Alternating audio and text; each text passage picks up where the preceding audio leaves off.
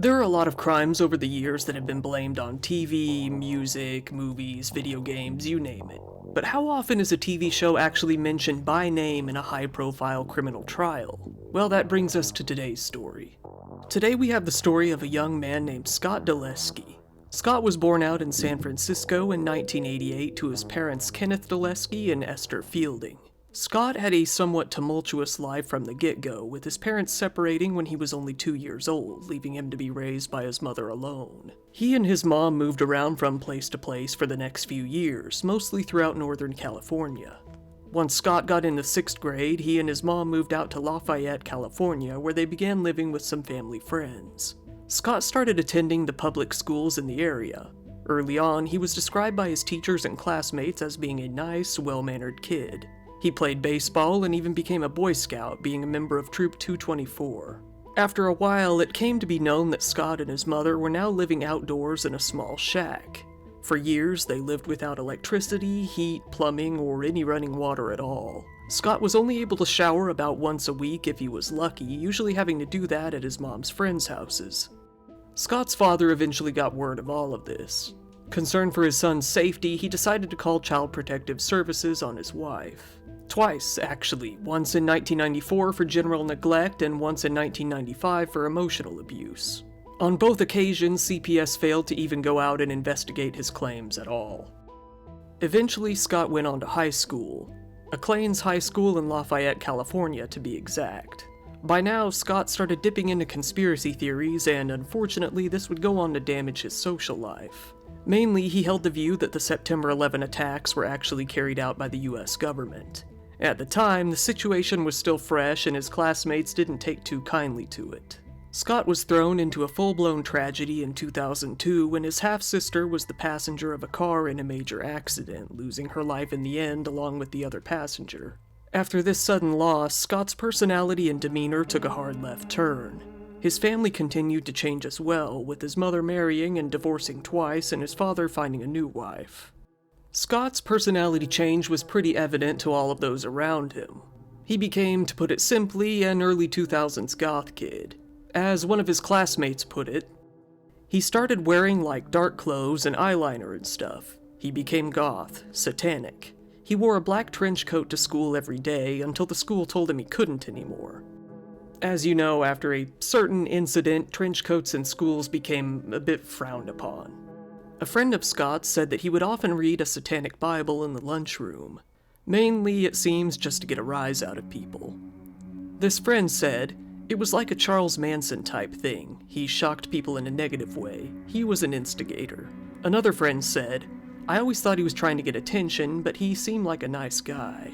It was around this time that Scott got into Invader Zim, as all goth kids do. It kinda comes with the territory. Invader Zim is an American animated science fiction dark comedy television series that originally aired on Nickelodeon from 2001 to 2002. But it really became a cult classic after the reruns aired on various other channels and DVD sales boomed.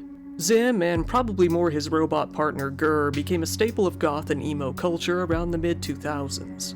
Most episodes of the show consisted of Zim, an alien, getting into shenanigans on Earth while pretending to be a human child. Scott took a profound interest in one particular episode, an episode called Dark Harvest. In this episode, Zim realizes that, if he were to have a medical exam, the doctors would notice he didn't have a human anatomy. So he decided to steal a great amount of human organs, gorging himself until he was basically a ball. Scott joked around with, apparently, several different friends about how this episode caused him to have a fascination with human organs, saying that he wanted to remove them and dissect them. At least they thought he was joking. Scott went on to drop out of school completely, getting a degree similar to a GED soon after. He didn't stop there though, deciding to study art at the Diablo Valley College in Pleasant Hill. It was around this time that he got a girlfriend as well. The two would really play off of each other, engaging in more and more concerning activities over time. They got pretty big into drinking absinthe, a highly alcoholic drink that causes some people to claim they hallucinate. While plastered, they would discuss Jack the Ripper and other serial killers.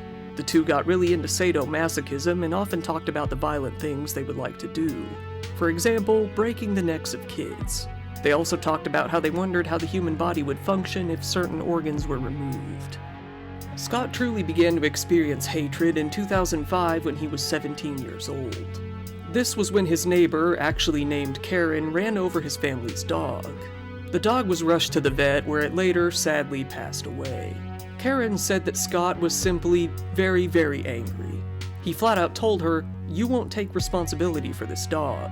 Karen asserted that the dog was neither in a fence or on a leash and that the entire thing was not her fault. Scott disagreed. The very last thread holding Scott's sanity together was severed on October 12th when his family once again went through another change, with his father divorcing his new stepmother. 2 days later, Scott's neighbor Karen noticed that somebody had used her credit card to buy about $2,300 in lights used for growing weed from an online store. And then, only 1 day after that, Scott would go on to commit an act that would change both his life and the lives of many others forever. October 15th, 2005. Scott entered into the home of one of his neighbors, that of a somewhat famous lawyer named Daniel Horowitz and his wife, Pamela Vitale. Scott entered into the front door of the home. It's speculated that he intended on robbing the place, possibly to buy more equipment for his little weed farm.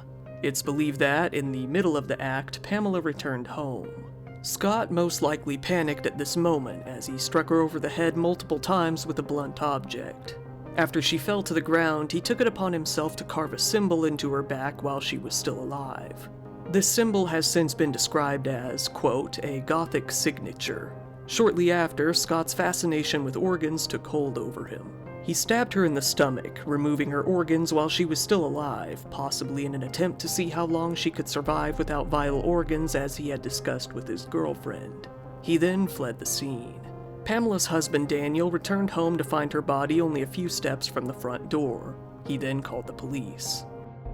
The police were actually already investigating Scott's friend, a boy named Robin, who was telling them all about a little credit card scheme he was in the midst of that was going to acquire him some weed-growing equipment. This investigation led them to Scott, who had apparently been the one who had stolen the credit card information that they were using. When they came across the boy, 5'11", 110 pounds, he was covered in scratches all over his face and legs. Karen, the neighbor, soon came to realize that the person who used her credit card was listed as Scott's mother, with the shipping address listed as Daniel and Pamela's home. It was confusing to her, to say the least, but she figured that Scott was attempting to get back at her for running over his dog. After a few days, the Contra Costa County Sheriff's Office was searching Scott's home. There they found 2 laptops, a desktop computer, knives, and a duffel bag.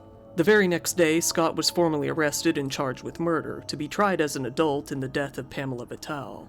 His mom was accused of helping him dispose of evidence, but she wasn't charged due to agreeing to cooperate with the prosecutors. Everything pointed towards Scott being the killer. You had the credit card fraud, the knives, and the scratches all over his body that were consistent with the struggle. Oddly enough, though, Scott's girlfriend would come to say that a lot of those scratches were actually caused by their bedroom activities. Nevertheless, Scott was thrown into jail.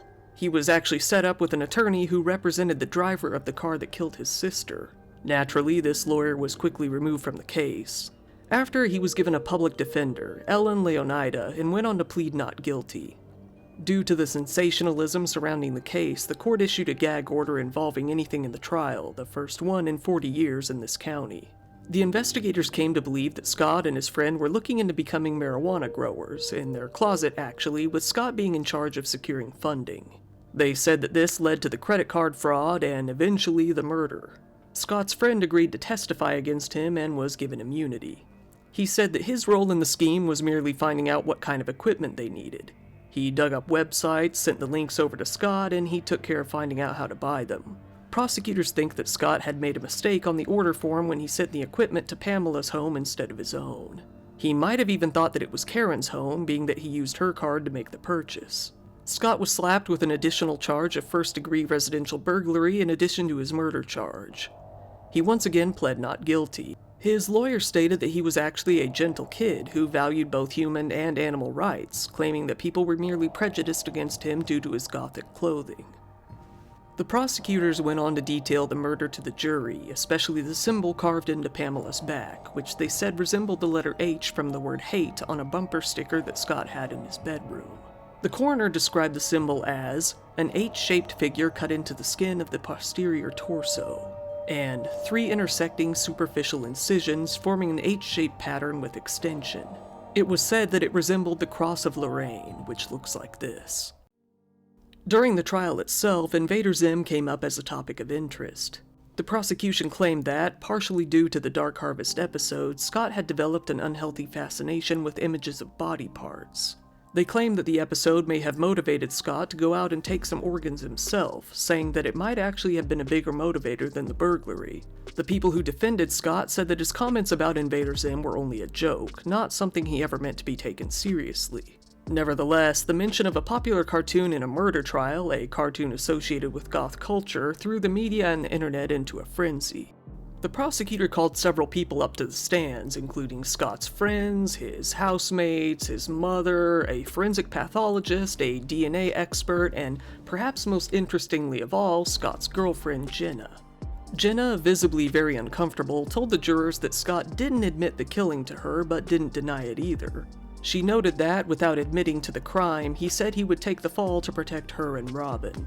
She kept her eyes to the floor as she spoke, telling the court about all of the disturbing things she and Scott had talked about in the past.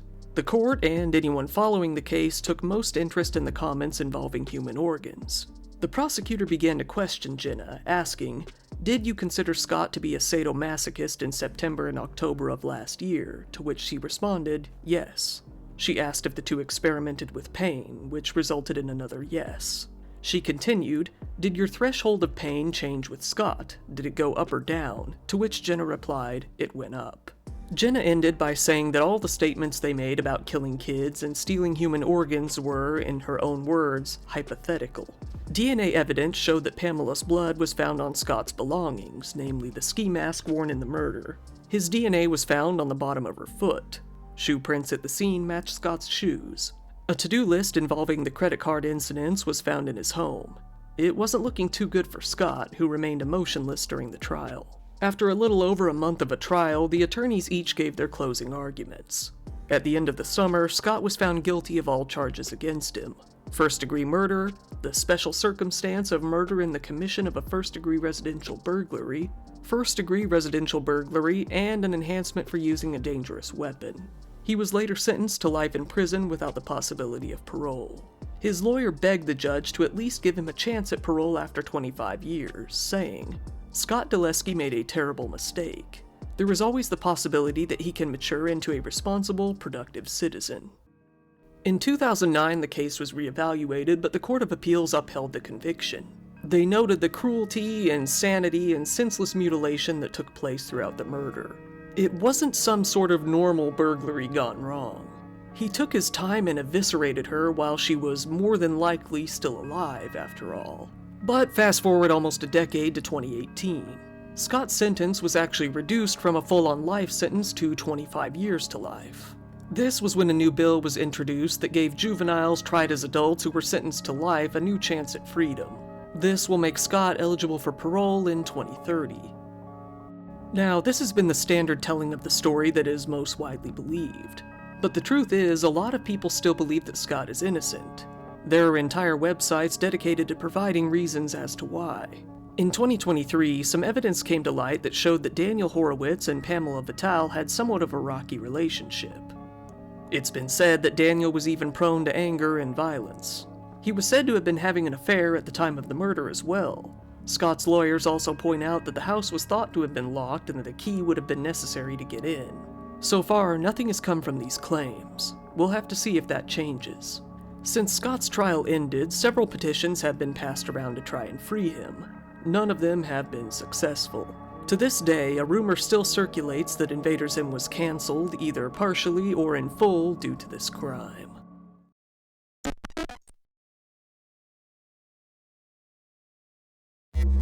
So tomorrow, after years and years of no content, a new Beavis and Butthead movie is finally dropping on Paramount+. This reminded me of a topic that I had wanted to make a video about for quite some time now. I'm sure you all know of Beavis and Butthead, or at least I'm sure those of you in the US do. Not really sure how popular it was in other countries, if at all. But it is an adult-oriented cartoon about two teenage boys who get into shenanigans and offer their commentary on music videos and later on reality shows and stuff like that. Well, one of these shenanigans would become a running gag, and that running gag became the subject of today's topic. And that would be the fire-related jokes in particular. Many times throughout the earlier seasons of the show, Beavis would show a fascination with fire. Sometimes he would go on to chant what would eventually become his catchphrase. Fire, fire, fire, fire. But sometimes he would even actively burn things on screen, and other times they would straight up cause massive explosions, in a cartoonish fashion, of course. Our story today begins in Moraine, Ohio, in September of 1993. A mother, Darcy Burke, was living in a trailer park with her boyfriend, her son, Austin Messner, who was 5 years old, and her daughter, Jessica, who was 2 years old. It was in this low-income area in a suburb of Dayton where Darcy was working 7 days a week, sometimes up to 12 hours a day, she says. She was routinely pretty exhausted, so she wasn't pleased when her son started acting up. Now, moving forward, almost all of this information about this incident is coming from Darcy, and only Darcy, whose credibility will become, let's say, dubious at best. So take it with a grain of salt for now. Darcy one night said that she caught her son watching Beavis and Butthead on TV. She claimed that he was very influenced by the show, and she was pretty frightened about the effect it was having on him. I noticed my lighter and knives were coming up missing, she later said, remembering those days. He started running around the house, laughing, in the manner of the two cartoon characters. I didn't like the way he was laughing. It sent chills up my spine. Okay, I'm sorry, but the hyperbole there was a little too much. She was apparently so shook by the incident and the missing lighter and knives that she even took her son's bedroom door off the hinges so that she could keep a better eye on him. Then, just a few weeks later, on October 6th of 1993, Darcy was awoken from her sleep to a shocking scene. Her trailer was on fire, completely ablaze.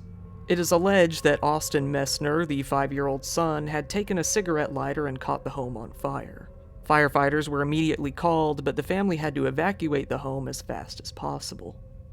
There was smoke everywhere. I tried to make it past my bedroom door, but the flames were too much. I had to jump out my window.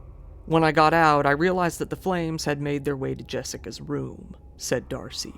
Austin, Darcy, and her boyfriend Steve were all able to flee the home, but Jessica, the 2-year-old daughter, wouldn't be so lucky. She tragically passed away in the fire. The fire department arrived relatively quickly, but it was too late anyway.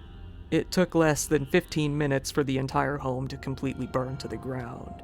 Darcy immediately remembered the fire-related episodes of Beavis and Butthead that she said she had saw her son watching. In fact, she now started claiming that her son had watched one of the fire-related episodes immediately before the incident. It wasn't long before she was placing the blame for the incident solely on Beavis and Butthead, the showrunners, and MTV. She said that the cartoon promoted playing with fire as being fun and cool. She informed the police about this as well. It wasn't too long before the police chief, Chief Sigler, made a statement on the episode of the show, saying, according to the mother, right after that she caught him playing with matches. When you take a child in the formative years and you get these cartoon characters saying it's fun to play with fire, this is going to stick in that kid's mind and it's going to be with him for a long time, he said. He was obsessed with Beavis and Butthead. Every time that he watched them, he would try to mimic what they'd done to the point where he started playing with matches and a lighter. It didn't take too long for MTV to fly into a full-on panic and go into disaster control mode. Although they refused to admit fault for the incident, they did proceed to go on with a full-on overhaul of the show regardless. The show originally aired at 7 p.m., so the network moved the time slot to 10:30 p.m. and vowed to never air the show any earlier than that from then on. Not only that, but they cut all references to fire from the early episodes. They didn't just make new edits of the episodes, they completely altered the master tapes themselves. They even decided to take a few episodes out of circulation entirely, like the episode Stewart's House, where they accidentally blow up Stewart's house, and Way Down Mexico Way, where the boys try to buy some M80s in Mexico. However, the episode that was blamed for the tragedy was one called Comedians, the first episode of the 3rd season. In this episode, Beavis and Butthead burned down a comedy club after trying to light some newspapers on fire and juggle them. It was notably fire-related and likely the most recently aired episode containing a fire gag. Censorship quickly became the topic for entertainment news programs. I think they were smart if they did that. If they pulled it out. I mean, little kids shouldn't be influenced that much by TV, and if they do, they should ban it. Many of them interviewed fans of the show, haters of the show, and impartial members of the public, asking them their opinion about the censorship. Probably wouldn't be as funny, I guess. You know, that's probably what makes it what it is these crazy things that they do to these, the teenagers that seem to appeal to the show. No. I think they should leave it the way it is. I don't think it's MTV's fault at all. I think it's the parents' fault for maybe letting kids like 5 years old watching the show. Some reporters took a lighter stance and just wanted the show to tone it down. Many people feel the show goes way too far, and they're fighting for a kinder and gentler Beavis and Butthead. In a later interview with Mike Judge himself, the creator of the show, he stated that he isn't even sure if those older episodes still exist in their uncensored form. That's how far MTV went to remove this stain from their past. It is still possible to find these early episodes, but they're ripped from VHS recordings and aren't really in the best quality. Eventually, referencing the censorship became a gag on the show itself, with Beavis often referencing the fire, fire catchphrase by saying words that were cheekily similar, such as when he yelled fryer, fryer when making French fries. Fryer, fryer, fryer! He would also act as if he wasn't even allowed to utter the word entirely, like saying, Liar, liar, liar, liar, pants on. Whoa. As time went on, Darcy struggled to raise Austin, and their relationship became strained, to say the least. Growing up, when I was disciplining him, he always thought it reflected back to that day. I don't blame him because he was 5 years old. I would just tell him, Austin, you didn't try to kill your sister. It was an accident, Darcy said, remembering those days. She tried to get Austin into counseling, which she did, but she didn't feel that it had much of a positive effect. In fact, it was actually the opposite. The more he had to talk about it, the worse he got, she said. Austin grew up, though, and appears to be functioning just fine. He still lives in Ohio with his girlfriend. Except for a phone call once in a while, here and there, he doesn't have contact with his mother. She believes it's because the incident still haunts him. However, that may not be the reason he's disgusted with her. Over time, people started noticing and pointing out that things didn't really add up. Neighbors of Austin and Darcy at the time said that the family didn't even have cable. They couldn't have been watching MTV. Not only that, but people started questioning the timeline. The episode Comedians aired a full month before the incident, which contradicted Darcy's claims that he was watching it right before he set the fire. She also had initially claimed that she was sleeping and woke up to the fire already in progress, meaning that she wouldn't have known what he was watching immediately beforehand. People understandably also questioned why a 5-year-old was allowed to watch this cartoon aimed at adults in the first place. Even though adult cartoons were relatively new at the time, the show was clearly marketed towards adults. Disclaimers were shown before each airing, and the rating system was clear. Even if all of those things were missed, even watching the show for a few moments would show that it wasn't aimed at children. Naturally, people began to wonder why Darcy connected this whole thing to Beavis and Butthead in the first place, especially when Austin wouldn't have been and couldn't have been even watching the show. Well, here's what I was able to come up with. Just a few months prior to the incident, there was another incident in another Ohio town in which the cartoon was blamed for a fire that 3 girls started after watching the show. In one episode, one of the boys set fire to the other's hair after lighting spray from an aerosol can. The girls tried that out themselves, setting some clothes in their bedroom on fire and damaging the home. It's very likely that being so recent and so local that Darcy would have heard about this on the news. It could be that she just wanted to jump on the bandwagon and kind of use the show to deflect from her bad parenting. I mean, that's just my theory, but I think with the timing, it makes a lot of sense, and I think this next part here is going to expand upon that a little bit. Austin Messner wasn't the biggest fan of social media and didn't tend to keep any accounts of his own. But in 2008, he came clean on the incident through a friend's Instagram account. This is where he shed some light on the fire, saying, "I literally never saw the cartoon. How could I? It was 1993, my mom was a drug addict, and we lived in a trailer park. We couldn't afford cable. My mom called the news before the fire department." For the longest time, Austin didn't really care to speak out on the incident. Naturally, it was very traumatic for him. But after some thought, he wanted the people who created the show to hear his side of the story. He wanted all of those involved to know that they had no involvement in the crime, just in case they felt guilty about the whole thing on some level. He made it clear that he has never seen an episode of the show, and still hasn't to this day. So, that's the story about the time Beavis and Butthead got blamed for a trailer fire and the media went into hysterics about violence in cartoons and censorship. I'd like to say that censorship isn't as much of a problem now, especially with streaming platforms having more freedom about what they can say, but censorship issues are still out there. People are still getting outraged about these things to this day. I mean, maybe to a lesser degree, but it's happening. Anyway, give the new movie a watch, I guess. I'll probably be watching it today or tomorrow, after this video comes out anyway.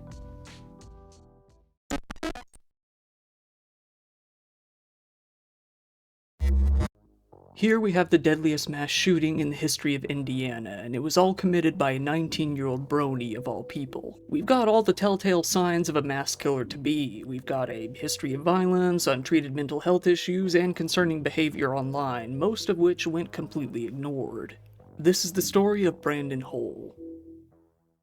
Brandon's behavior was a bit concerning from the very beginning. He had a relatively normal upbringing until around the age of 3. This is when he began to show symptoms of a pretty bad case of obsessive-compulsive disorder. He would often get extremely irritable and had trouble controlling his anger. When he was only 4 years old, his parents got into a bad argument. During this argument, Brandon's mother Sheila said that she would leave and she would be taking the kids. Brandon's father stated simply that he would be ending himself if she were to go through with it. Regardless, Sheila left, and indeed he went through with what he said. While Brandon wasn't there when it happened, and didn't see his father in that state, he was nevertheless left disturbed and his behavior only got worse from there. After Brandon turned 10 years old, his behavior was getting unmanageable, causing his mother to take him to the doctor. He was formally diagnosed with disruptive behavior disorder and a generalized anxiety disorder, for which he was given 5 milligrams of Lexapro. About a month later, he was additionally diagnosed with obsessive-compulsive disorder when his mother came home to report that the former diagnosis alone didn't explain much of his more odd behaviors. For instance, Brandon would often rock back and forth while watching TV, would insist on wearing 3 pairs of shorts at any given time, and would have his day ruined if his daily routine was interrupted. Due to this, he would usually take hours to get ready, causing him to be late for school very often. It has been shown in his medical records that Brandon told a nurse that he didn't want to be angry, but that sometimes he loses control. He admitted that his mom has had to call the police on him for being abusive to her in the past. By the time he was in 4th grade, he was undergoing behavioral therapy for his problems. By now, the police had been called out to the home on at least 2 occasions, and his behavior was getting so bad that he could no longer attend school any longer, ruining any hope he had of graduating. His temper and violent tendencies had been going further downhill. In 2013, he was goofing around with his mother's new boyfriend, a man named Keith. Keith sprayed Brandon with a bit of water from a garden hose, causing him to change from his upbeat and playful mood into a state of pure rage right then and there. He ran into the house, locked himself in the bathroom, and started tearing the place apart while screaming. After a while, Sheila was able to pick the lock and open the bathroom door. Brandon blasted out of the room, punching, slapping, and biting her. He ran past her and into the kitchen, grabbing 2 different knives and charging at his mom, trapping her in the corner of the room. Luckily, right then, the police showed up and captured Brandon. Sheila had somehow escaped with only a small wound on her arm. Brandon was arrested for the first time at only 11 years old, charged with battery, criminal confinement, and intimidation. He was held in a juvenile facility for a few hours before being discharged. A few weeks later, he had to appear before a judge. There, he was given probation and ordered to undergo counseling. However, it didn't seem that this counseling did much to help him as he continued getting in trouble at school. After being suspended several times for fighting, Sheila decided to take him out of school entirely and just homeschool him. Within a year from his arrest, he was out of school, home all day, and completely isolated from the rest of society. In 2015, at 13 years old, he was diagnosed with autism spectrum disorder. During this period, much of his socialization was with a social worker who came out to the home 2 days a week. As a teenager, Brandon got more and more physically abusive with his mother and began to express an interest in ending his own life. Things only got worse and worse over time. Left alone with the internet, he began to develop an unhealthy interest in mass shootings. When being assessed by the Riley's Children's Foundation, he was asked whether or not he sympathized with the killers in these cases. He denied this, saying, "I don't want to waste my time doing something like that. It's a hassle," adding that he didn't want to cause any families any trauma. However, this is doubtful, as he was sharing memes mocking the victims of these tragedies at the same time. Still, the assessor found him to be empathetic and merely only interested in these crimes.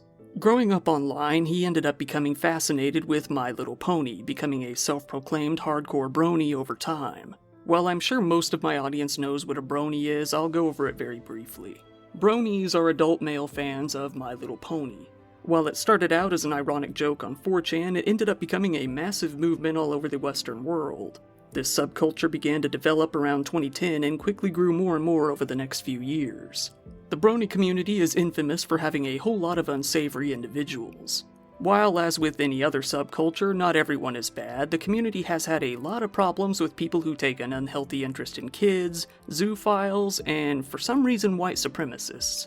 Why this is the case is unclear, as horses aren't even people. Brandon decked his whole room out in pony goods, everything from posters to toys to clothing. He took a particular interest in a pony called Applejack, who he began to feel he was romantically involved with. Despite all of this, it actually seemed that Brandon was doing a bit better. In 2020, he managed to find a job at a FedEx facility near the Indianapolis International Airport. He moved out on his own for the first time. His mom felt he was finally doing better, that he was finally going to lead somewhat of a normal life. This, however, was not the case. All of these changes were merely superficial. Brandon had not improved. If anything, unknown to those around him, he had gotten much, much worse. After a while, he abruptly stopped going to work entirely. By October of that year, he was fired from his job, forcing him to move back in with his mother once again.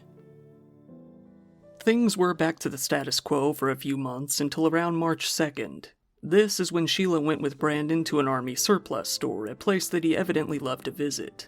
He would buy and eat MREs and even dress in clothing that he found there. This time, though, Brandon had new plans. He wanted to buy a gun. He was now 18 and he had his own money. He was dead set on buying this thing. So Sheila went with him to at least monitor things. Luckily, the store at least didn't have any ammunition. While they were driving, Brandon saw a bumper sticker urging people not to take their own lives. Upon seeing this, he muttered, "There's your sign." His mom responded, "If that's your sign, I'm taking your gun away." Sheila and her daughter decided that they couldn't simply sit around and wait to see if Brandon pulled something.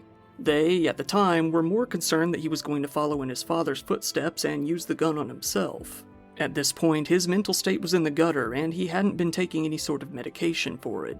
So Sheila went to the police in person and filed a report, warning them that she felt her son might have the intention to die at the hands of a cop, telling them he had even purchased a shotgun the day before. This pushed them to open an investigation. The police went out to Brandon's house to take him to the hospital. When placing him in handcuffs, Brandon begged the police officers to turn off his computer, saying that he didn't want them to see what was on there. Naturally, this only had the opposite effect, and police decided to check the computer out while securing his shotgun, seeing what they called white supremacist websites in the process. Brandon was taken in and placed under what they called an immediate detention mental health temporary hold, but he was released in less than 2 hours. The investigation was closed, with it determined that there wasn't any evidence of any criminal violation or racially motivated criminal ideologies. Even so, the shotgun wasn't given back to him. Even after that, though, the FBI was at some point notified about Brandon and urged to look into what had been described as disturbing neo-Nazi content. Sheila first met with a member of the FBI's Joint Terrorism Task Force in April of 2020. She was told that her son had every hallmark sign of a budding mass shooter. She said, "Well, you need to go and arrest him and take his computer." But nothing was done. Days later, an Indiana state trooper came out to the house, but only ended up talking with Brandon and asking him questions. During the questioning, Brandon was asked why he had bought his gun previously, if he used 4chan, and if he liked My Little Pony.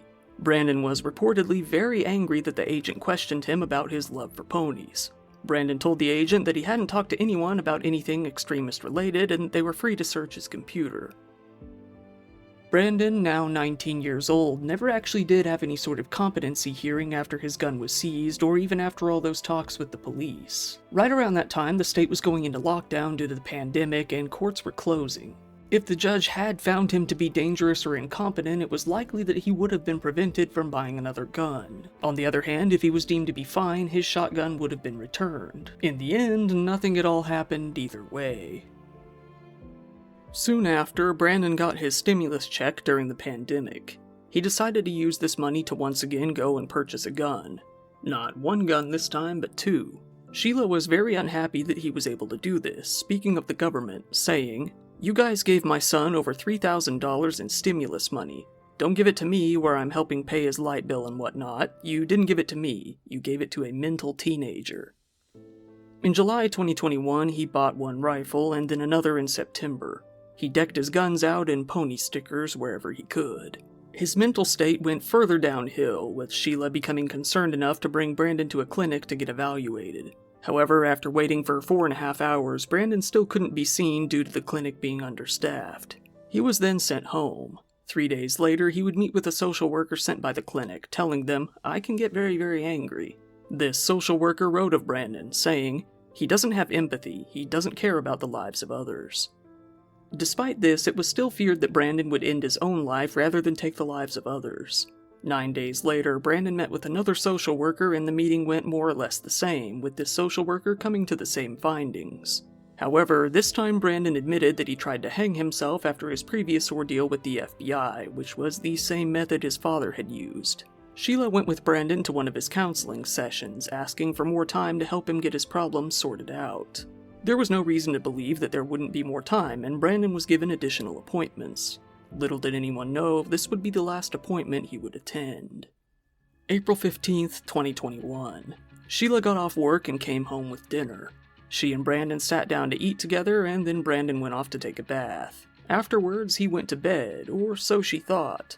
Instead, he was logging onto Facebook, posting a picture of himself decked out with weaponry and writing of his love for his favorite pony, saying, "I hope that I can be with Applejack in the afterlife. My life has no meaning without her." Brandon then put his guns into the trunk of the car and slipped away into the night. He drove out to the FedEx facility in the southwestern part of the city where he used to work. He should have remembered that the building was fairly secure, equipped with metal detectors and security turnstiles at the entry. Only employees were allowed in, and they were required to scan their ID badges to do so.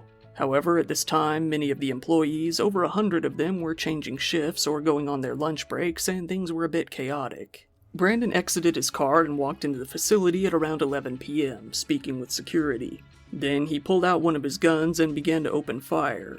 He continued to fire at anyone and everyone he saw as he walked around the facility before returning to his car shortly after. He entered into his car, then he began firing at employees within the parking lot as well upon exiting once again.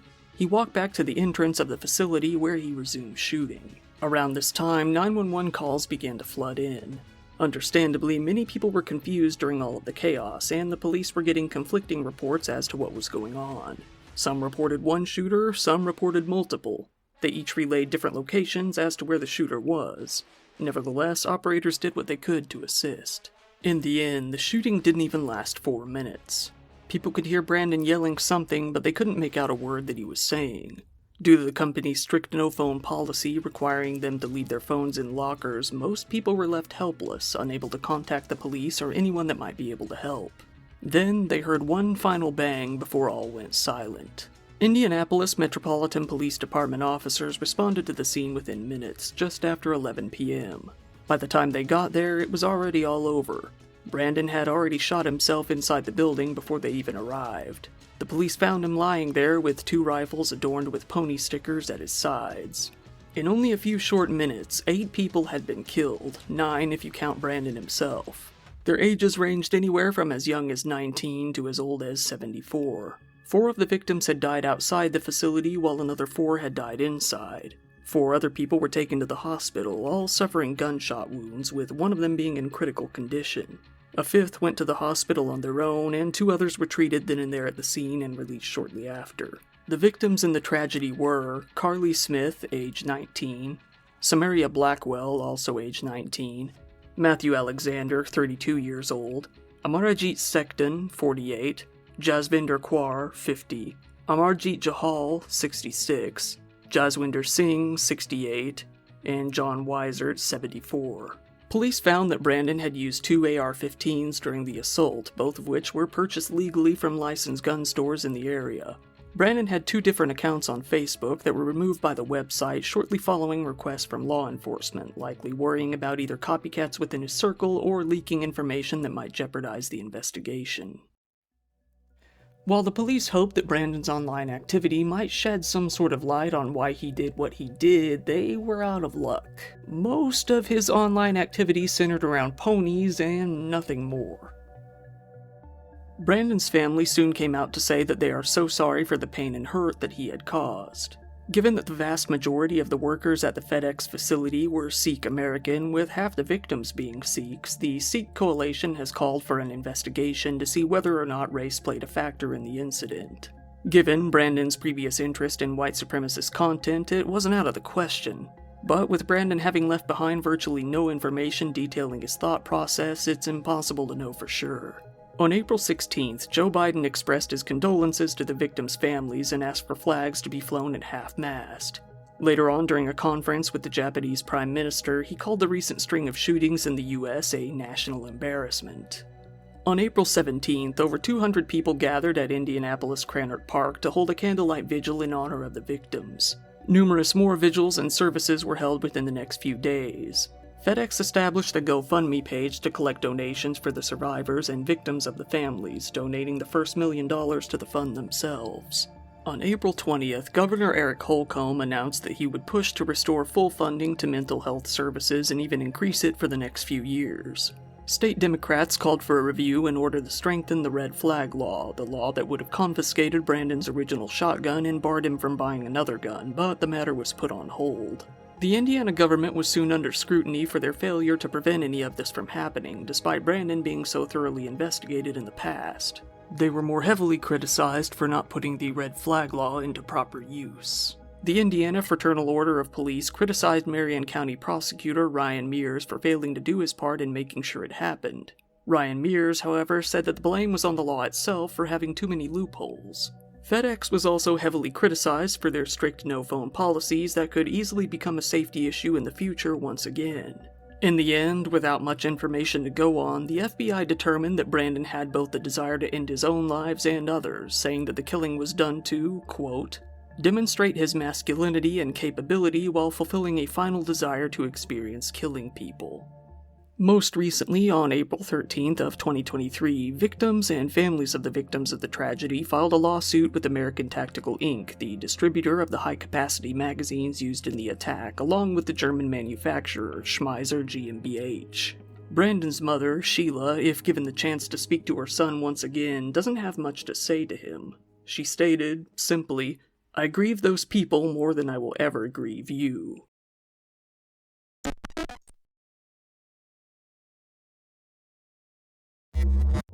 Now, I'm sure that most of you out there watching my channel probably know what Naruto is.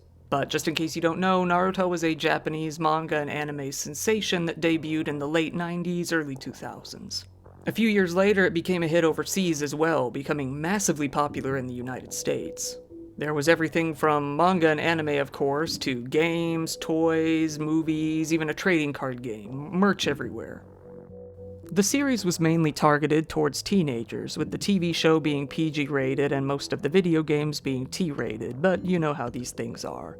Of course, kids started loving it too, especially after the show started airing on Cartoon Network. It was fairly violent, but not to an extreme degree, about what you'd expect from a teen anime. You know, about Dragon Ball level. Maybe a little more. One article about this subject actually said, it's insanely popular right now with boys about 10 to 15, similar to Batman when we were kids. Which is kind of one of the most out-of-touch things I've read in a really long time. It's like, explain it like I'm 5, except explain it like I'm old. Out of all the series that were ongoing at the time that really got the ire of the media for being too violent, Naruto wasn't really one of them. It barely made a mark on the whole violence in animation argument as a whole. That was until today's incident came along. It was March 8th of 2008. A boy named Cody in elementary school in the 5th grade was getting into some imaginary shenanigans with his friends.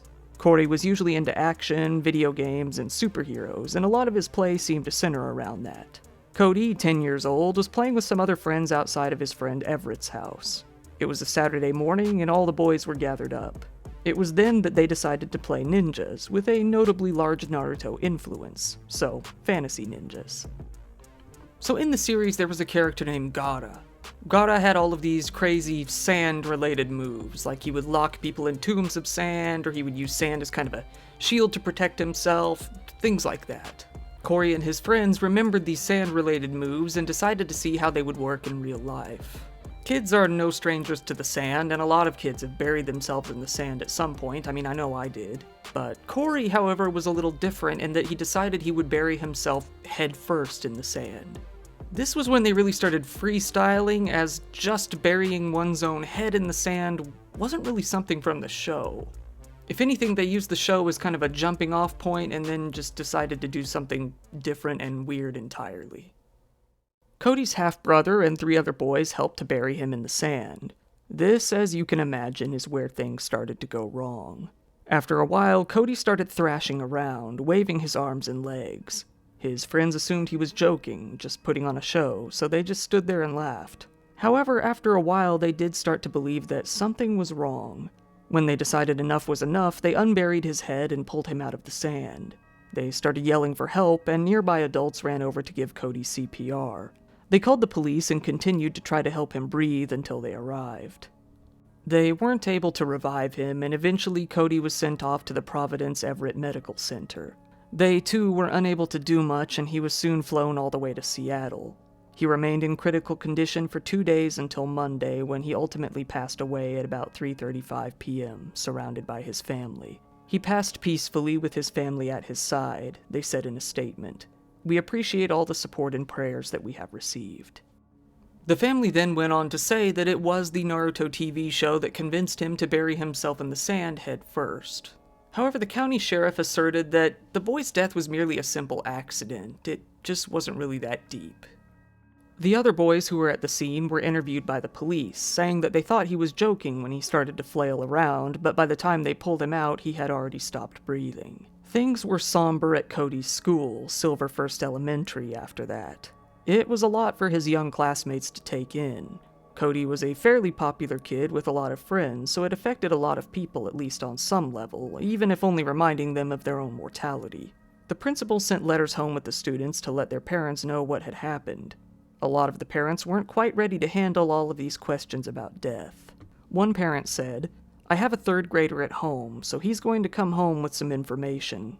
So certainly the need to edit, filter, and hear what he thinks about what he heard is important. The school eventually brought in some grief counselors to help out. While deciding on how exactly to lay him to rest, Cody's family decided to donate his organs. His organs went on to be donated to 5 different people, with ages ranging from 8 years old all the way up to 55. His father felt that he had finally become a hero in death, just as he wanted. The family set up a memorial fund online for people to donate to his sudden funeral. Once the funeral finally came, about 150 people attended the service and paid their respects. A man named Doug Gentile, the director of research for the National Institute on Media and the Family, was interviewed about this incident. He said, regarding violence in anime, "To my knowledge, there is no such research specifically targeting anime, but what we do know is that media in general do have a very large effect on people." He added that this isn't really a modern problem. People have always been mimicking what they see in media to some extent. With, 50 years ago, kids were putting on towels like capes and jumping off roofs to act like Superman. He said that the only difference is that a lot of series these days have stunts that are simply more realistic and easy to imitate. Especially now that there are kind of choreographed fight scenes taking prominence over, TNT, bombs, things like that. Basically, it's simply just easier to mimic something that isn't superhuman in nature. A lot of the aggression in Tom and Jerry is not easy to copy, he said. You won't have access to a ball of TNT to stuff in your brother's mouth, but you might have access to a sandbox. It's a horrible tragedy, but it's not surprising that at some point somebody is going to try almost anything they see. A pediatrics professor at the University of Washington said that, while he believes there is a link between early television viewing among children and a bit of antisocial behavior, Naruto itself was no more harmful than any other TV program out there. Typically, parents don't complain about program content until it's too late, he said. The fact is, kids and teenagers do imitate the foolish things they see on TV, sometimes to disastrous effect. I would urge parents to view all TV content in this light. He added that, if parents don't want their kids to imitate anything they watch on TV, they simply just shouldn't let them watch TV. 2 years later, Corey's parents decided to file a wrongful death suit against the other kids who helped bury him in the sand. The suit alleged that the other kids were negligent in their behavior at best. They watched for 8 to 10 minutes as Cody Porter kicked, struggled, and wiggled to free himself. While the defendants did not murder Cody Porter, they failed to exercise ordinary care, said their lawyer, Eric Fong. Fong further alleged that the other kids laughed at Cody as he continued to struggle in the sand, which they very well may have done, as they themselves have said that they thought he was joking. But the lawyer further asserts that the other kids prevented him from freeing himself by putting such a heavy amount of sand on him that he couldn't possibly get up. He further baselessly speculated that they may have held him down as well. The lawsuit also went after a woman named Holly Hansen, who was the only adult at home at the time. He said that she was negligent in her supervision of the children. Interestingly, this suit made no mention of Naruto at all. It didn't make any mention of anything that may have influenced the act. Fong declined to discuss what may have led to the boy being buried in the sand in the first place. I get how horrible it is that these kids are getting sued. It bothers us that these little kids have to go through this unnecessarily, Fong said. It wasn't done lightly. When police interviewed the people at the scene, including the other kids, they found no evidence of criminal behavior. It appears to be a very sad accident, said the county sheriff's office spokeswoman Rebecca Hoover. Douglas Gentile said that there hasn't been any specific research as to what effect Naruto may have had, but he did say that the death was a reminder that children, and really all people, learn from seeing other people do something and copying it. Kids are little sponges. They learn from everything, he said. There isn't something magical about this show. He added that, out of all the media out there, any media that showcases realistic, imitatable crimes is usually more of a negative influence than sci-fi battle scenes. He said that the most important thing to do is just talk to your kids about what they watch. It's simple as that.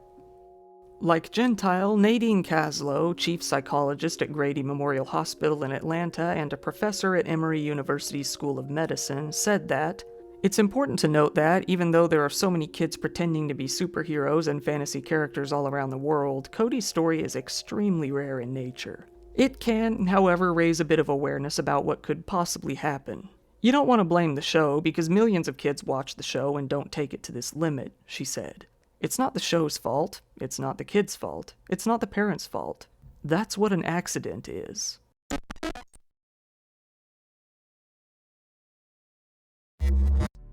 Today we're going to be talking about an unfortunate case involving a man named Paul Boyd.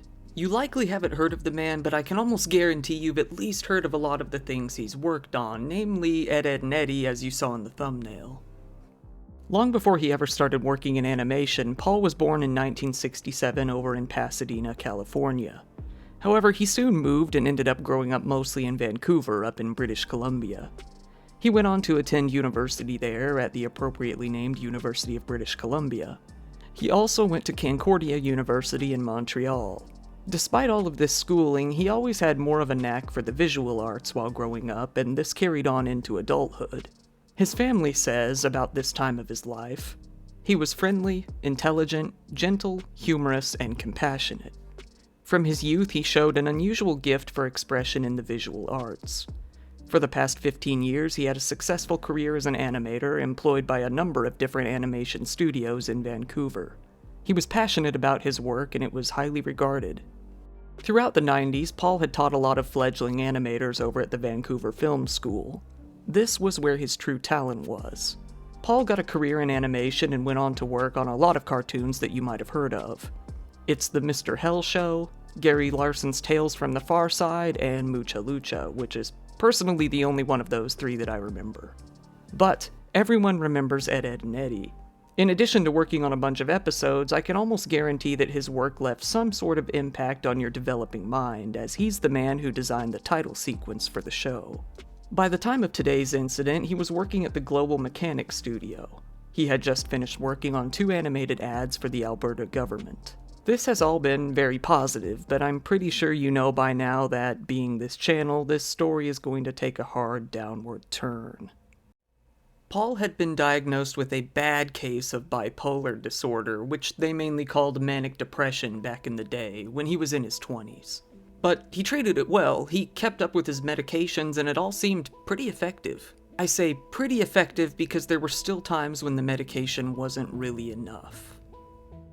His family talked a little bit about this issue, stating, "Most of the time he was well, and few would have guessed that he suffered from any kind of mental disorder, but periodically he would suffer periods of mania and depression which could produce vivid, paranoid delusions that made him fear imagined threats. Over and over, he faced these setbacks and bravely climbed back out of the depths of his illness and was able to work productively and enjoy a satisfying life. Sadly, there are very few people who have not suffered from this illness who can appreciate what kind of courage this takes." This brings us to one fateful evening on August 13th, 2007, when the medication wasn't really cutting it. Paul had spoken to a few colleagues who noted that his behavior was very out of the ordinary. He spoke to his father on the phone as well, who noted that he seemed, quote, psychotic. "The day that it happened, he called us to meet with him. He wasn't Paul, and the light was out or something, I don't know. I hadn't seen him like that before. I hadn't seen him that far gone," said his colleagues. Paul then called his father from his apartment 3 times that day, with the last call being at about 7 p.m. His father said, "He now sounded much more psychotic than he did earlier in the day. He didn't want to go to the hospital. He said it was just like being in jail there, and he didn't want to start from square zero." That would be the last time his father would ever speak to him. Witnesses that night claimed that they saw Paul behaving very strangely outside of his home in Vancouver that night.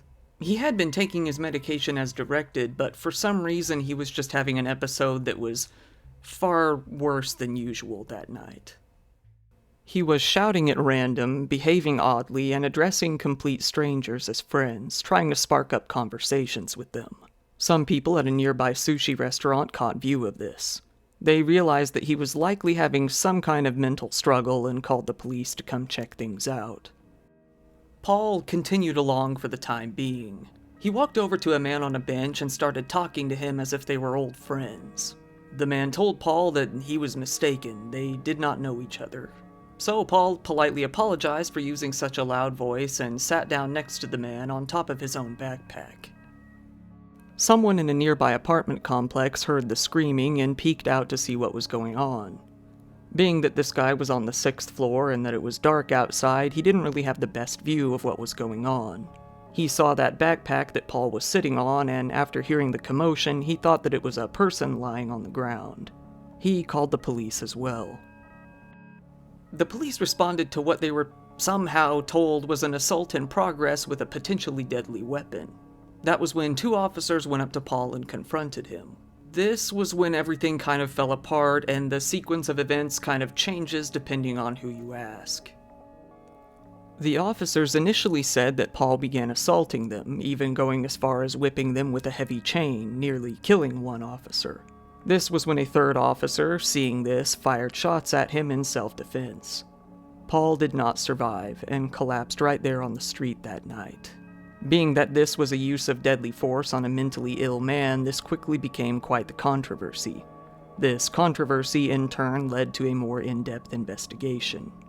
Paul's family was, needless to say, devastated. They spoke out again, saying, "At the time of his death, he was in the midst of one of these frightening episodes. His death means that he will never again have to face the struggle of regaining normality and getting on with his life." Paul was a big and strong man whose appearance could be intimidating to those who did not know him, but in fact he was gentle and kind. His actions during his last tragic moments on Earth were not part of his personality, but were a result of the irrational fear produced by his illness. The Vancouver police stuck to their previous statements and said that the shots were fired in self-defense and self-defense only. Regardless, though, the investigation was still opened and carried out. This went on for a good long while, but eventually the Vancouver police dug deeper and sent their findings over to the Criminal Justice Branch of British Columbia in 2010. The investigation did find that there were a good chunk of errors within the original police report that was written back in 2007. Even the most basic facts were faulty. For instance, it had been previously stated that there were 3 officers on the scene, but in reality there were 4. The supposedly near-fatal attack on the officer was also heavily exaggerated. The attack did draw blood, but it didn't knock the officer out. It didn't even knock him down. He stumbled a bit and had mild injuries. And the most damning fact, it was found that Paul never even handled the heavy chain used on the officer. Hell, the chain wasn't even heavy, it was a regular bicycle chain, albeit with a lock on the end of it. It was also found that the officers who arrived on the scene weren't even in uniform. They were in plain clothes in an unmarked police vehicle, making the situation even more confusing. Not only that, but they drew a gun on Paul despite no violence being in progress. It wasn't even evident that violence had occurred just before. Both of the men seemed completely normal. Both Paul and the man on the bench were just sitting calmly when the police arrived. One officer said in a statement that he saw Paul holding a hammer and in turn ordered him to drop it to the ground. There was a hammer nearby on the scene, but it was never found who it belonged to. The man on the bench stated that he never saw Paul holding a hammer, despite being right next to him. Then, without identifying himself as a cop, the officer ordered Paul to lie down on the ground. Paul had no reason to listen to this regular-looking man in normal clothes who appeared out of nowhere in an average car. Even so, Paul did comply at first, likely because one of the men had a gun. However, when they pulled out the cuffs, Paul hopped up and hit one of the officers on the side of the head near the temple. The officer, despite originally saying that he was knocked out, actually only stumbled a bit and got back on his feet right away. This was when 2 more officers showed up. These 2 were at least in uniform when they tried to arrest him. Paul struggled with one, broke free, and tried to run off. He didn't get far before the officer with the gun, a guy named Lee Chipperfield, began firing shots at him. A grand total of 9 shots, in fact. 8 of them managed to hit him. Even after learning all of this, a coroner's inquest in December found that they were still missing quite a few key details from their initial statement. Because of that, the BC Civil Liberties Association filed a formal complaint. The inquest showed that, in the 30 minutes that took place between the first call to the police from the sushi restaurant and when Paul was shot, he had never held a weapon and showed no signs of being violent, unless you count shouting as violence. Not only that, but the assertion that Paul was swinging around a chain was completely unfounded. Nobody beyond the police themselves claimed that he had done so, and a DNA test on the chain didn't show that he had even touched it. Most of the testimonies that had been given by this point were kind of lacking in information. Some people who were interviewed had claimed that Paul was swinging something, but they weren't able to agree on what it was. The only 2 things that could be called chains that were near the scene were the previously mentioned bike chain with a lock at the end, and a light chain that was made out of paper clips. Yes, it's possible that the deadly weapon he held was a chain of paper clips. And yeah, one of the closest witnesses said that, yes, he was positive that the paperclip chain was the chain he was actually holding. Lee Chipperfield, who fired the gun, indeed fired 9 shots in total, with 8 hitting the target. The first 2 caused very serious injuries and significant bleeding. With 8 hitting their target, the first 2 caused very serious injuries and significant bleeding. After the 4th or 5th shot, Paul had completely dropped to the ground and dropped whatever he was holding.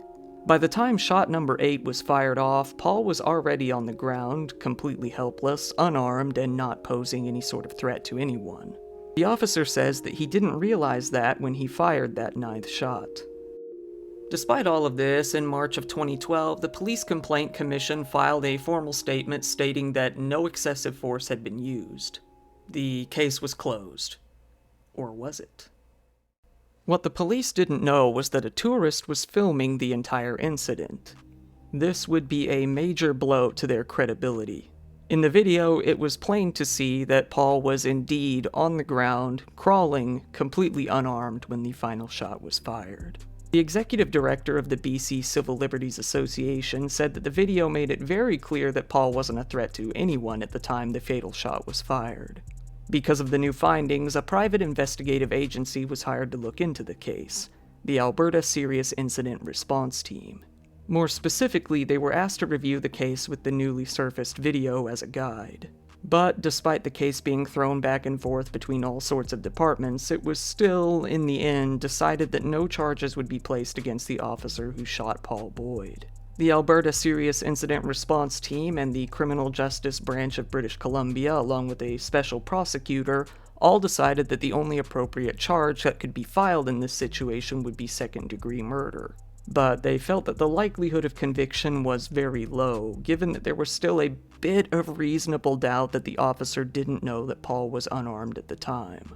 So they gave up. In 2013, the case was closed for good. The officer was never charged with anything. The episode Look Before You Ed was dedicated in his memory.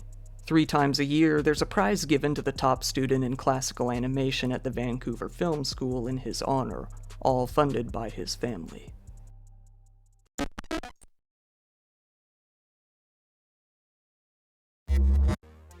Today we have the story of a man named Bryce Dion, who was 38 years old at the time, and this story took place a few years ago back in 2014. Bryce was a sound mixer, a really good one. He'd been doing it for years at this point, and back in 2009 he had gotten a really solid gig working on the TV show Cops. After working on the show for about 7 years, Bryce moved on up and got promoted to the position of sound supervisor. So for those of you who have all lived under one big collective rock together, or people outside of the US I suppose, Cops was a TV show about cops. It was a reality show. It basically followed police officers around as they performed their coply duties. Everyone knows the theme song, at least, of which I am legally only allowed to play a few seconds of. Bad boys, what you gonna do? Honestly, the show is pretty entertaining, and not gonna lie, I watched it quite a few times. Everybody did. We got a lot of really classic moments out of this show, like the one that became the old YTM&D fad, the you can't break these cuffs guy. That's one of my favorites. Get down, get down. Get down off. I can break these cuffs. You can't break those cuffs. Ready to get back to work on the show, Bryce had flown out to Omaha, Nebraska, helping to film and produce the sound for the new season of Cops that was mainly going to focus on that area. The production company said that he was a long-term member of the Cops team and a very talented and dedicated person. Cops had always been a dangerous show to work on. Hell, the constant threat of danger was a major appeal of the show. People wanted to see the kind of stuff that cops really had to deal with. And granted, of course they were only going to cherry-pick the arrests that were actually interesting to watch, but that's what the people wanted to see anyway. As a precaution, the production company made employees go through training and even gave them bulletproof vests to wear while filming. But even so, the International Alliance of Theatrical Stage Employees, which is somewhat of a union that represents crew members on film and TV sets, were pretty concerned about the safety of working on reality shows in general. So you can only imagine how they felt about this one. Not only that, but reality shows weren't really covered on a lot of union contracts. But somehow, as dangerous as it may have been and as crazy as the premise was, nobody actually died while working on the show. For the first several years, that is. Bryce had been in Omaha for several weeks, working on the Cops crew, filming bits here and there and making sure the sound was all nice and chunky. Bryce, while still professional and cooperative, preferred to remain a ghost while filming. He told the officers to pretend the filming crew wasn't even there. Things were going great. But then, one fateful night, it all hit the fan. It was 9:20 p.m., August 26th of 2014 in Omaha, Nebraska.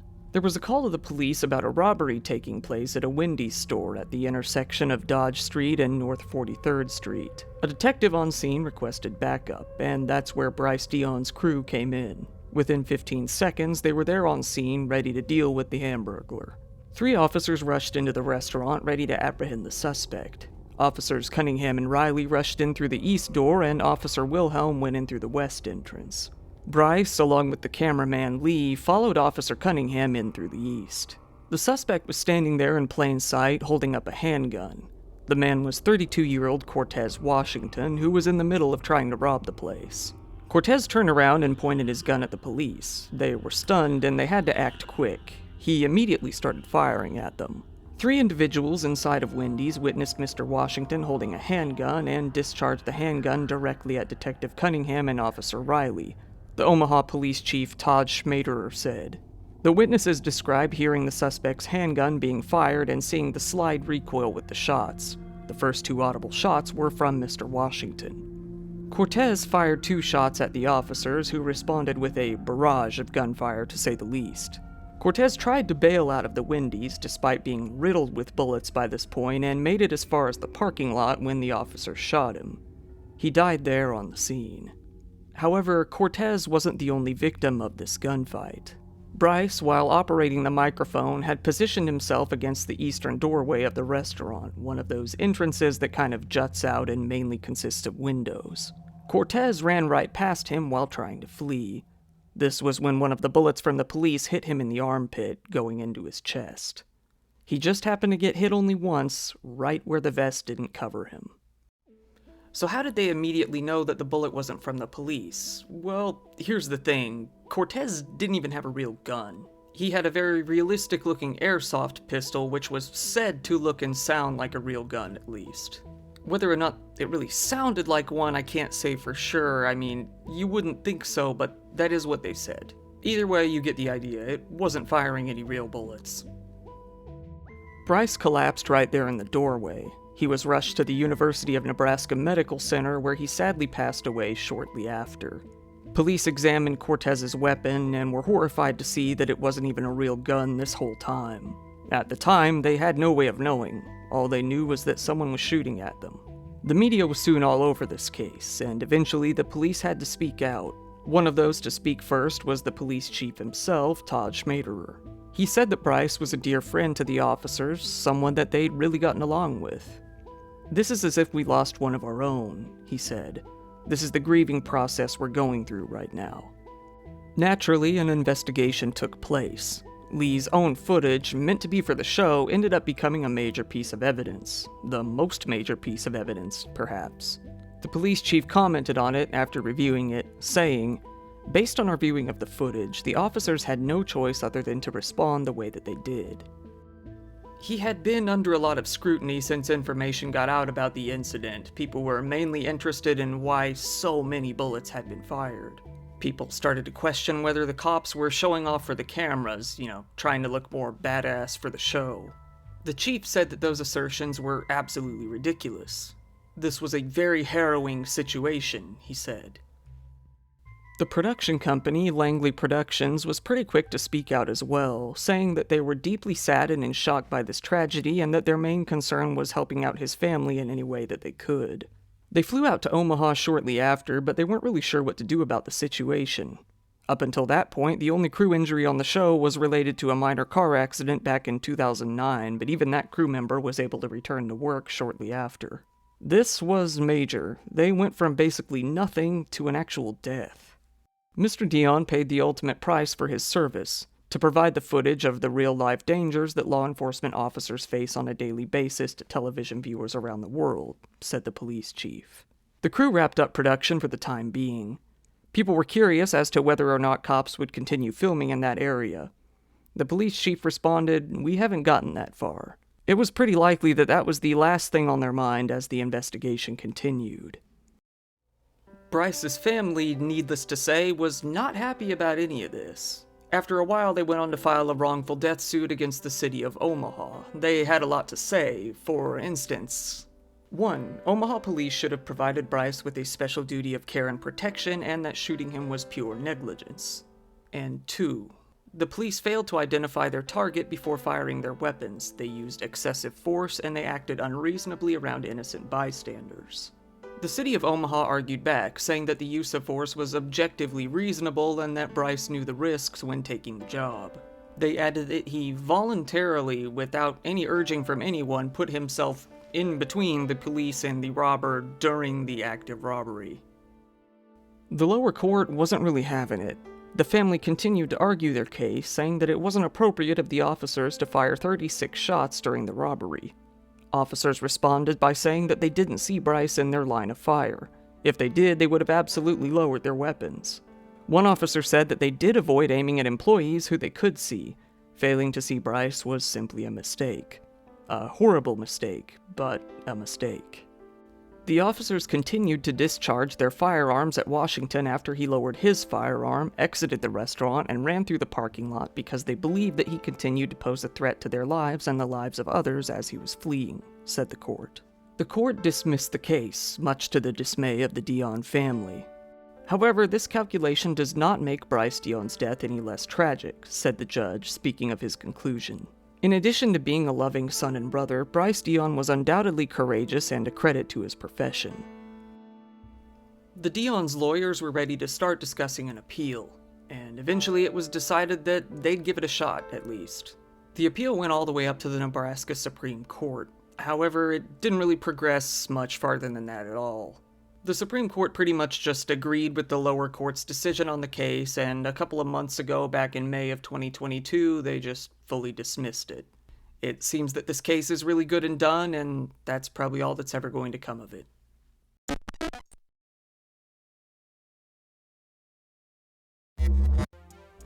Alright, so you may or may not have heard of Goop. It was kind of a meme for a while, but just in case you don't know what it is, I'll go ahead and give it a little bit of an explanation. It's kind of hard to describe what Goop even is, but the company calls itself a wellness and lifestyle brand. It was founded by none other than Gwyneth Paltrow back in 2008 and started out as a weekly newsletter that offered kind of new agey health advice. This advice was stuff like eliminate white foods and police your thoughts. Their slogan was nourish the inner aspect, so yeah, it was one of those companies. Eventually, they started collaborating with various fashion brands, setting up small shops here and there, and even started making their own products, along with magazines, a podcast, and a Netflix series about the brand. Not only that, but they held an annual Lifetime Wellness Summit, which sounds like the name of a class that I had to take in freshman year of college that taught me how important it is to show up to class and shower regularly. But anyway. While I have never bought a Goop product for myself and I can't really vouch for the quality, I can say that the store has come under fire a lot in the past for being kinda pseudo-science-y type garbage with no practical effect. The word snake oil salesman came up a lot in the research for this, so that might give you kind of a feeling. People have been selling snake oil for a long time. This is just another type of snake oil. If you want a good example of what kind of product I'm talking about here, look no further than the Jade Egg, which is a $66 egg-shaped rock that is to be used for vaginal weightlifting. Just a word of warning, the word vagina is going to come up a lot during this episode thanks to these product names. Apparently, gynecologists were pretty universally not in favor of the Jade Egg, calling it a, quote, load of garbage. Officials from the Consumer Protection Office in California have also sued Goop over cases of false advertising when it came to the mountain of unfounded health claims they would make about their products. With those, Goop eventually settled outside of court. And that brings us to today's episode. A lot of you are wondering why the hell I am even talking about this. Well, that's because these products have been shown to be criminally unsafe in the past. You see, Goop has been sued several times in the past, and several class action lawsuits have come up against them. As it turns out, the products have been known from time to time to explode. Just recently, last month on June 25th, the police were called out to the Goop store located in Sag Harbor in New York when a large explosion of flames was reported during a small event that was taking place in the store. During the event, store candles were being used to melt marshmallows to make s'mores.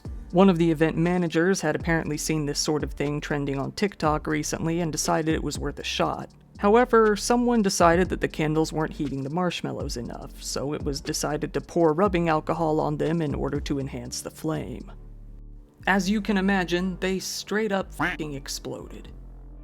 One man nearby suffered from fairly severe facial burns, and another ended up with a large burn across the back of his neck and head after the flames flared out.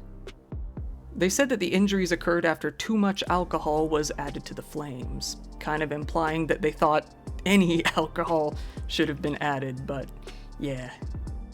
The police were able to apply some ice packs to the wounds on the scene, but it wasn't really good enough, especially for the guy with burns across his head and neck. His ears had taken some pretty bad damage as well, so he had to be helicoptered out to the Stony Brook University Hospital for treatment. The other man, whose injuries were also pretty severe but not quite that extreme, was taken by ambulance to the Southampton Hospital. "I've been doing this for 26 years and I've seen a lot, but nothing like this," said Officer McGuire, a first responder on the scene. Thankfully, there was a fire extinguisher at the location and they were able to extinguish the men who were outside on the patio. He added that things could have gotten a lot worse if that extinguisher hadn't put the flames out as quickly as it did. A representative from Goop was quick to tell anybody who would listen that nobody else was harmed in the incident. They denied that the part about the candles and alcohol was even true, despite a large number of people attending the event reporting that that's exactly what happened. They really wanted to emphasize that the candles had nothing to do with this, so why is that? Well, as you may guess, it's usually the candles that tend to explode, even without any alcohol being involved. Back in January of 2021, a woman in London named Jodie Thompson bought one of the $75 "This Smells Like My Vagina" candles from Goop and set it up at her home. Apparently this candle is supposed to smell like bergamot, cedar, and geranium. So what vaginas Gwyneth Paltrow is smelling to think that... moving on. Upon lighting it, she says that it, quote, exploded and emitted huge flames with bits flying everywhere. Maybe the candle was actually scent of burning apartment complex in reality. "A few minutes after I lit the candle, it exploded," Jodie Thompson told the news. "Flames roared half a meter out of the jar and bits of molten wax flew out as it fizzled and spat. We couldn't get near it to blow out the flames as they were so ferocious, and we didn't want to throw water on it for fear of splashing molten wax everywhere. Luckily, I had it placed on concrete at the base of what was once a fireplace," she said.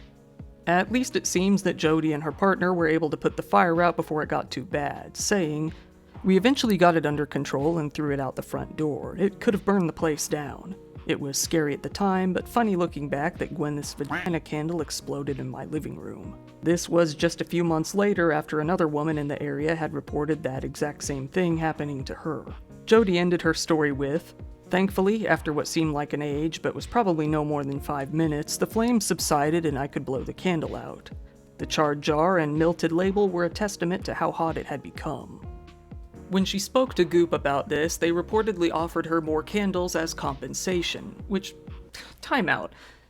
So you give someone a candle, it explodes, and you apologize by giving them the same kind of candle again? Alright.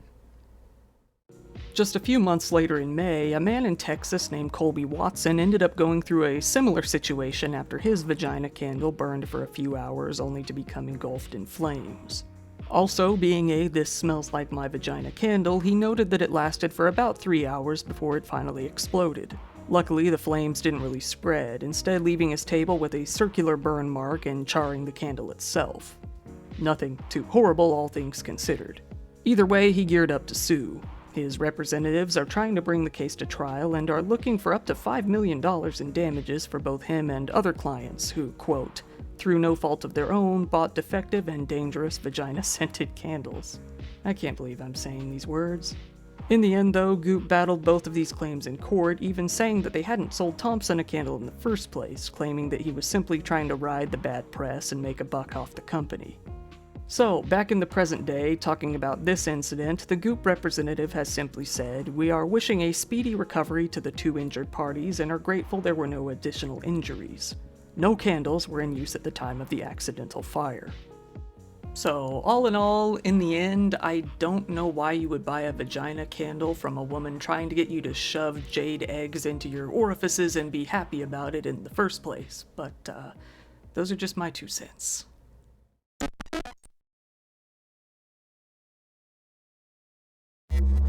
Every once in a while, a reality show contestant will go on to commit some sort of awful crime that makes us wonder how these seemingly normal people can pull off something so horrific. This is one of those cases, but let's start back at the beginning to really get the full scope. On September 18th of 2009, Becky and Timothy Bleefnick got married after dating for a few years. After getting married, Becky graduated summa cum laude from Blessing Riemann College of Nursing and Health Sciences. While doing so, she even received the Faculty Outstanding Senior Award. Even more impressively, she gave birth to her third child toward the end of her senior year and only ended up missing one day of school. She was pretty accomplished, to say the least. After graduating, she worked as a nurse in gastrointestinal surgery before moving on to working in a hospital emergency room. In addition to her RN credentials, she also worked as both a certified trauma nurse specialist and sexual assault nurse examiner. Once the pandemic started back in 2020, Becky took up a second gig working as a travel nurse in both Kirksville and Hannibal, Missouri. While doing so, she was nominated for the International Daisy Award, an award that honors nurses who really go above and beyond. One patient who nominated her said, "I got to kiss my husband and tell him how much I love him all because of Becky. There are no words to express how grateful I am for her and what she did." After all of that, she finally ended up settling down in a position working in vascular access while working towards her nurse practitioner certification. As dedicated to her career and schooling as she was, she didn't put her family on the back burner. Being the mother of several boys, she had to go through the trouble of juggling them all while going to work and school. Still, she had the time to make Halloween costumes for them, go fishing with them, and even hunt for frogs together. She thanked her Catholic faith for giving her the drive to manage all of this. After a while, Becky's husband Timothy became a contestant on the popular American game show Family Feud. I'm sure most of you out there have at least seen clips of the show, if not having seen it on TV yourself. One of the most well-known aspects of the show is when the host, Steve Harvey, reacts in disappointment whenever a contestant gives a vulgar or shocking response to a question. Timothy was one of those contestants. Timothy's episode was recorded in 2019 and aired in 2020. While his family was not on the panel with him, he was asked a question, "What's the biggest mistake you made at your wedding?" with the task of predicting the most common answer people gave to that question in a survey. When asked, he gave this response. What's the biggest mistake you made at your wedding? Honey, I love you, but said I do. Not my mistake. Not my mistake. I love my wife. Nobody out there, including Tim's own wife, was really surprised at his answer to the question. They felt that this was pretty par for the course, being just his type of humor, pretty deadpan and a little bit insulting. "That's just kind of how he was," said Becky's sister Sarah in relation to the joke. It was not really anything out of the ordinary. With Tim asserting that his answer wasn't related to his own marriage in any sort of way, the comment was taken as the usual, funny, clippable sort of moment the show is known for. But it would provide a bit of foreshadowing. Tim and Becky's marriage, unfortunately, did not last. After just over 10 years of marriage, the couple went on to divorce in 2021. The divorce was not a smooth one. It seems that Tim's mental health had been gradually deteriorating over time, with him making comments that would worry Becky more and more as time went on. She told her sister, "I am putting this in writing that I'm fearful he will somehow harm me, come after me, or will try to do something to me that takes me away from the kids or the kids away from me. He already has lied multiple times to paint himself as a victim and me as a perpetrator when it is absolutely the other way around." It seems that Becky knew certain secret details about Tim's father that Tim was very afraid she would leak. Becky said, "He told me that if I outed his dad, that he, the dad, would probably have to move and then kill himself." Speaking of the father, she added, "I absolutely think he will try to take the kids sometime." By June of 2021, Becky was sending more and more concerning Facebook messages to her friends detailing the ongoing issues with the divorce. She told one friend, without elaborating, that she didn't want Tim's father to ever have contact with her kids again. More than anything, she was very worried that he would try to run off with the kids. She said that she believed that Tim had, in her own words, true mental health problems.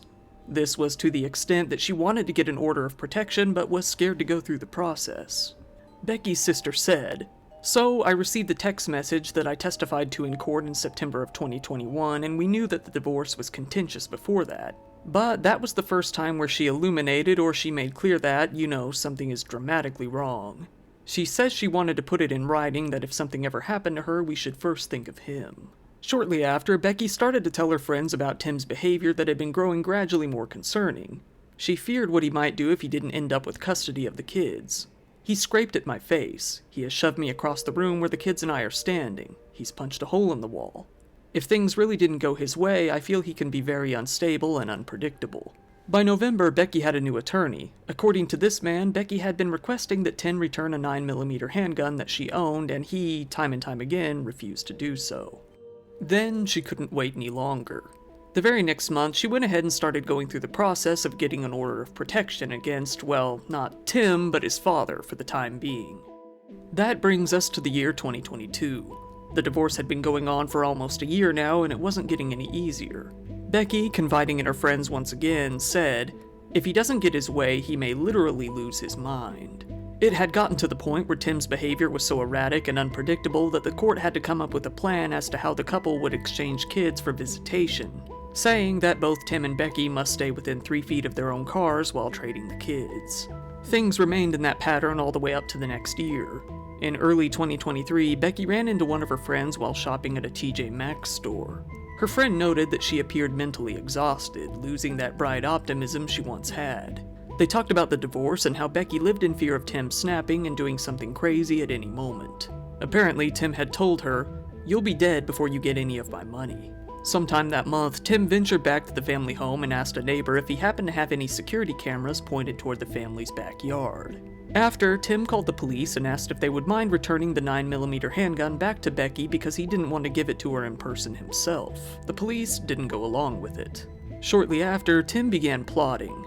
He bought a bicycle on Facebook Marketplace under a fake name and started riding it from his new residence back to the family home, over and over, scoping out both the route and the home, trying to get a gauge of how tight surveillance was in the area. Becky had managed to start dating during all of this, getting involved with a man named Ted. The night before Valentine's Day in 2023, Ted drove over to her home shortly before midnight and crashed there until the morning. Just after midnight, Tim was on one of his rides. He disconnected his Whoop armband, a fitness armband that can measure your activity, and locked his phone. Becky's neighbor got an alert saying that a moving object was detected on his driveway security camera, showing a person pacing up and down the driveway. After scoping out Ted's car at the home for a while, Tim hopped back onto his bike and returned to the rental home in which he was staying. He started searching for the car's license plate online for about 30 minutes. I know it's almost become a meme on this channel at this point, but his search history went on to detail exactly what he was thinking at the time.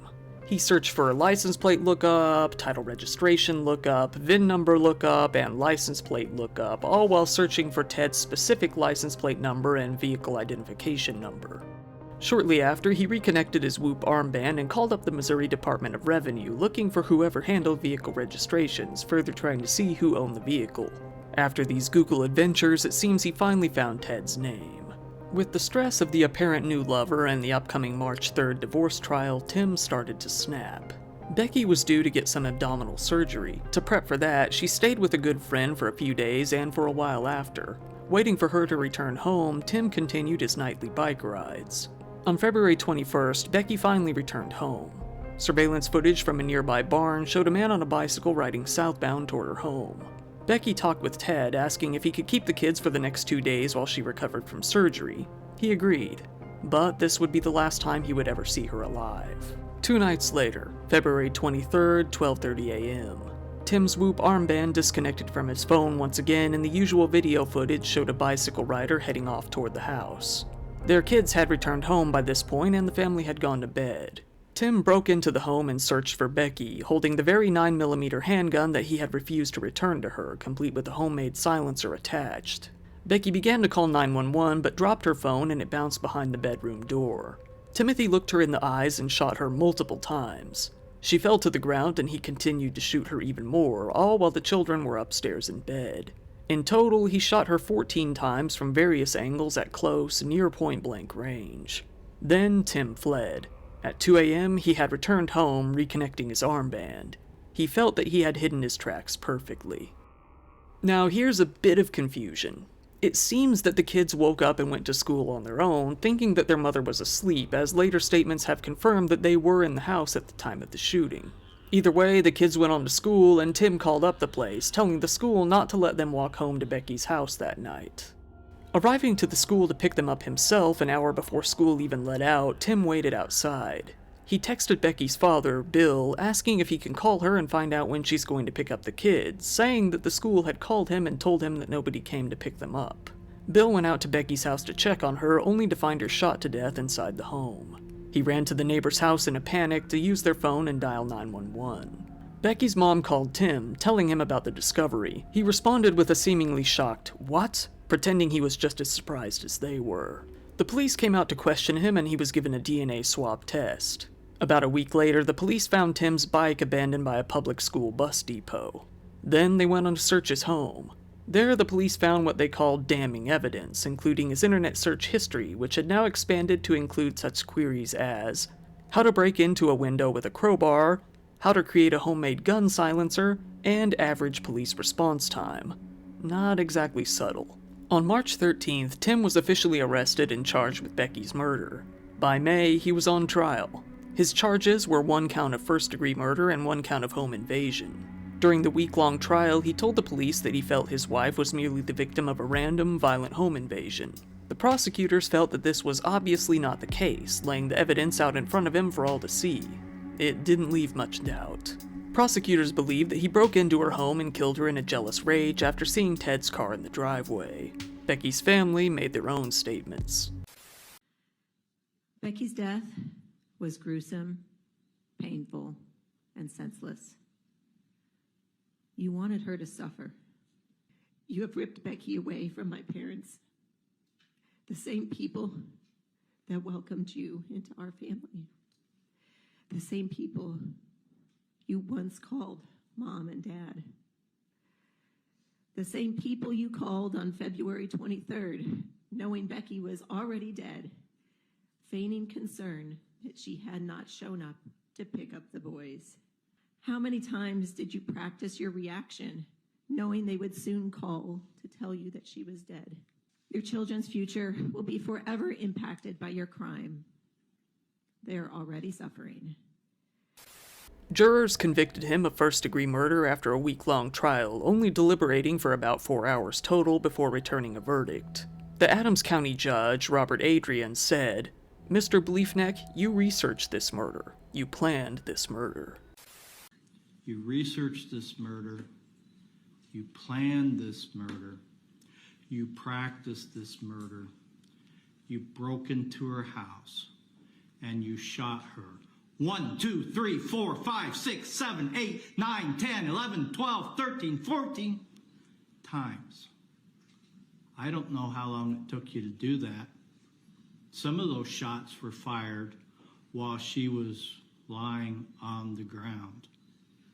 And you did all of that while your children were upstairs at your house, lying snug in their beds. Tim, donning orange and white prison clothes, declined to make any sort of statement after his sentence was handed down. His attorney said that they planned to file an appeal and were disappointed with the verdict, although they respected the decision. Kind of. Tim was scheduled to be sentenced on August 11th, facing life in prison. However, he didn't only get a life sentence, he was slapped with 3 life sentences. After the verdict, prosecutors said, "Nothing we did was going to bring Becky Bleefneck back," and at the end of the day, there are still 3 little boys who lost their mother in a violent and tragic way, and now they've lost their father.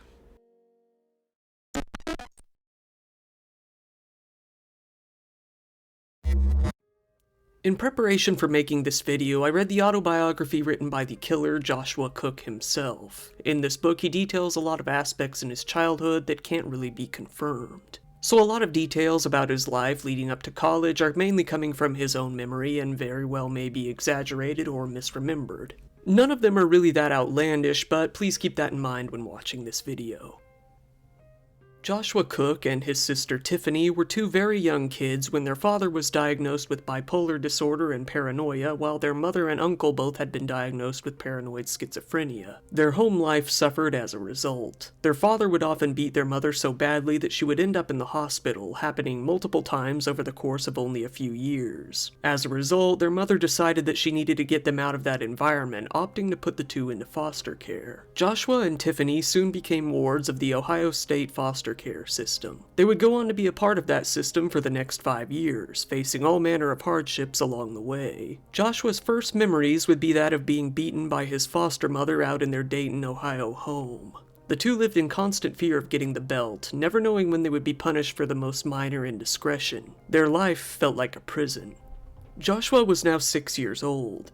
His 16-year-old foster sister was somewhat of a sexual deviant. She would sit him down on the sofa and watch dirty videos with him whenever their foster mother left the house. This escalated to the point where she started stripping him down and touching him inappropriately as well. This changed something within Joshua, giving himself, by his own admission, perverse sexual desires. After a while, a strange couple started coming over to their foster home regularly, a taller man in white and a shorter woman in black. They would take Joshua and Tiffany out to the park from time to time. While Joshua found them intimidating, he didn't sense any sort of malice from them. One night, his foster mother told him that this couple would be adopting them. The two kids literally jumped for joy, feeling that they were finally free.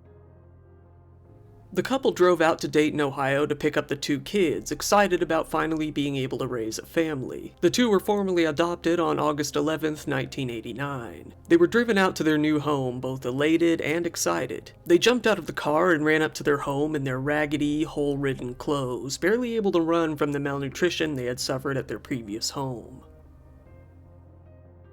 They came to see a huge, beautiful house on the 10500 block of Adel Road. The place was surrounded by amazing wildlife. Both parents, Paul and Margaret Cook, worked for IBM, each pulling in six-figure salaries. It was safe to say that they were doing well for themselves. The kids would never have to worry about getting a solid meal ever again. Joshua was excited to start school, but it wasn't all sunshine and rainbows. He was very shy and had difficulty socializing right from the very start. He had problems with speech and comprehension, giving him a lot of issues with his schoolwork. When he didn't understand, Margaret would often get angry and scold him, usually bringing him to tears. Paul and Margaret took Joshua and his sister to church. At first he didn't want to go, finding waking up early on Sunday to be a huge drag. But much to his surprise, he loved it. He loved hearing about the Bible. In fact, he felt more love there than he ever felt back home. Although he got the impression that his parents weren't actually that religious, he soon himself came to be. Paul and Margaret formally introduced their new kids to the rest of their family at their parents' 50th wedding anniversary, held out at their Oakton home. That family would soon come to be a regular part of their lives, especially on holidays, with Halloween and Christmas being big events with elaborate parties. Joshua's school life, though, got worse and worse as time went on. As his difficulty with class increased, so did the abuse that came from his mother, with her often slapping him upside the head and quite literally throwing the book at him. His father was stern and somewhat cold, but often saved the two kids from their mother. They were always happy to see their dad, but Joshua kind of got the sense that their father often shrugged them off.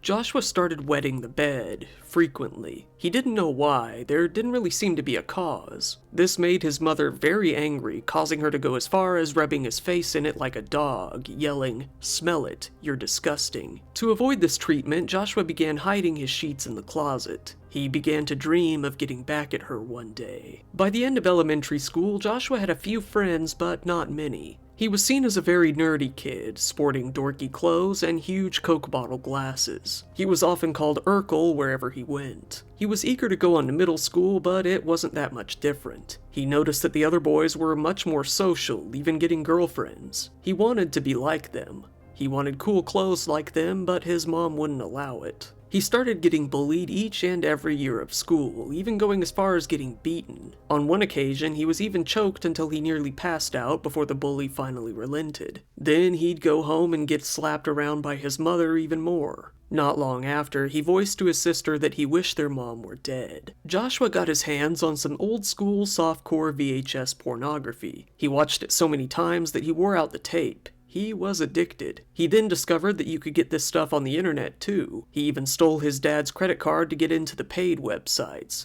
From there, he moved up to calling phone sex lines. It wasn't long before his dad came across the card statements and his secret was out. He was grounded for a pretty long time. In the end, it made him even more scared of girls, but even more desperate to get one. Joshua met a cute girl at church that was around his age. He became fascinated with her. He decided that he would take some Polaroid photos of his junk and mail them to her. To his dismay, she didn't find them, her dad did. In turn, her dad called his. To Joshua's surprise, his father wasn't angry. He was more in disbelief. He looked at Joshua and asked, "Why?"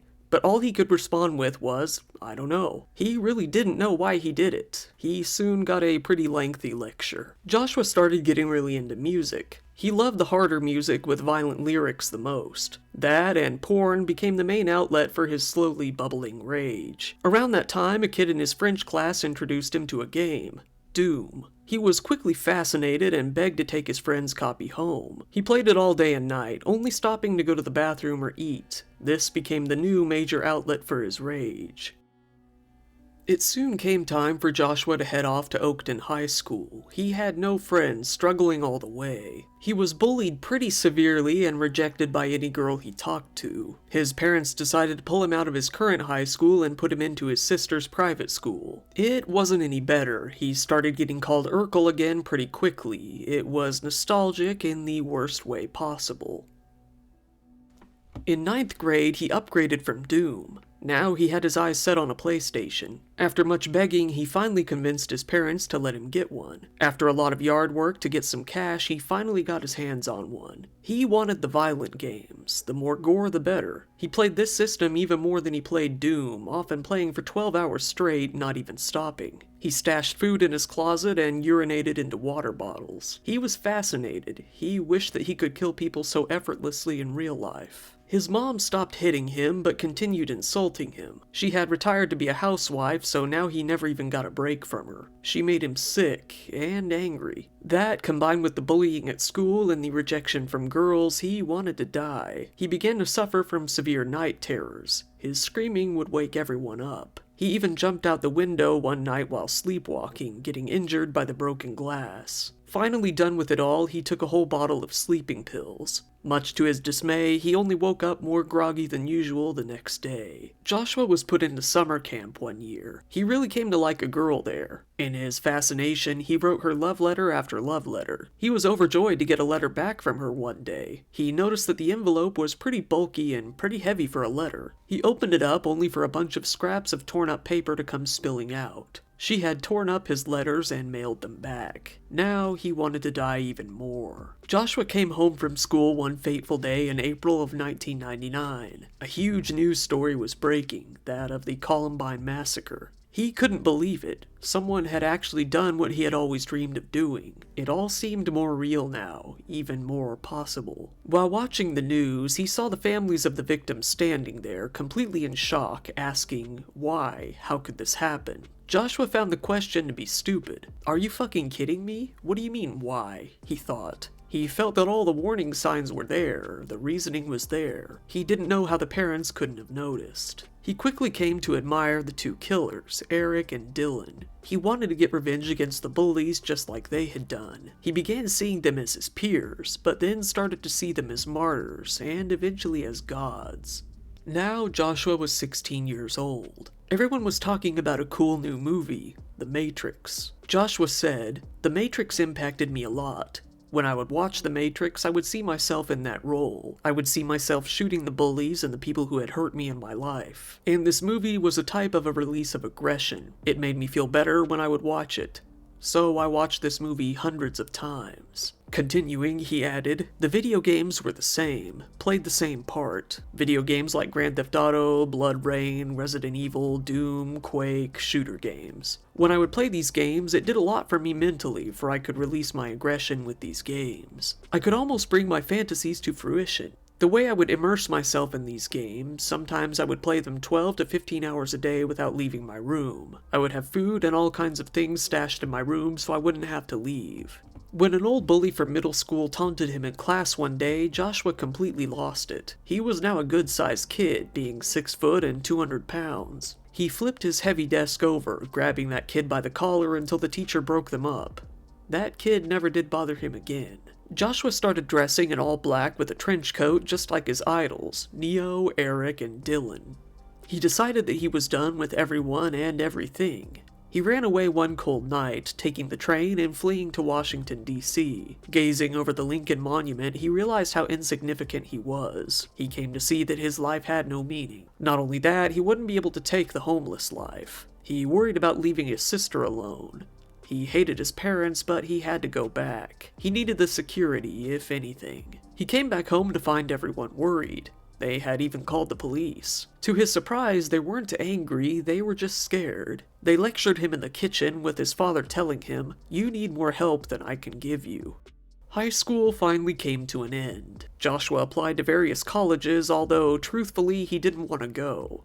He actually wanted to join the Marines. But his parents disapproved and he got into Virginia State University. He passed his first semester classes, but he hated that school. No girls paid him any mind and he didn't make any friends. He started skipping class and sleeping in late. He bought a PS2, playing Grand Theft Auto 3 and Resident Evil 12 hours a day every day. He often wandered the campus at night, imagining killing everyone there. He soon failed out of Virginia State University because all he would really do was hold up in his room, eat snacks, and play video games. Feeling like a loser, he decided to pay for an escort. Unfortunately, being his first time, he was very clumsy and the whole thing was pretty awkward. He felt happy on one hand, but even more like a loser on the other. Joshua called up a Marine recruiter and went to speak to him. He wanted to be respectable and honorable. They got him an IQ test, a physical, and a psych evaluation. He performed very poorly on the vision test. He soon came to find out that he was rejected. He tried getting laser surgery to correct his eyesight, thinking that that was likely the reason he was rejected. More than likely, though, the recruiters could tell that he wasn't in the best mental state. February 2003 came around. Joshua was up late one night researching serial killers on the internet. He printed out some of their pictures and info to look over later. He wanted to be just like one of them. He wanted to know more about them, and he wanted to do what they did. For that, he needed a gun. After much contemplation, he decided that he would shoot up his old school. Joshua went to Galen's Sporting Goods in Fair Lakes and bought a 12-gauge shotgun along with 5 boxes of ammunition. He would have liked some sort of assault weapon, but the shotgun was the most he could get. He would have needed to be 21 to buy anything bigger.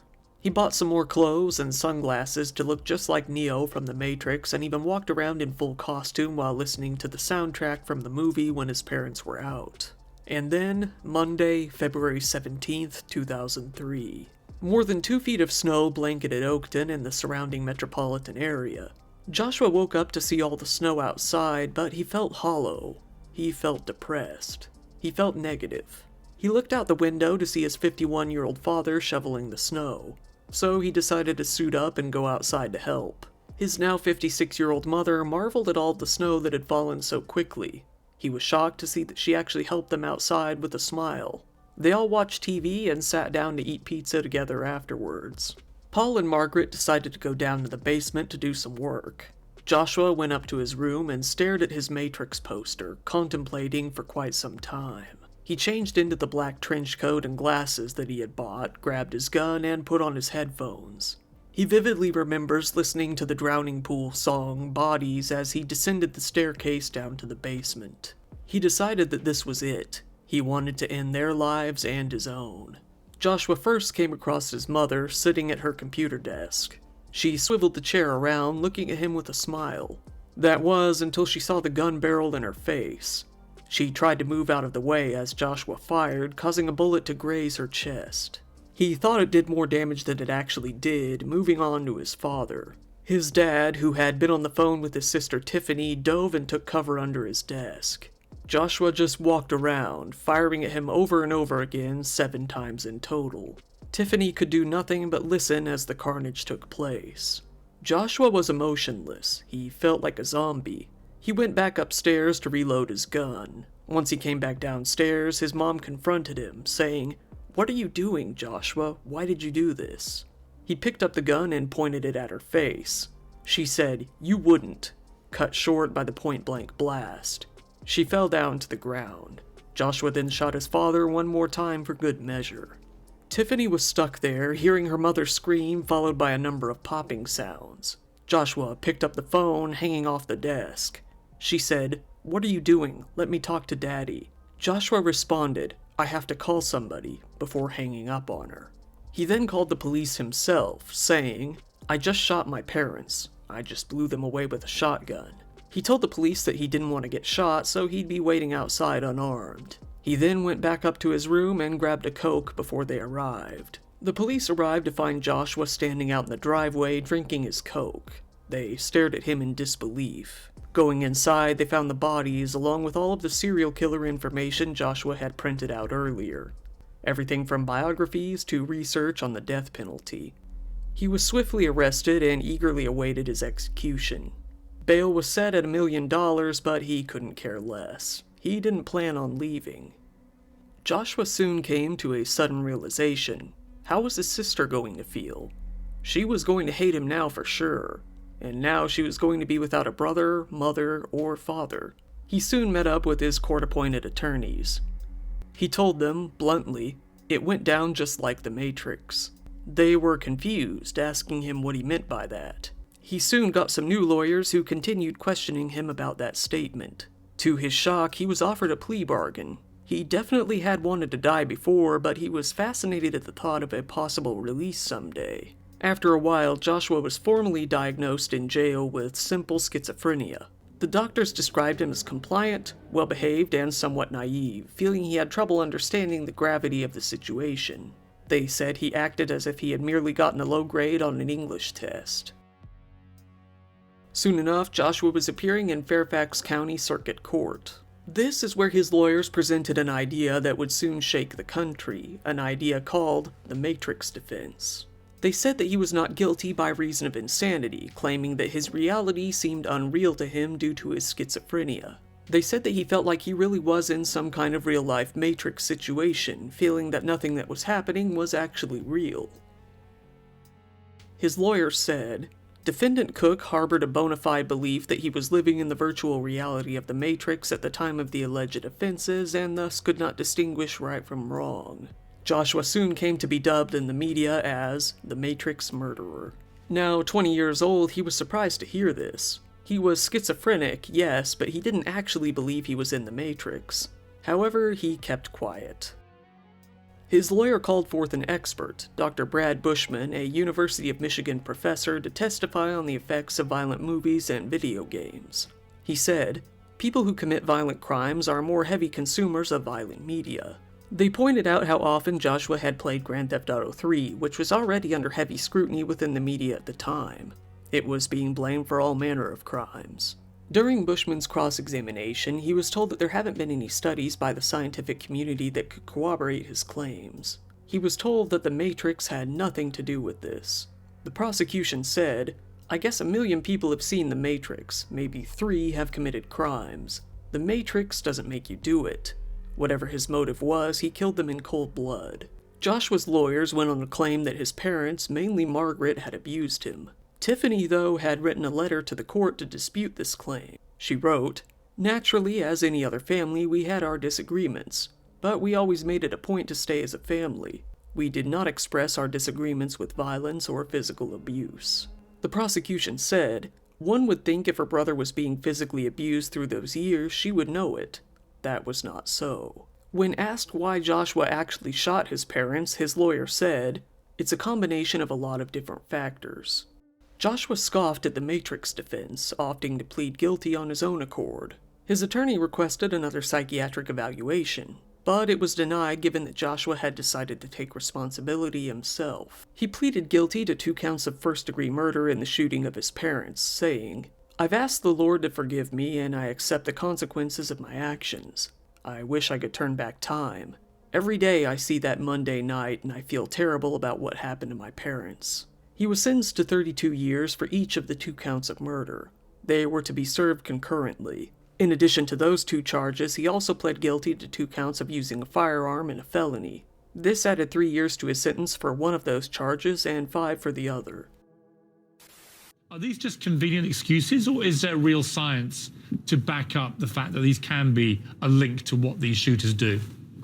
Well, the first thing you have to keep in mind is the number of people who play violent video games or watch movies like The Matrix, and we don't see a whole lot of them hurting anybody, let alone killing both of their parents.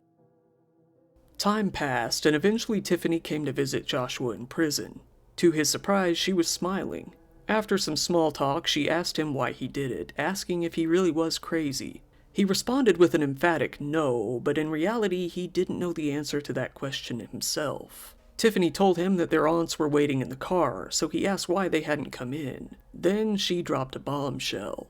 Their grandma had passed away shortly after the murders. His aunt blamed the death on him, saying she died of a broken heart. They decided to disown him.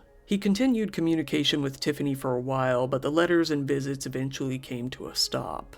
It's now been many years since he's heard from her. Joshua has since spoken in a few interviews to the press. He has said that he had a lot of anger towards his parents and wanted his life to end. It seems that now he truly understands the consequences of his actions. He's given his life over to religion, wondering if a man like him could ever truly redeem himself. He decided to do whatever good he can from behind bars, regardless of the outcome.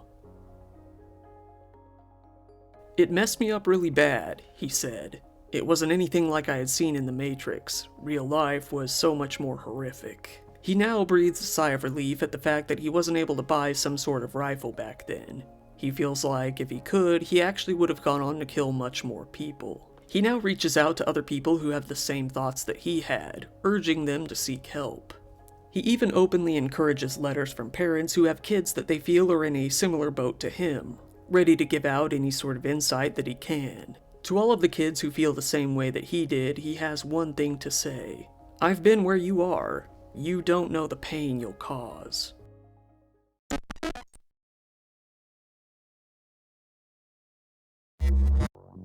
Today's case takes place in the late 80s. Mascots were everywhere. Every brand in existence had some sort of kooky little animal creature mascot. One of these brands was none other than the beloved Domino's pizza chain, which was known for being the crappiest pizza but also the cheapest. He loves to make your hot pizza ice cold. Call Domino's Pizza and avoid the noids. In the Domino's commercials at the time, Domino's employees were in a constant, never-ending war against some sort of little elf gremlin thing in a bunny suit called the Noid. The Noid had a sci-fi cold ray that would turn pizzas cold and made it his mission to make the cheese on the pizza stick to the top of the box.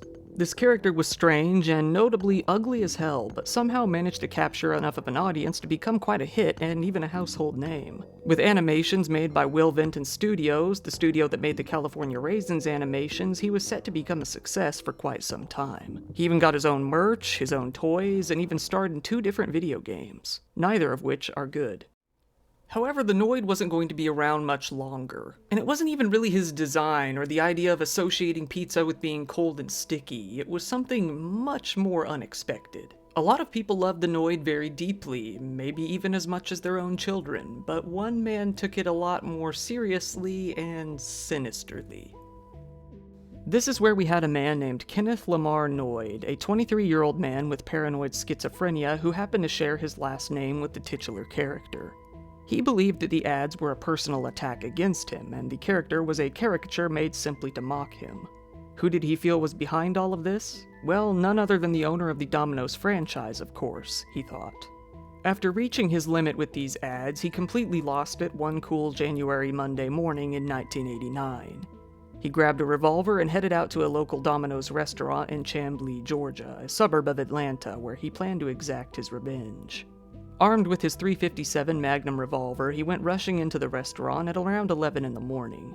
He told the employees to stay back, not to get any closer, and oddly enough, to call the police. He told them that the Domino's owner, Tom Monahan, had stolen his name.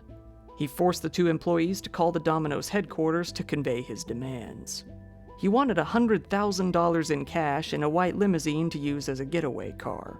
He fired off 2 warning shots to get his point across, but he didn't hit either of the employees or any notable objects in the store. He then took his hostages and waited for the police to arrive. When the police got there, he continued demanding his $100K and a getaway car.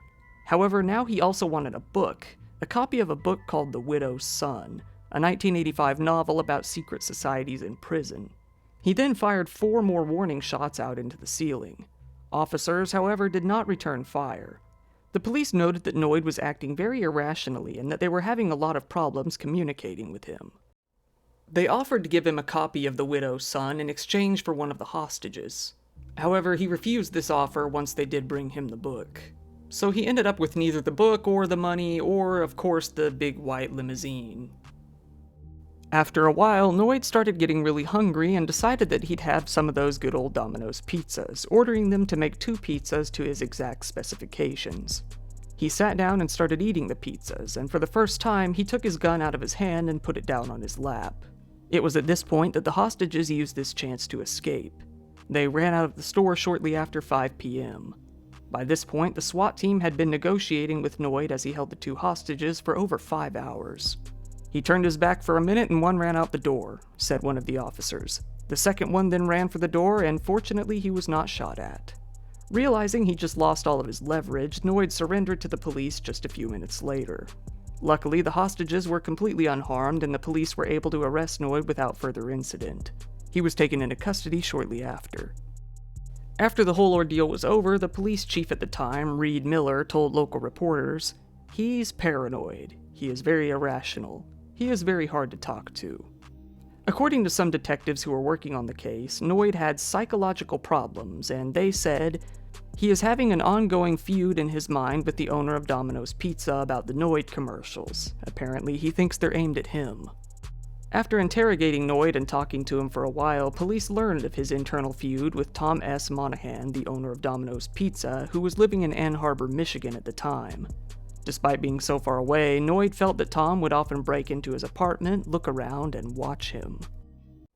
They learned that Noid did have a criminal record before all of this, but it was mostly smaller domestic disputes. In the end, Kenneth Lloyd was hit with all sorts of charges, including kidnapping, aggravated assault, theft by extortion for requesting that $100,000, finally possession of a firearm during a crime, and he was held without bond. Once his trial came along, he was found not guilty by reason of insanity. The DeKalb County Superior Court judge at the time, Curtis V. Tillman, ordered that Noid, a resident of Albany, be removed from the county jail and placed into the custody of the State Department of Human Resources. The assistant public defender, W. Edward Netherly, told reporters that Noid was set to be sent to the Georgia Mental Health Institute, where he had already spent 3 months in the previous spring. Kenneth Noid was set to remain there in the state's care until the doctors were able to determine if he was ready for release. After that, he was going to have to apply for parole. He was described by a psychiatrist at the facility as acutely psychotic. This incident was, as you can assume, the reason that Domino's stopped using the Noid as a mascot. However, the company denied up and down that this was actually the reason. It was pretty undeniable though, as the whole thing had become a massive PR disaster, with headlines poking fun at the incident all over the United States. I mean, they had such witty zingers as Domino's hostages couldn't avoid the Noid this time. Classy.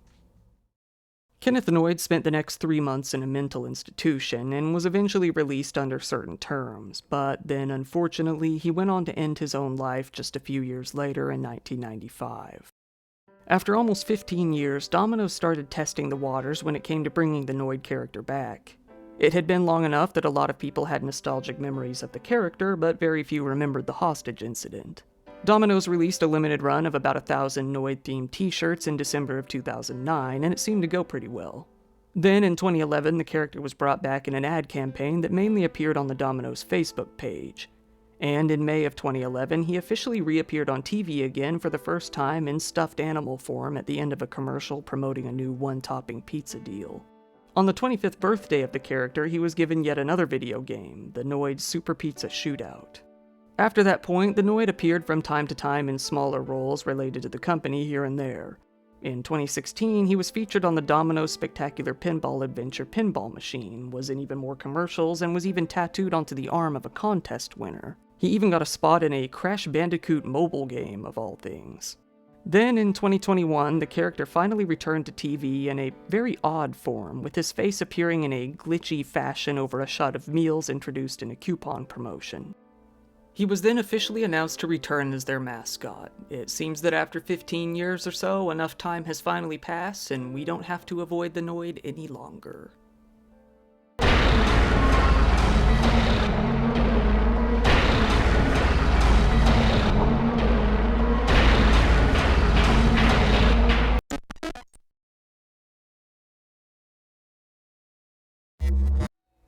Japan is frequently listed as being one of the safest countries on Earth. Your chances of getting attacked in the country are pretty low. I've felt more safe wandering around in Japan, even in the middle of the night, than I have anywhere else. But once in a while there are violent attacks, which you may know from my other videos. And I think people take an interest in them because they really stand out because the country is usually so peaceful. As you might expect, guns aren't really that much of a problem as they're pretty hard to come across in the first place, but knife attacks have been on the increase.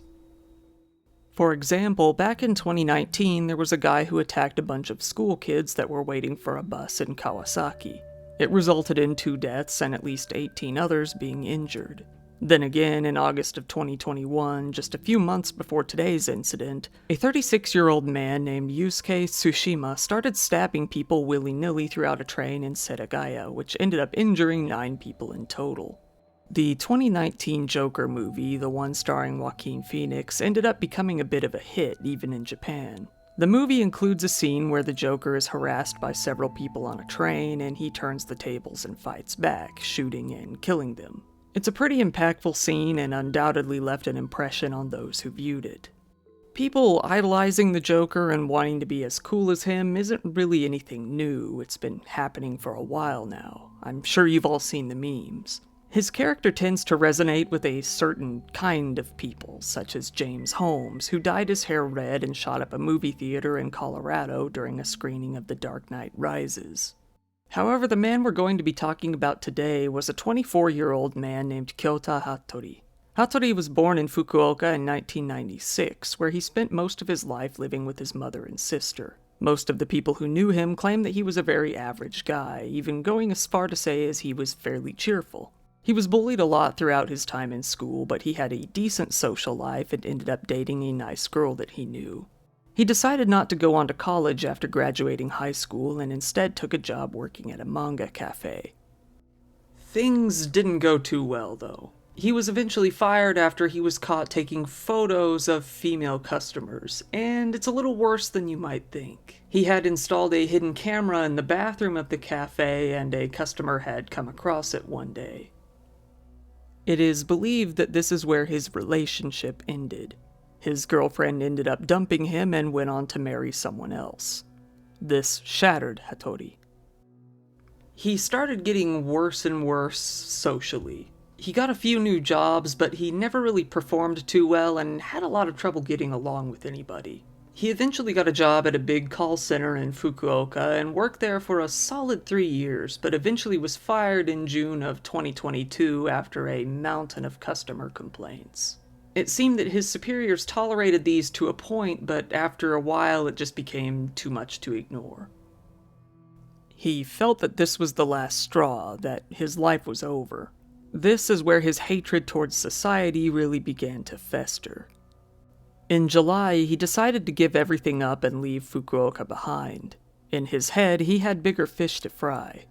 He was formulating a plan, one that would end up in the deaths of others, and hopefully his own as well. He started living at hotels throughout several major cities in Japan. To do so, he took out a gigantic consumer loan. He didn't care about paying it off. He didn't think that he would ever have to, going where he was going. He hit up Kobe first, staying there for about a month, and then moved on to Nagoya, where he stayed for about a month as well. He was slowly making his way up to Tokyo, where he wanted to put his plan into motion. Upon arriving in Tokyo, he booked a hotel in Hachioji, an area on the west side of the city, and started staying there in late September. Using the hotel Wi-Fi, he hopped on Amazon and bought a 20,000 yen Joker costume, roughly $200 US, along with about 20 cans of lighter fluid and a 30-centimeter long knife, which he had delivered to his room. He decided that Halloween would be the perfect time to carry out his plan. For one, the trains were bound to be packed with passengers. He wanted to take his anger out on young, happy, fashionable people. Not only that, but Shibuya, an area of Tokyo, is known for having gigantic Halloween celebrations each year. It would be the perfect time for him to get maximum attention, he thought. The crowded trains reminded him of the knife attack that took place back in August as well. He really admired the criminal in that case, but he also felt that the case was a bit of a failure, as that criminal attempted to pour oil all over the train and light it on fire, but failed to ever get it lit. The day finally came. Halloween night, 2021, Tokyo, Japan. Hattori left his hotel room and got onto a limited express train leaving from the Chofu station. He was wearing glasses and a green shirt, along with the previously bought purple Joker suit, seen in photos and videos of him later posted online. It was around 8 p.m. when the train was nearing the Kokuryo station. He was on a 10-car train that was bound for Shibuya, where the Halloween party was taking place. After calmly sitting in the train for a while, Hattori abruptly began to spray pesticide right into the eyes of a 72-year-old man sitting next to him. He then took out his knife and plunged it into the man's chest. He got up from his seat, moved over to the next train car, and started pouring cans of his lighter fluid all over the car. A lot of people in the train simply watched on in confusion, thinking that this must be some sort of Halloween prank. However, once Hattori held up the bloodied knife, they realized that this was real and people began to flee the car. He then lit the lighter fluid on fire. Not only that, it has also been reported that he started throwing hydrochloric acid around during the incident as well. Passengers started crawling over each other in a desperate attempt to get out of the burning car. As the train passed through the Fuda station, one of the passengers on board hit the emergency stop button. The train was then set to make an emergency stop at the Kokuryo station as soon as it could. The train stopped a bit early, halting about 2 to 3 meters before the proper position, leading to the train doors being blocked off by walls and making it difficult for the passengers to escape.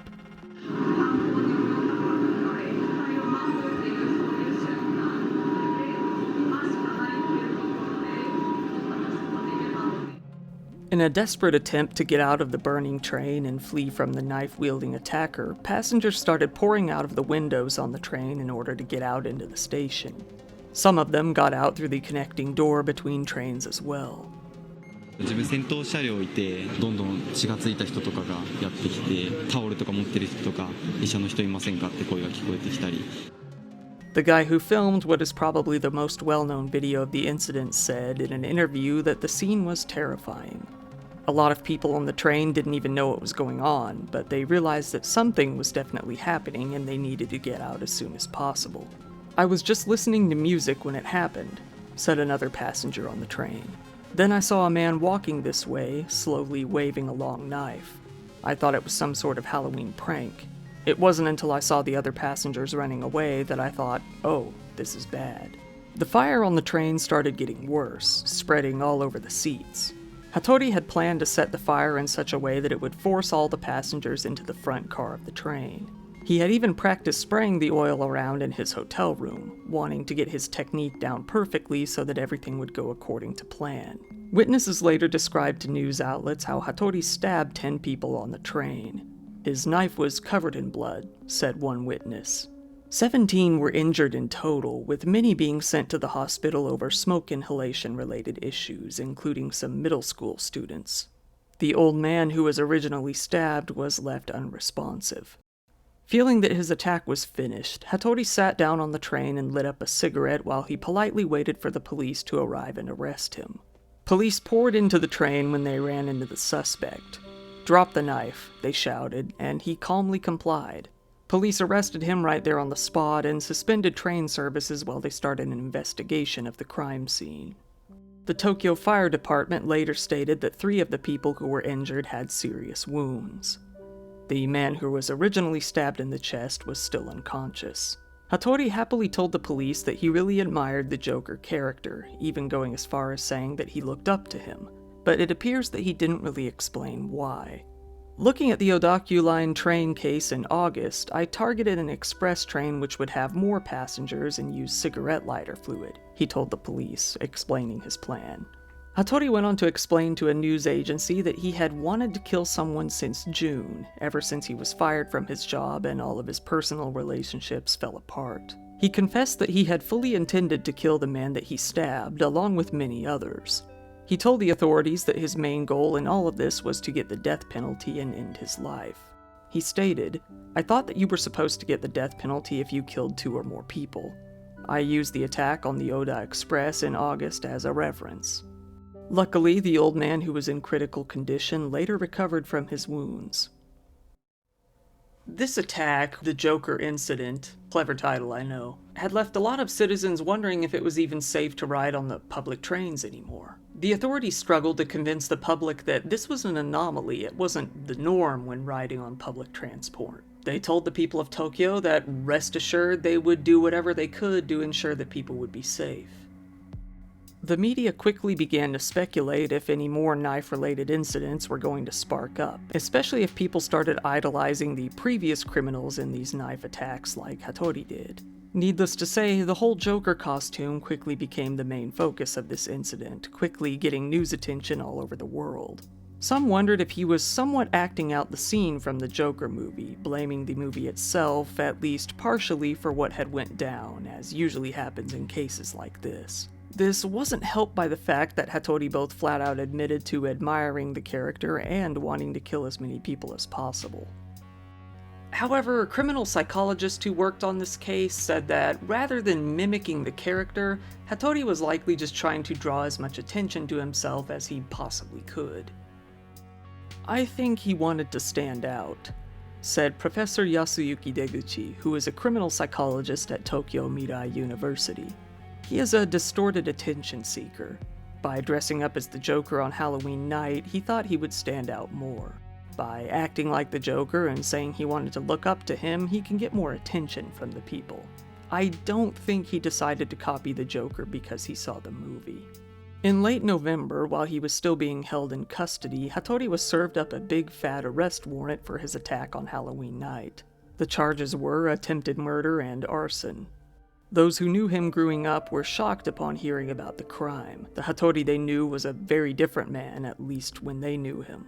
They had no idea what happened to the happy guy they used to know. A lot of them doubted that this could have even been him in the first place.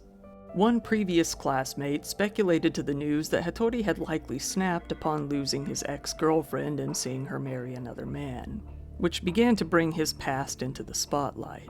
This classmate felt that Hattori had snapped under the pressure of losing his relationship, his job, and what he felt was his entire life.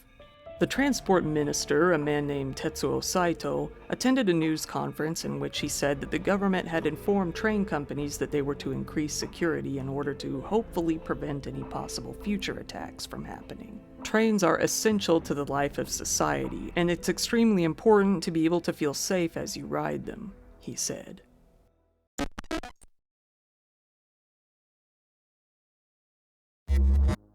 The subject of today's video is really a cultural icon that needs no introduction for most people out there.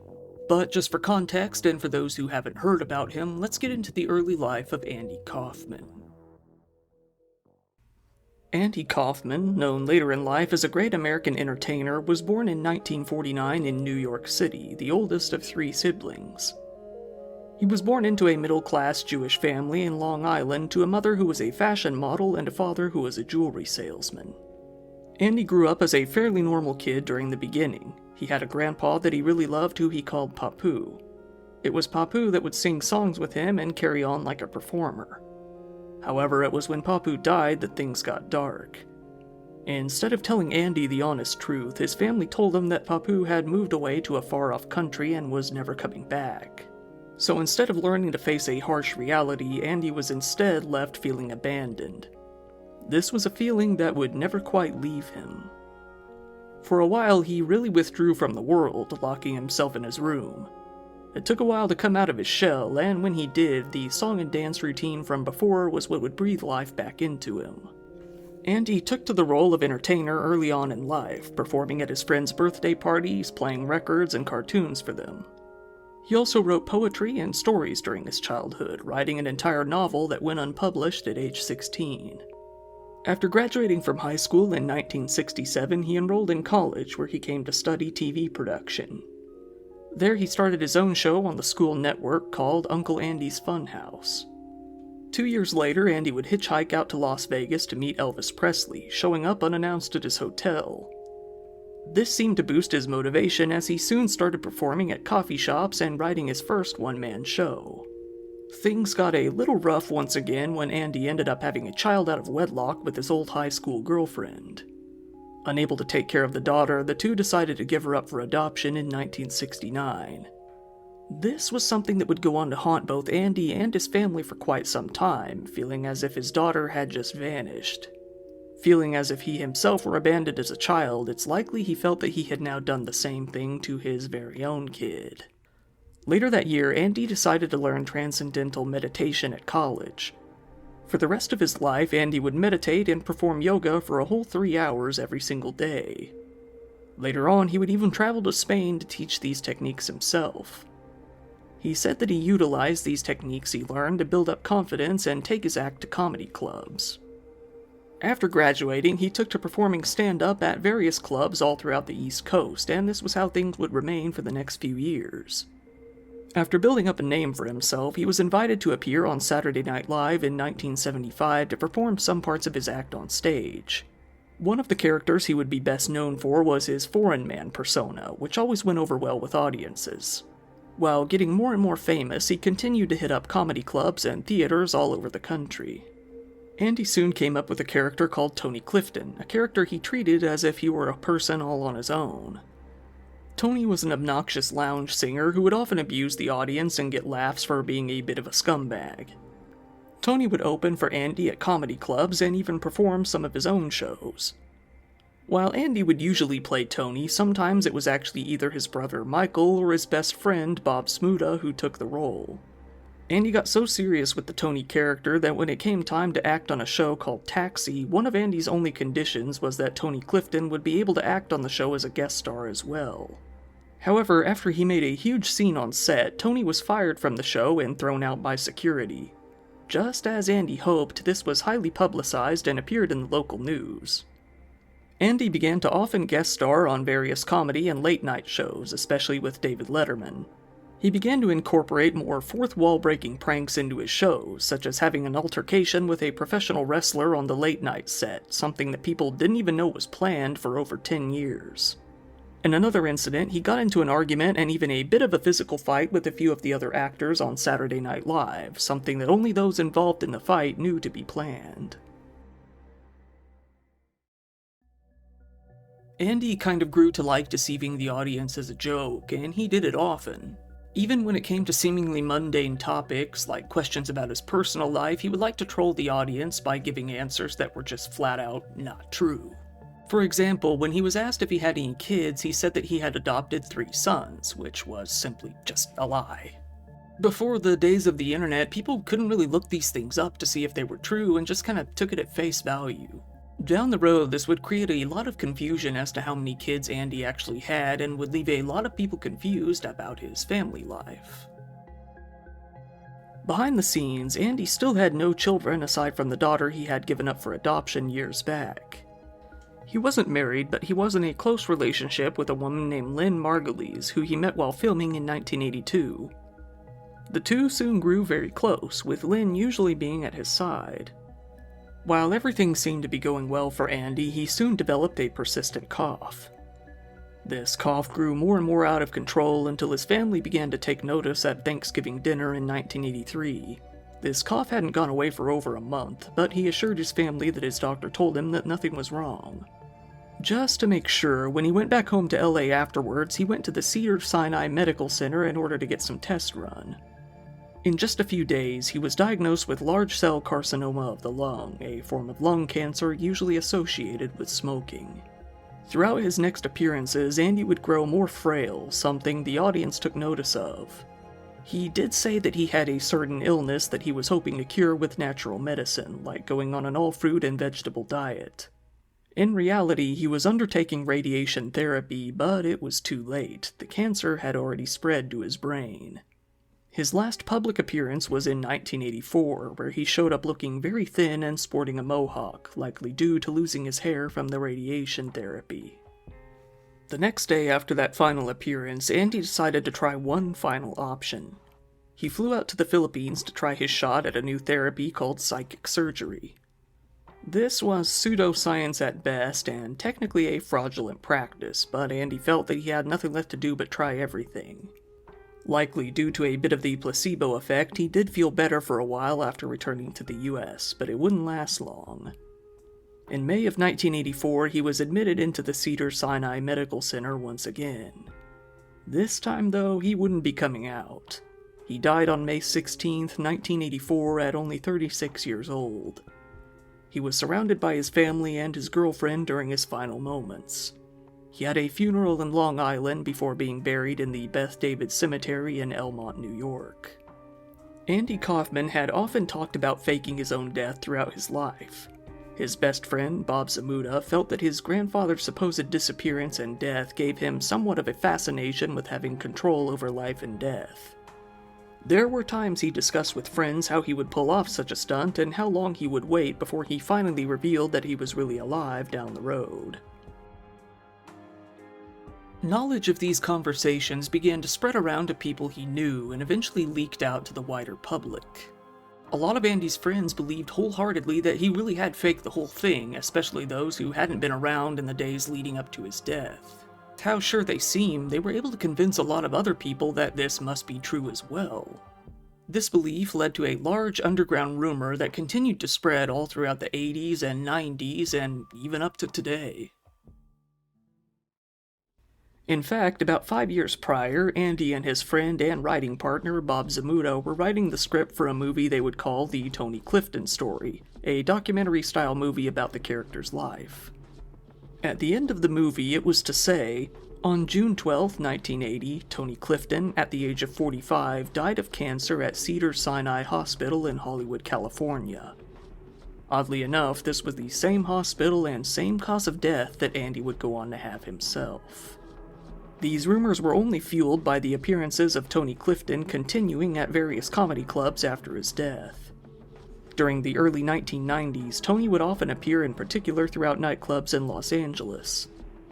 Jim Carrey himself, who had actually played Andy in a movie at one point, said that Bob was the one who had been playing as Tony throughout that time, something he had already done many times while Andy was still alive. It was in 1992 that Andy's daughter, Maria, finally learned who she was, discovering that she was actually Andy's daughter when she began to retrace her roots. It wasn't long before she was able to track down her mom, her grandpa, Andy's father, and her aunt. Maria's daughter, Andy's biological granddaughter, would even go on to act as Andy's sister in Man on the Moon with Jim Carrey, a movie about his life. Rumors of Andy still being alive spread far and wide, a rumor that persisted for decades. In 2008, Andy's brother Michael, who had acted with Andy over the years and was there at his deathbed, was interviewed for a documentary by Christopher Maloney called The Death of Andy Kaufman. He spoke of hearing about Andy's cancer diagnosis and, slowly over time, being convinced that he was going to die. He spoke of being present at his death, attending his funeral, and seeing the headstone.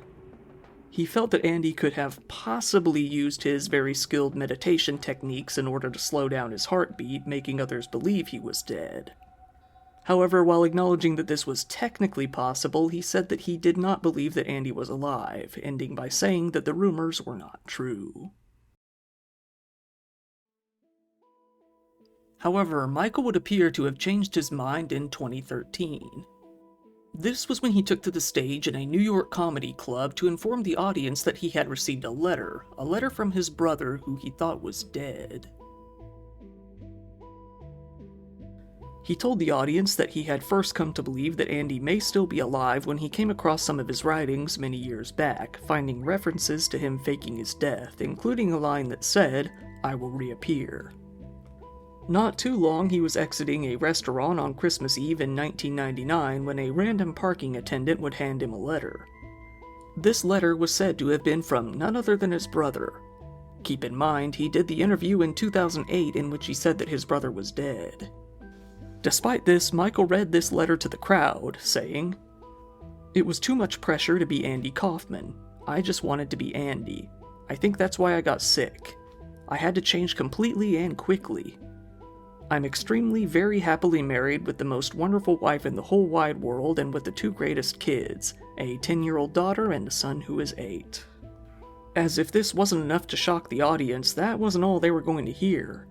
A woman had come to the comedy club with him. A woman that Michael would introduce as none other than Andy's daughter, the daughter that he had fathered in the time since he was believed to have been dead. He said that he fully believed this woman to be Andy's daughter, stating his reasoning. "She told me a lot of secrets that Andy and I had together, like our secret handshake, the way Andy made fun of me for being too nice of a guy." This woman came on stage, telling the audience that Andy had dropped out of show business all those years ago to live out the rest of his life as a stay-at-home dad. The two didn't give any details as to how Andy had actually succeeded in faking his death back then at the hospital. It wasn't too long before the Smoking Gun website came to show the true identity of the supposed daughter. They were able to find out that she was actually a woman named Alexandra Tatarsky, and her father was not Andy, but instead a 58-year-old psychologist. The Smoking Gun reported that Michael had met her at a gallery in Manhattan earlier that year and asked her to act out a little skit as his brother's long-lost daughter. After this article came out, Michael wouldn't cling to the story for too long. He would surprise the public once again only a few days later, appearing on CNN to say that he feels he was the victim of a hoax, saying, "Now that it's Thursday, not Monday anymore, I believe I am part of a hoax." He said that he didn't hire Alexandra at all. He felt that someone else had hired her to play his niece in order to fool him. Not blaming Alexandra, he stated, "I don't believe she's acting on her own, though. But that's all I know." The host pressed him for a clear answer, asking, "You think that this is a hoax and you were a victim of the hoax?" To which Michael responded with, "Correct," while still maintaining that he was not a part of the hoax but a victim himself.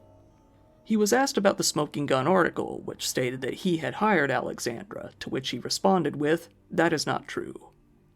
Given that Alexandra herself couldn't be reached, this was all they had to go on at the time. Michael was further asked if he was angry about the whole thing. He said, "I am still processing it. As Andy's brother, you learn over the years, to go with the flow, kind of. So I have mixed emotions. I never allowed myself to get too excited, but I was always slightly skeptical." After this whole incident, the Los Angeles County Coroner's Office did something surprising, something not usually done in any case. They re-released Andy's death certificate to the public and posted it online. However, the rumors of Andy being alive didn't end there by a long shot. In fact, only 1 year later, none other than Bob Zmuda would go on to write a book about the whole thing called Andy Kaufman: The Truth. It was in this book that Bob said that Andy's death was indeed no more than a prank and that he would soon reveal himself once again. He said that Andy had told him the upper limit on the prank would be 30 years and that 30 years was already up. This is how Bob tells the story. He detailed how Andy had been discussing faking his death more and more in the years leading up to his supposed death. He feels that with Andy's grandfather's death in his childhood, he came to believe that life and death could be manipulated. He added, "It was here where I believe Andy would develop the concept of bending reality to suit his needs. If his parents could fake his grandfather's not dying, Andy would just fake himself dying." He noted another conversation that the two had in the past when Andy started to cough. Bob recalls telling him to "Stop with the coughing already, I think it's a dead giveaway," to which Andy reportedly replied with, "I don't know, everyone seems to believe it. Maybe I'll just stick with cancer." Bob then asked him how long he planned to continue this charade, being told, "If I was going to be a little boy about it, I'd go into hiding for 1 or 2 years. But if I was going to be a man about it, it'd be 20 or 30 years.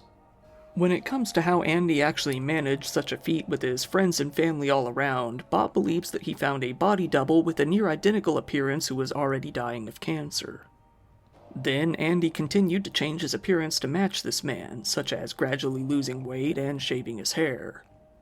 Then, when the double was dying, Andy made the big switch, having the double buried as Andy while he moved far away to start anew. Bob even claimed that other celebrities felt this to be the case as well, saying that Dave Chappelle's seemingly random exit from The Chappelle Show was directly inspired by what Andy had done. Bob felt that, given the 30-year time limit on the prank, Andy must be coming back any time now. After all, the time limit had already been passed. At the end of the book, he appears to address Andy directly, urging him to reach out so that they can plan how his great return would go down, with Bob even willing to coordinate a massive event in his honor. When it comes to why he isn't hiding the prank as Andy's best friend, he says, "The only reason I'm giving it up now is that Andy set a time limit on this one, 30 years. So I've kept my part of the bargain and kept my mouth shut, but no more. The prank's over. I want him back, and he's coming back." As to whether or not Bob actually believes that Andy is alive, or if this is yet just another reality-bending prank, nobody can be sure. Given that the book came out in 2014, 1 year after the incident with Michael and Alexandra, it does raise suspicions. Could it have been that Bob actually hired a parking attendant to give Michael the letter and hired Alexandra to pose as a daughter as some sort of publicity stunt? After all, it was knowing family secrets that convinced Michael that Alexandra was real, supposedly. As Andy's best friend of decades, Bob would have known those things. Later on, Alexandra did speak directly about her performance as Andy's daughter, saying, "I've tried not to let my 2 days of internet fame affect my work all that much. Live performance always feels risky to me. There are live humans in the room, who knows what they'll do. They could laugh, cry, stab you in the face, walk right out, or worst of all, do nothing at all. Although, fudge, now that you're asking me, I am reflecting upon those winter months following the confession and the craziness. I found myself plagued by rather big and unwieldy questions like, who am I? So I decided to spend every day figuring it all out, but I didn't get very far. And from that despair came this wretched and hilarious show." With this comment, she was speaking of a performance in which she interviews people about their experiences with grief. Kaufman's manager at the time of his death, George Shapiro, was there with him at the hospital when he died. He has said, "Andy's very much alive in our hearts, but I don't think his body is around. He died. I was in the hospital." Michael at one point said the same thing. "I saw him emaciated. I saw him die." Andy's girlfriend Lynn has reiterated very much of the same. Andy's father Stanley has long since passed. However, when he was still alive, he said that he was used to his son playing elaborate pranks, but he had no doubt that his son's death was real. He said, "Andy scared the hell out of us. In retrospect, of course, I'm so very proud of him, but at the same time, it was scary. I used to be embarrassed by my son. But he knew everything that he did, everything was deliberate, everything was calculated. He did a good job with what he intended to do. I am proud of the kid." Stanley had always wondered what had come of Andy's real daughter and was delighted to have eventually gotten to meet her.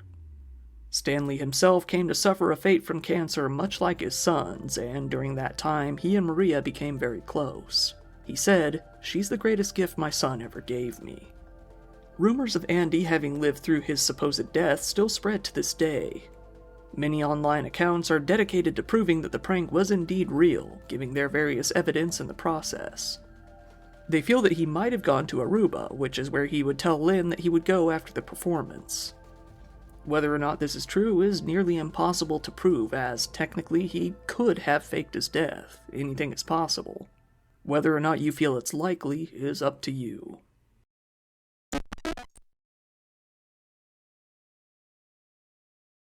Today we're talking about José Duane Ricardo Onfroy, a man better known as XXXTentacion. For the sake of brevity, I'm going to call him X. X was a very popular rapper and songwriter, throughout a short but eventful career involving music, crime, controversies, and maybe most of all, conflicts with other artists. He became well known worldwide. Let's start off by asking, why did so many people like X? What was the appeal? Most of his songs involve themes relating to depression and alienation, something that a lot of young people and, well, people in general can really get behind right now. Many people liked how he would blend a lot of different genres into his tracks, everything from emo to metal to, well, of course, rap.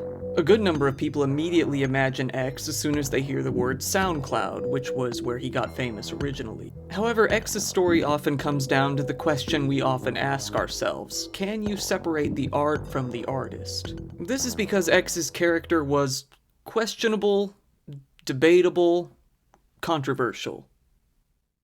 Let's start at the beginning. X was born out in Plantation, Florida in 1998, spending most of his childhood out in Lauderdale, an extremely dangerous area. X's father left his mother to raise him alone. When X was only 7 years old, he had his first taste of violence. A drug addict that his mother was dating started getting very violent towards her, screaming and breaking dishes in the process.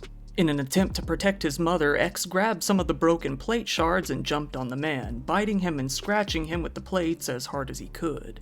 After this, his mom became determined to spend more time with him so that he wouldn't become a violent person. It didn't work out. In elementary school, X was already having trouble. He joined the choir at school, developing a love for music at a young age. A problem came out of this, though, when he punched a bandmate in the face who wouldn't stop touching him. He was kicked out of the choir, but the passion for music remained. Unfortunately, the tendency towards violence remained as well. X was kicked out of middle school entirely after he kicked one kid in the mouth and got into a fight with another on the bus. His mom was fed up and kicked him out of the house to go live with his grandma in an even worse neighborhood. Around this time, X started getting into drugs and participating in robberies. In 2012, when he was about 14 years old, he was caught with 21 grams of marijuana and arrested on charges of possession, which was a felony in Florida. He ended up getting sentenced to 1 month of juvenile detention and then 6 months at a behavioral correction facility. While in this facility, he decided that he wanted to become a musician. Once he was released, he quickly went on to steal a laptop in order to make music, only to be arrested again. Around this time in 2013 was when he started going by the name XXXTentacion for the first time, using the Spanish word for temptation along with the obvious connotations behind a triple X. In 2014, he was arrested yet again on gun charges.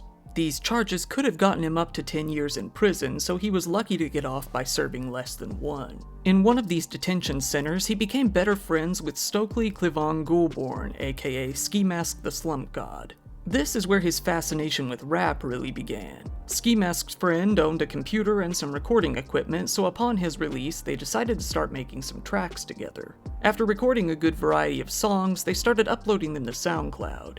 He was really starting to gain some traction online, and in 2015 he uploaded what would be his first big hit, a track called Look at Me. Although he wasn't quite mainstream yet, he did start gaining quite a cult following. At this point, X decided that he would abandon his old life of crime and turn to a life of making music. Although he seemed very committed to this resolution, things wouldn't go smoothly from here on out, to say the least. A man named Dylan Turner, who was going by the name Tables, was managing both X and Ski Mask at this time. It was agreed that Tables would be paid from the proceeds made from Look at Me. One night, the three got into an argument, with Ski Mask drunkenly telling X that Tables had robbed him of thousands of dollars. The two broke into Tables' apartment, demanded he pay up, and threatened to stab him. While threateningly motioning the knife towards Tables' stomach and threatening him verbally, X accidentally pushed the knife into him. X then exclaimed, "Oh fuck," and ran from the scene, stealing Tables' laptop as he went. Tables had to undergo emergency surgery, but he agreed to drop the charges against X if his laptop were returned. Even though the laptop had been wiped, he kept his word and X agreed to pay all of his medical bills.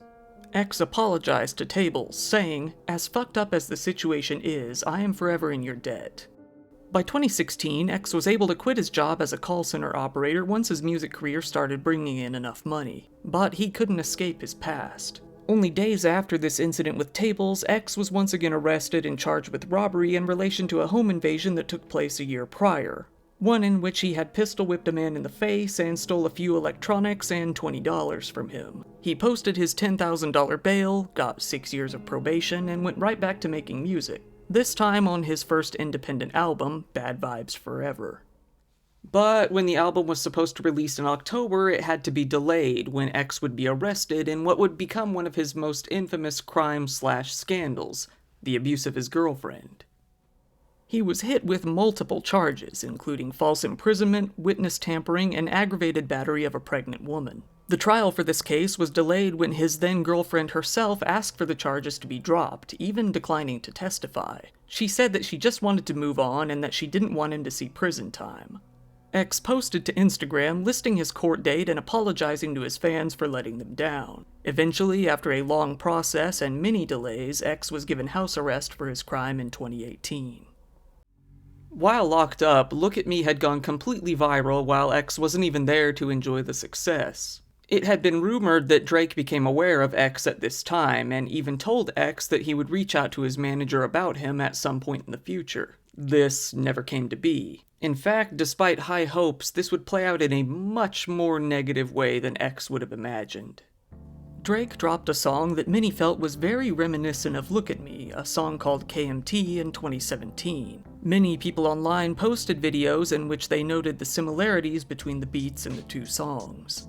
Many, after making the comparison, felt that the beat in Drake's song was taken nearly directly from Look at Me. X, upon hearing about the comparisons himself, wasn't too sure if it was just a coincidence or if Drake really had ripped him off. He said that he at least hoped that Drake would reach out to him if that were the case. Around this time, X noted that the ongoing conflict between the two was really starting to get his name out there even more. He started doing everything he could to troll Drake, adding fuel to the fire. He even posted a picture of Drake's mom, saying she could get it, and then later photoshopping himself into a picture of Drake and his mother, imposing his own face over Drake's father. He then made some angry tweets about Drake as well, which he later deleted, saying that he had been hacked. Drake did not respond. In fact, he stated that he wasn't even aware of X's existence. He denied stealing the beat from him, saying that it was mere coincidence that the songs were similar. He said that he wasn't the type of guy to brazenly steal a beat from another artist like that. This conflict attracted the attention of other rappers as well, namely Offset from a group called Migos, who insulted X during an Instagram livestream. Other members from Migos jumped in as well, even threatening to get some people together to kill X. X responded by saying that the older generation of rappers should be helping the younger generation, not trying to shut them down. Shortly after this, X was jumped by a group of people that he believed to be Migos. He stated that Takeoff fought him while Quavo and Offset watched from a car nearby. X then took to Instagram to insult the group, saying that they tried to beat him up over his conflict with Drake and then challenged Offset to a boxing match. Later on, it turned out that Migos wasn't even involved in this assault, it was just some random guys. X then apologized to Takeoff on social media. X did an interview with DJ Academics in which he apologized for the comments toward Drake's mom, acknowledging that they were quite a low blow. He did, though, maintain that he felt Drake did indeed rip off his style. A month later, he posted on Instagram, "If anyone tries to kill me, it was Drake, for unknown reasons." He then quickly deleted the message afterwards. Needless to say, this worried many people who saw the original story and caused them to screenshot it. Fans expected more diss tracks back and forth as X's career really started to take off, releasing more albums and going on more tours all throughout 2017 and 2018. It was looking like he was going to be at the top of the new generation of rappers, with all of this controversy only helping to fuel his career. In fact, he was already a multi-millionaire at the young age of 20. He didn't really try to hide that fact either, and in the end, that might have costed him much more than just money. By this point, X knew he had enemies. A lot of them. In 2018, he started talking about how he wanted to be seen after he died, seemingly feeling that his death was possibly on the horizon. He stopped leaving the house alone entirely, always having some backup with him if he were to ever need to go anywhere. On the 18th of June in 2018, X started his day by playing a quick game of League of Legends in the morning. Then he went and started working on a new song at around 8 a.m., working until about 2 p.m. X had been wanting to buy a new motorcycle and decided that today was as good a day as any to go do so. He asked his mom if she would come to the shop with him, but she declined. She was taking his girlfriend to the hospital as she had been sick. Sticking to his desire to never leave the house alone again, X went with his step-uncle instead. At 3 p.m., they rolled up to the bank together, with X driving his $150,000 BMW and sporting both a very flashy gold chain and a $2,000 Louis Vuitton handbag. They went up to the counter together and X took out $50,000 worth of $100 bills. This was when X and his uncle were noticed by 4 men: Dedrick Williams, Michael Boatwright, Trayvon Newsom, and Robert Allen. They followed X as he drove over to the bike shop. This was when Robert and Dedrick were seen on CCTV footage walking directly behind X very closely while the other 2 men waited in the car. At 3:56 p.m., as X attempted to leave the shop, he was cut off and blocked from exiting by a black Dodge SUV. 2 men hopped out of the SUV and ran over to X's driver's side window. They demanded he hand over his bag and chain, managing to steal the bag containing the $50,000 after a short scuffle, during which X's uncle was able to flee from the car. It seemed that X was only going to lose out on some money. That was until Boatwright decided to turn around and head back to X's car. Despite already having got what they wanted, he shot him multiple times at close range, with a fatal shot being to the neck. The shooters fled the scene with the bag of money as paramedics arrived to deal with X. He was taken to the Broward Health North Hospital, but he was pronounced dead at 5:30 p.m. The 4 killers heard this news on the radio as they were driving away, to which they turned up the music to drown out the news. Dedrick soon recorded a video of himself dancing around while throwing $100 bills and uploaded it online. He then went on a shopping spree. He was arrested just 2 days after the shooting, where he was charged with dangerous and depraved first-degree murder. A few weeks later, the triggerman, Michael Boatwright, was arrested as well, with a receipt from a recent $400 shopping spree found in his trash can. He even had recent searches for both XXXTentacion and Accessory to Murder on his phone. Around this time, Robert Allen was caught as well. Both of these men were hit with first-degree murder charges. The final assailant, Trayvon Newsome, took the longest to find, but he was eventually caught about a month later and charged with first-degree murder. XXXTentacion's popularity surged after his death, with many hearing about him for the first time because of his murder. Many people grieved the loss of an upcoming new talent who hadn't even had the chance to reach his full potential yet. While people really dug into X's past online, a conspiracy theory began to form. This theory proposed the idea that Drake had possibly arranged for X to be murdered. Given that Drake had flown to the Turks and Caicos Islands shortly before the murder and that it was very apparent in the video footage that he wasn't actually present during the crime, people felt that he must have arranged all of this in advance to give himself a solid alibi. Drake may have even alluded to this in a track he later released called Knife Talk, saying, "Voodoo curse, it got him when I flew to Turks. Know the dogs had to hit them where we knew it hurts." People then noticed that in the music video for a track called Sicko Mode, one for which Drake provided some vocals, a meteor falls on what people felt was meant to be a lookalike of X. In a song called Mob Ties, released on January 6, 2019, Drake raps about someone being murdered for a bag, saying, "Louis bags in exchange for body bags." Fans quickly noticed the apparent connection with the robbery of X's Louis Vuitton bag resulting in his death. It seemed that it couldn't possibly be a mere coincidence that he decided to include this line specifically. If anything, many people felt that it was at least in bad taste and that he should have caught it and removed it before the song was released. Drake supposedly then took some shots at him in a song called I'm Upset, saying, "SMS XXX. That's the only time I ever shot below the neck," possibly referencing the facts that X was shot in the neck. Although it's a bit of a stretch, it's even thought that Drake even poked fun at him again recently on a collab with 21 Savage, saying, "Maybe I should do a 20, maybe I should break that 20, do a 10. Maybe I should break that 10, do a 5, and if it gets live, do a 5 again." Basically, in Roman numerals, 20 would be XX, 10 would be X, forming XXX. This is vague at best on its own, really reaching, but the next line gets a little more specific, saying, "If he held his tongue on that live, he'd be alive again." Many believe this is referring to the Instagram live stream in which X first insulted Drake, igniting this all. The murder trial against the four killers began at the Broward County Courthouse on February 7th, 2023. On the first day of the trial, the jurors heard the whole story. But the most surprising thing to come from the first day of the trial was the mention of Drake as being a possible suspect in the murder.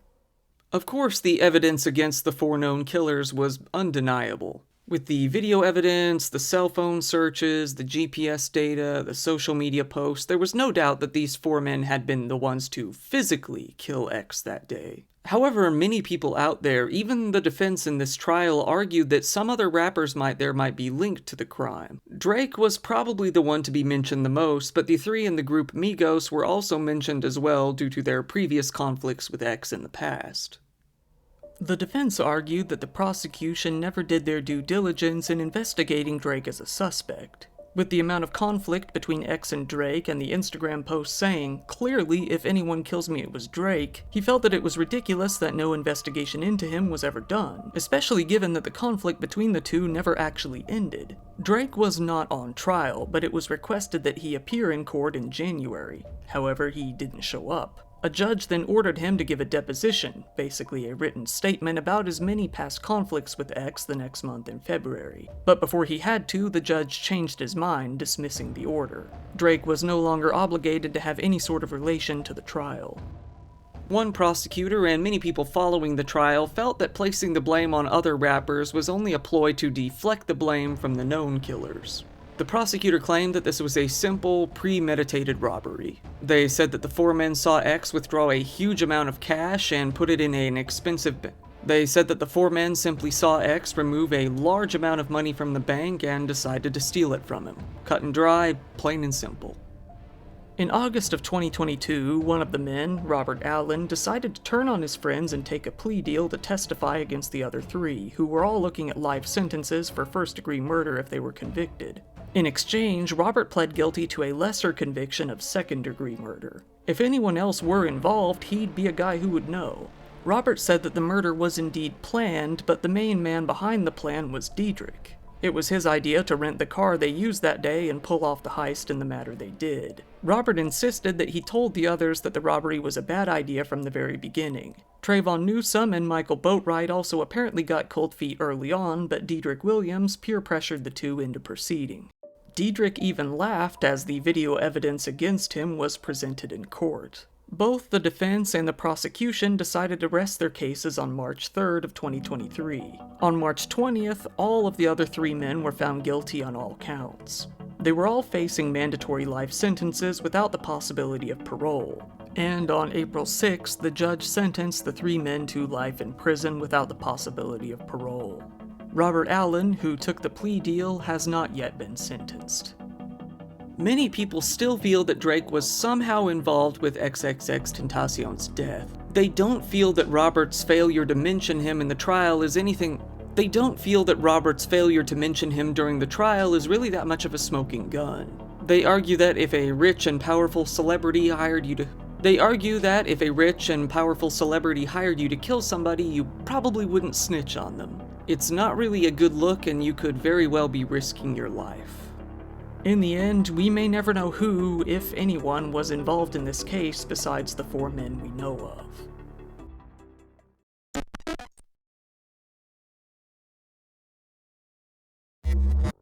In a bizarre story full of twists and turns, a girl murdered her father in a very violent and brutal fashion with an axe. This led to fascination on the internet, which in turn led to a couple of shows getting cancelled that may have had nothing to do with the case at all. The anime we're mainly going to be talking about today is called School Days, which was based on a PC game of the same name, which admittedly isn't a particularly interesting show until the end. It's your basic love triangle fiasco type of a show. However, it was famous for having an extremely brutal, violent, gory ending that disturbed many of those who watched it. That is, if you got to watch it sometime down the road, because the show was cancelled before the ending in many areas of Japan.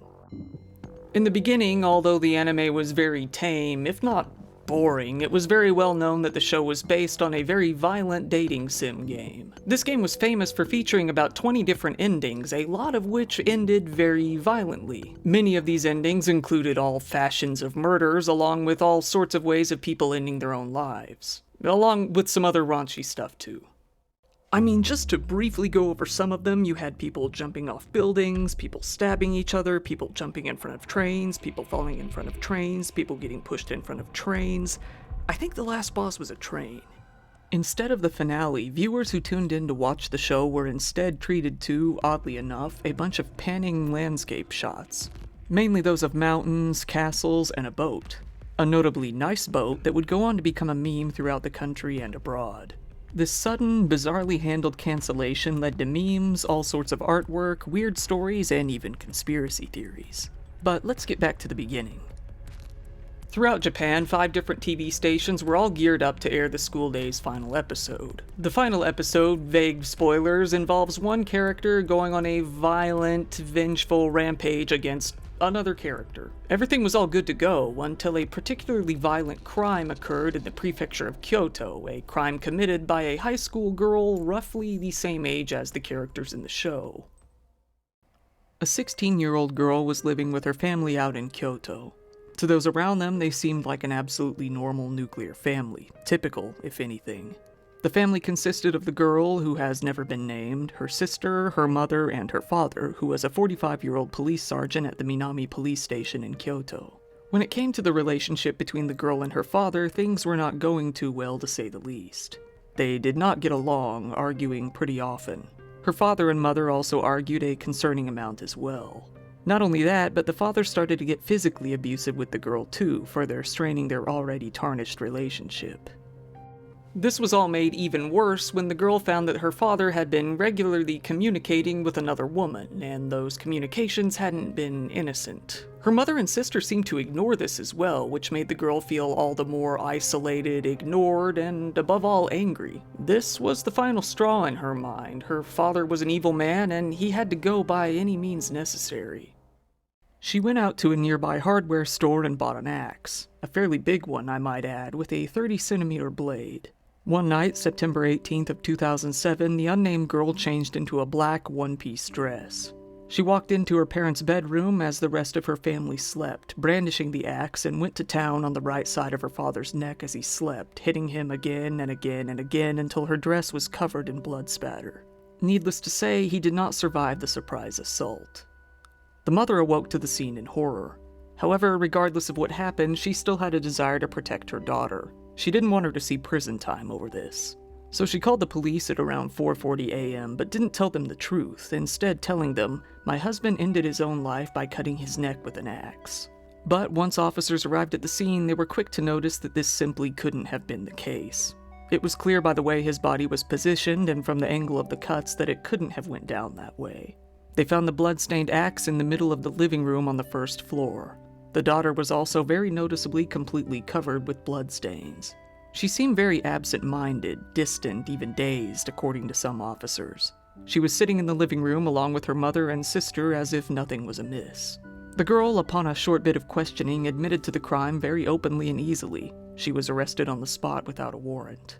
Her father was scheduled to work a shift with these very officers in just a few hours before all this happened.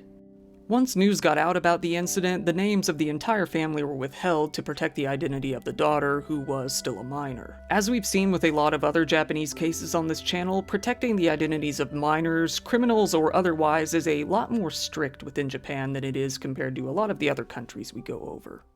Although most people would say it was probably pretty unnecessary, the police went ahead and sent off for an autopsy on the father. "He was an excellent officer," said the deputy chief of Minami Police Station where he was working. "I never heard that he had any troubles," he added. Upon arrest, the 16-year-old assailant, a student at a nearby vocational school, said that she was unable to forgive her family for failing to ever call her father out on his bad behavior. They often fought, usually leading her father to resorting to violence, and he always ended up getting away with it, she said. This led to her feeling of pure hatred for her father over time. The police were convinced that this anger led to the murder. Pretty cut and dry in the end. The police then sent her off to the district public prosecutor that very same day.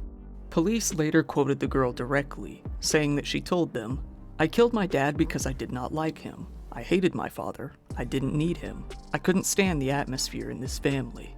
It soon came to be known that the girl in question was quite the fan of horror and violent anime. At school, she stated that she dreamed of becoming a manga artist herself, that or possibly a housekeeper.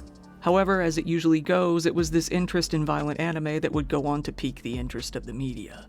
The police continued to question her sister and mother, trying to figure out what exactly led to her capacity for violence in the end.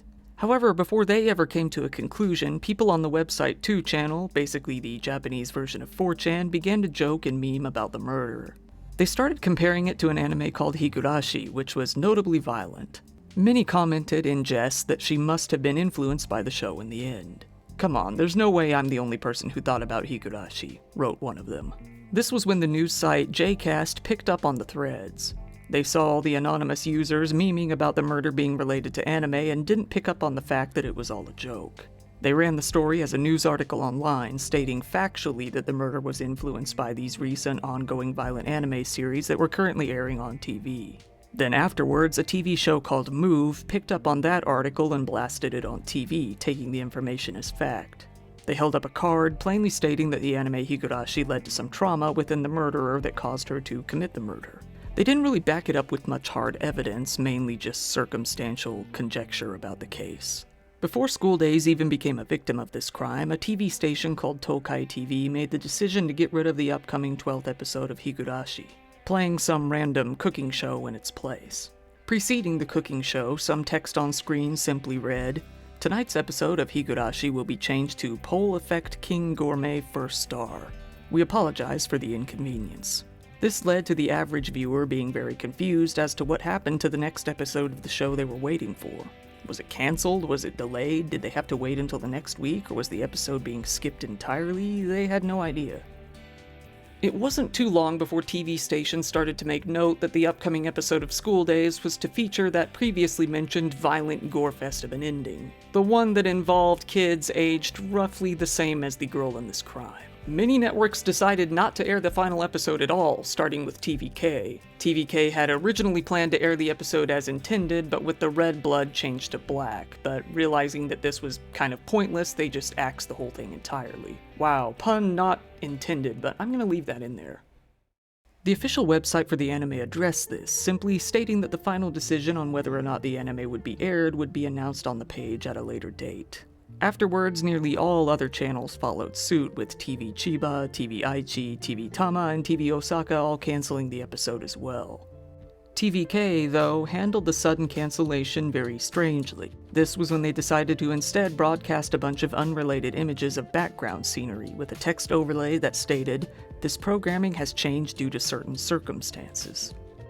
People all over the internet exploded in anger. Not only was this limited to 2channel where the whole thing started, but it spread out to the rest of the Japanese as well, and eventually to the international side of the internet. People were really waiting to see this finale, and to hear that it was cancelled because of a crime case that may or may not have even been involved in the slightest, people were pretty annoyed. This was probably made all the more worse, and maybe even sort of insulting, by the way they handled the abrupt cancellation of the show.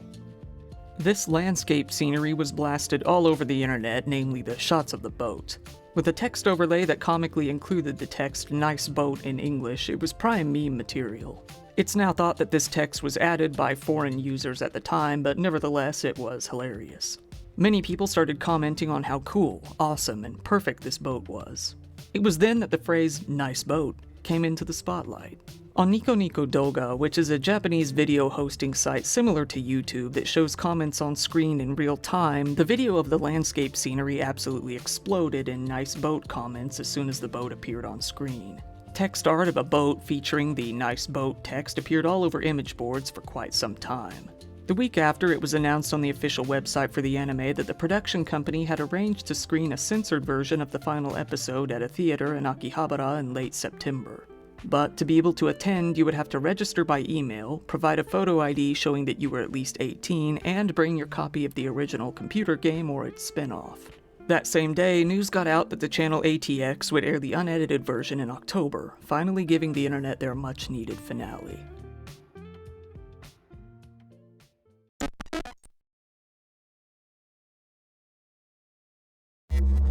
Oftentimes, we hear about what happens to childhood actors once they get older, and usually it involves drugs, alcohol, scandals, or failure of some sort. But how often is it really that one of them simply vanishes off of the face of the earth with nothing but success on their resume and no scandals whatsoever under their belt? This is one of those rare cases. This is the story of Joseph David Wolfgang Pichler. Joe was born on Valentine's Day, February 14th, back in 1987 in Bremerton, Washington. He was the fourth of 5 children, but he wanted to be a little different. He wanted to be a child actor. Setting out to do just that, he immediately had some success. After doing some auditions, he got roles in about 6 videos and commercials nearby in Seattle. Given that things were looking pretty promising, his family decided to look into the next step. In support of this endeavor, his parents decided to move out with him to Los Angeles to see how an acting career might play out. It wasn't too long before he got some very 90s gigs, such as guest starring on an episode of Touched by an Angel in 1998. He also got a role in Music from Another Room and Varsity Blues, playing James Vanderbeek's on-screen brother. Joe's most well-known roles in any movies would come to be in the Beethoven series. Beethoven was one of the many pet movies of the 90s, featuring a happy family with some sort of sometimes talking animal as the main draw. Beethoven was about a St. Bernard puppy that quickly grew into a massive dog and caused a lot of comedic strain on his family. Joe got his role in both the 3rd and 4th movie in the series in 2000 and 2001, playing Brennan, one of the main characters in the movie. Joe was treated well enough that he even got his own trailer while working on these movies, but it didn't really go to his head. The people who talked to him said that he was pretty grounded, not really taking things to an excess. In an interview with the media, speaking about the roles he wanted, Joe said, "I've said no to sex and drugs. I don't want to get typecast. I'd much rather do movies than TV. I like the whole atmosphere of changing characters and meeting new people." Even though Joe was only 14 years old by this point, he had already been acting in various roles for 10 years. He debated on playing in serious or comedic roles, but felt that serious movies might give him a better chance of getting an Oscar one day. However, Joe's career wouldn't go on much longer. His last appearance in a film would be in 2002 in an independent drama called Children on Their Birthdays. After that point, Joe's life would change fairly dramatically. Joe's family, especially his mother Kathy, started to feel like he eventually deserved a regular childhood at some point. She wanted him to experience going to school, getting some friends, having a part-time job, and really just having his own coming-of-age moments rather than simply acting them out for movies. Joe wasn't really happy with it, but he agreed to do it regardless. He packed up, took a break from working in Hollywood, and went back home to live with his family in Bremerton. Kathy later said, "I just wanted him to have some normalcy in his life. He's a good boy and took it well, but he wasn't really happy about it." After having only lived as a child actor up until this point, Joe abruptly began to live just like any other teenager. He went to high school, got braces, and made some friends, all while staying out of the limelight. This all continued until he graduated from Bremerton High School in 2005. For the time being, he accepted a job as a telephone technician at a company called Teletech nearby. Joe still wanted to go back to Hollywood. In fact, he said that he was only waiting a year for his braces to come off before heading back out. Around this time, when he turned 18, he got a pretty significant amount of money from a trust fund. This gave him a bit of extra funds to move out. He got his own place across town from where his parents, his older sister Samantha, and his younger brother Matthew lived. He still came out to see them pretty regularly, though. Joe lived life pretty much like any other 18-year-old with their own place. He started to experiment with drugs and alcohol from time to time, but he never really did go into an excess due to wanting to get back into acting at some point. He ate a bunch of Mexican food, hung out at Jack in the Box, and played with his pet guinea pig. All seemed pretty normal. But it was anything but that. Along came the day of January 5th, 2006. This would be the last time anyone would ever hear from Joe. Joe spent the whole night playing cards with a friend, but this friend eventually went home. All was quiet until about 4:15 a.m. Joe called his friend, obviously very drunk and very upset about something. This friend said that Joe was on his cell phone, sobbing, drinking, and sounding fairly incoherent. It seems that either this friend couldn't gather exactly what he was upset about or has kept it to himself over the years. It was evident that Joe had noticed he was having a meltdown. He started to calm down and promised his friend that he would call him back in about an hour. He never did, though. It seems word got back to Joe's family as his mother Kathy decided it would be best to send her other son Matthew to go check on Joe and make sure everything was alright. Matthew went over to Joe's place only to find his apartment completely unlocked with all the lights left on, something very out of character for Joe to do. Matthew waited an hour for Joe to come back, hoping that he had merely stepped out for a moment and would be back at any time now. After a while, it started to become more and more evident that this was not the case. The whole situation was odd enough that Kathy came out to check for herself that evening, seeing the same peculiar scene that her son did. Not only was the apartment left open, but Joe was also a pretty avid collector of Magic the Gathering cards. His card books were left open, and it was clear that the particularly valuable ones were missing. It was around this time that they realized that time was of the essence and they needed to report Joe missing. They worried if some sort of foul play may have taken place, given the strange way that his apartment had been left open. A few days came and went without any news. Joe never contacted anyone again, never came back to his place, and never showed up back in Hollywood. That is, until the police made a discovery. They found Joe's abandoned car near a body of water in a place called Port Madison Narrows, which also seems to be called Port Madison Bay. It's an area on the western shore of Puget Sound in western Washington. Joe's silver 2005 Toyota Corolla was found on January 9th, 4 days after he had gone missing.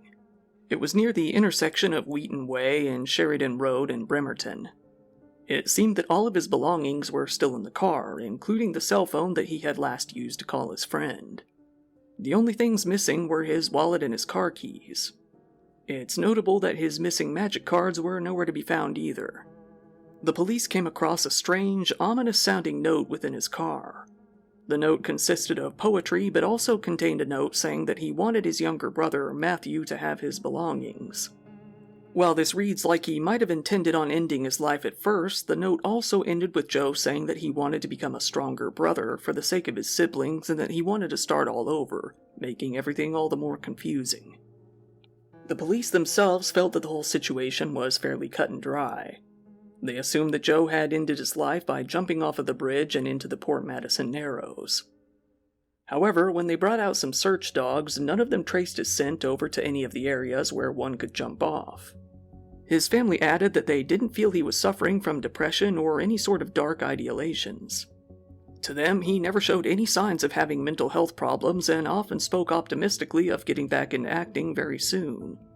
They were much more concerned that he had met with foul play of some sort. Joe's family told the police of what they had found previously, the unlocked apartment with the lights on and the missing valuables. The police didn't really have much to tell them, still feeling that all the signs pointed to Joe having ended his own life. A detective even called Kathy and told her as such. But they never did find a body, and the scent dogs weren't able to trace where he might have gone. Even so, the police detective told Kathy, "I don't know how to say this to you without sounding really bad, but basically I think your son's dead, and it could take months for him to show up in the water." Days came and went, and this soon turned into weeks. 2 weeks after Joe originally went missing, his family did an interview with the media. His sister felt that he was still alive, feeling that he might now be too embarrassed to come home due to the way in which he left. She said, "He's probably too embarrassed to come home." Joe's younger brother Matthew, who first ventured out to his apartment, said, "In the worst-case scenario, if anything, it's foul play, but not suicide. He left that note saying he wanted to start over." Kathy herself felt, or possibly hoped, that Joe was still alive as well.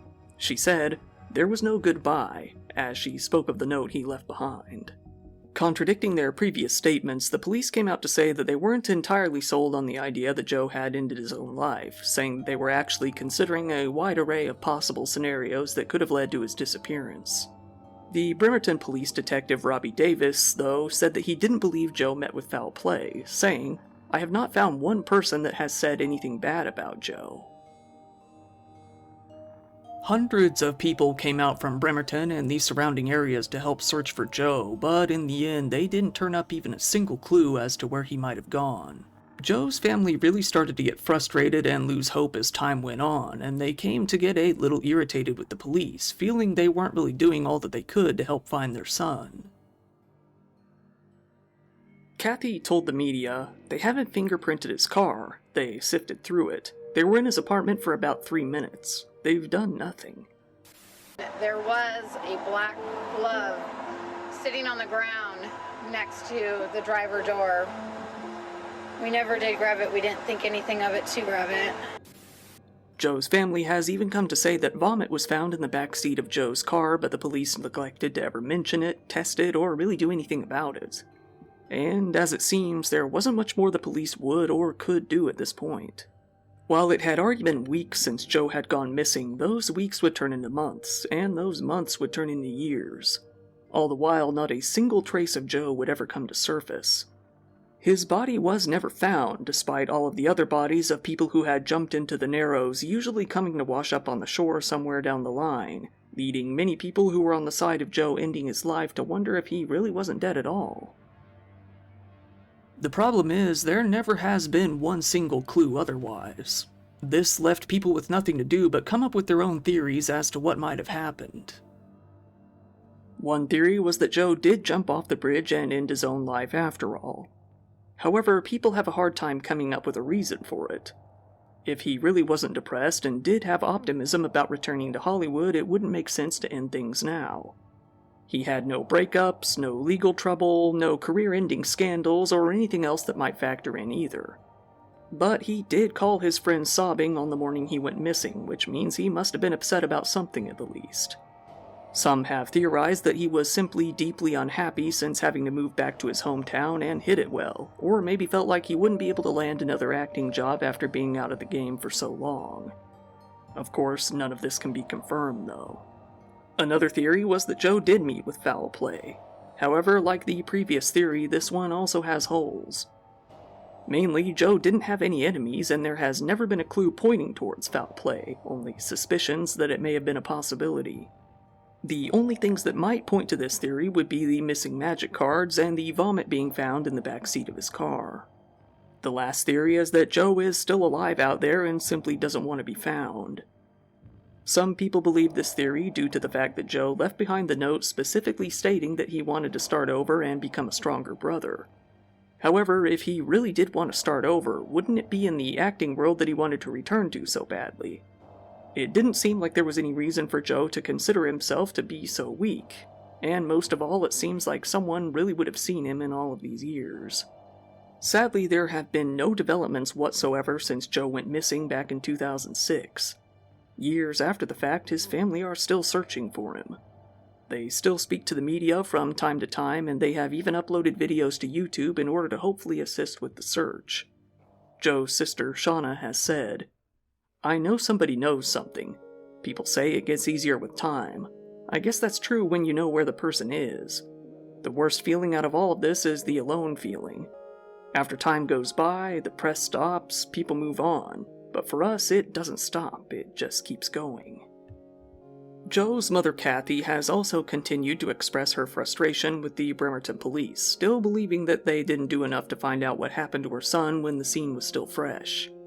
In 2011, she wrote this on the Surviving Parents Coalition website.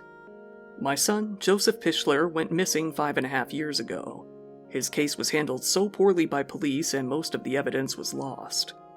Their mistakes were because local police didn't know the correct procedures for missing children/persons. Joseph is not a runaway. That's the only thing I know for sure about his disappearance. After nearly 6 years, we still have no resolution.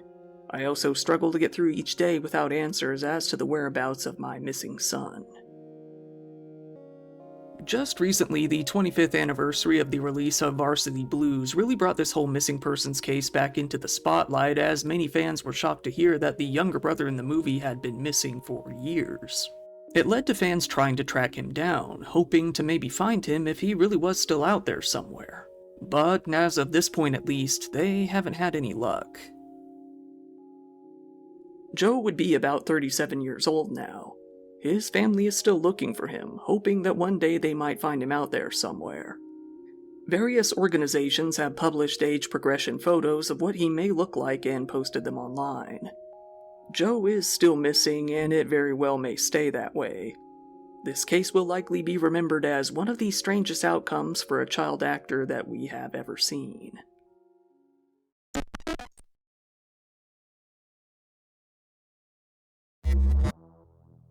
Oftentimes, when we think about the way that child actors turn out, we picture, Hollywood child lovers or greedy parents being at fault for the way that they inevitably turn out.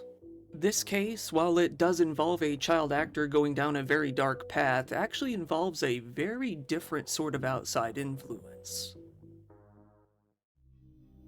The subject of today's story is an actor with many different roles under his belt, Johnny Lewis. Johnny grew up in various different neighborhoods of Los Angeles, such as in North Hollywood and Sherman Oaks. He was the second out of 3 children born to his parents, Michael and Devona. While it has been said that Johnny was raised in a Jewish-oriented household, his parents were actually practicing Scientologists. This might have helped him break into acting. Johnny's mom started taking him to various auditions when he was about 6 years old. A year later, he got his first role, taking part in an elevator safety video with an animated raccoon. After that, he started getting more spots in commercials, like one for Pizza Hut and another for Coca-Cola. As he grew into his teens, he started getting better and better roles, appearing on shows like Seventh Heaven. He even acted as one of the cadets on Malcolm in the Middle and as Drake's drummer on Drake and Josh.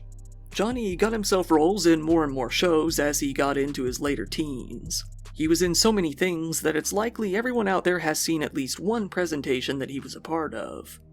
Boston Public, The Guardian, American Dreams, Raise Your Voice, Underclassmen, you name it. He was a major part of the Fox sitcom Quintuplets and even acted on The OC and was in the 5th season of Smallville to boot. Once Johnny finished school at 18, he decided to fully dedicate himself to acting. Having a little bit of money saved up, he decided to move out of his parents' house and go straight to Hollywood. There he lived with a bunch of actors in a place called the Wilton Hilton, a place widely known to those in the entertainment industry. For a time, Johnny continued practicing Scientology with his parents. His parents were no ordinary Scientologists, they were of the highest rank in the entire church. They called this rank Operating Thetan Level 8. According to L. Ron Hubbard, this level contains people who have, quote, knowing and willing cause over life, thought, matter, energy, space, and time.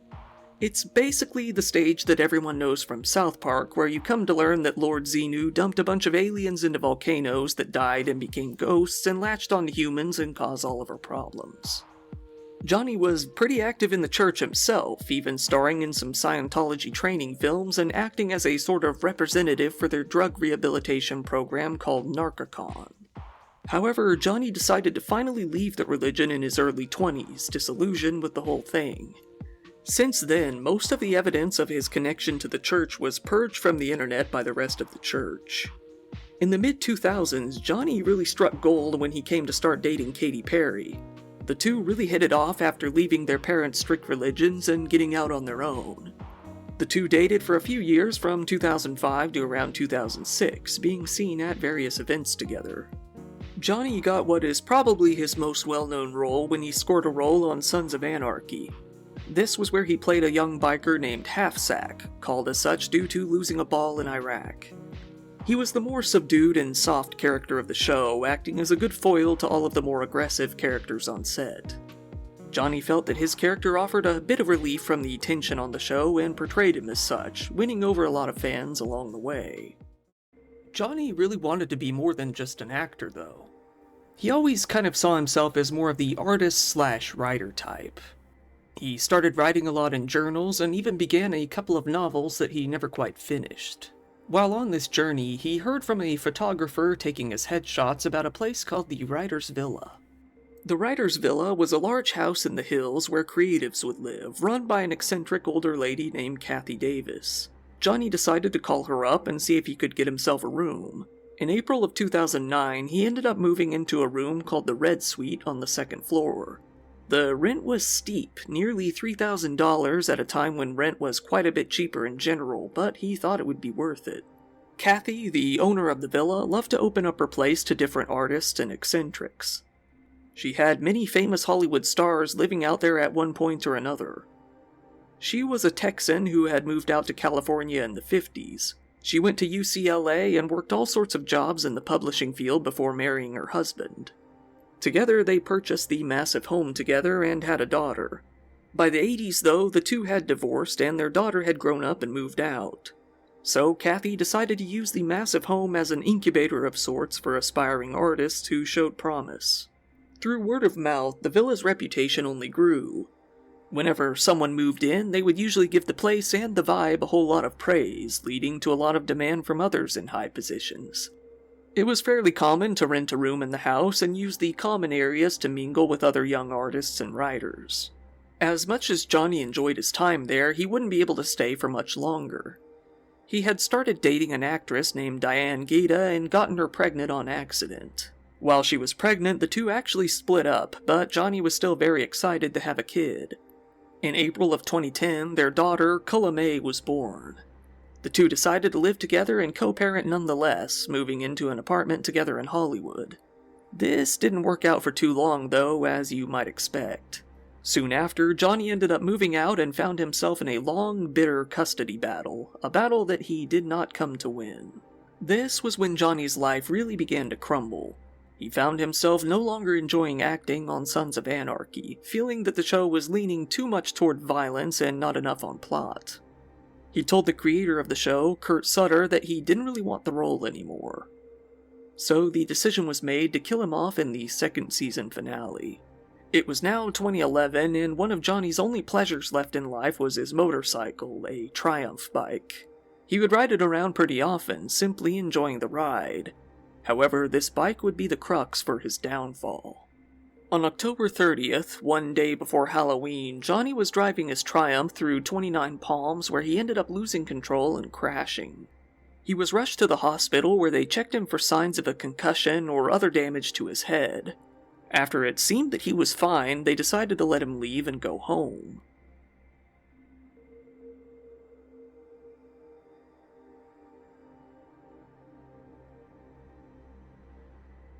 Johnny's father, Michael, though, felt that this was a big mistake. Immediately, he came to notice that Johnny's behavior was getting more and more strange. He urged Johnny to get an MRI done, even scheduling appointments for him twice, but Johnny always refused to go to them. He then tried to get Johnny into some sort of psychiatric treatment instead, but again he refused. All the while, Johnny's behavior was getting more erratic and strange as time went on. It wasn't only his father who noticed, but also his friends as well. One friend, who took an acting class with him, noticed that he had changed pretty drastically. For instance, he kept speaking in what sounded like a bad British accent, but didn't seem to notice it himself. When this friend asked him what he was doing, Johnny acted like he hadn't noticed and simply shrugged it off. For now, his behavior, while indeed weird, was relatively harmless. Johnny went on to star in his final 2 roles, acting in a movie called Magic Valley in 2011 and then in another called $186 to Freedom. He would never act again. This was because Johnny began to see himself getting into some trouble with the law. He went on to get arrested 3 different times in 2011 and 2012. One morning, Johnny was hanging out in the condo that he had previously bought for his parents. While his mom cooked him breakfast, he decided to go out and take a walk in his pajamas. As he walked past another one of the condos, he thought that he heard someone screaming for help. He broke into the place to see what was going wrong, only to see that the unit was empty. 2 men soon showed up and demanded that he leave. Johnny then picked up an empty bottle and cracked each one of them over the head with it. A huge fight broke out that spilled out onto the walkway. Johnny bit one of the men on the arm as he tried to get away, but the 2 managed to hold him down until the police showed up. While Johnny claimed that he was acting in self-defense, he had in reality broken into their home and lashed out violently when told to leave. He was charged with trespassing, burglary, and assault with a deadly weapon. After, he was sent to the Twin Towers jail in LA. He was only there for 3 days before he lashed out again, this time being confined to a psychiatric ward. His father then bailed him out after about 8 days in custody. Johnny came back to his parents' house completely in shambles, complete with a swollen face and 2 black eyes. His older sister said that he acted very much like a wounded animal, refusing to let anyone get near him and even keeping all the lights off in the house.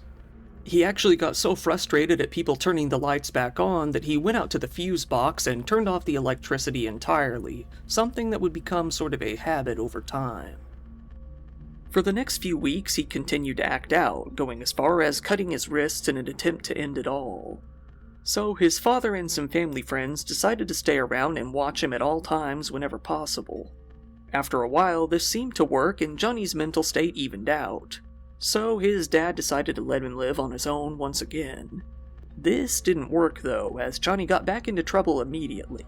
Right after going to live on his own, he was arrested once again for sucker punching a man at a yogurt shop. He was then once again bailed out. Then, only a few days later, he was sent to the hospital for hypothermia after walking fully clothed into the ocean. Soon after, Johnny was arrested once again, this time for trying to break into a random woman's apartment he said he thought was his friend's place. He pled no contest in that case and was released on bail once again. His probation officer said that, due to his repeated problems in such a short time, he was concerned not only for Johnny's well-being, but also for the community at large as long as he was free. He said that it was pretty clear that Johnny not only had some mental problems, but believed he also had some sort of drug or alcohol problem as well. All the while, Johnny's psychological state was getting worse rather than better.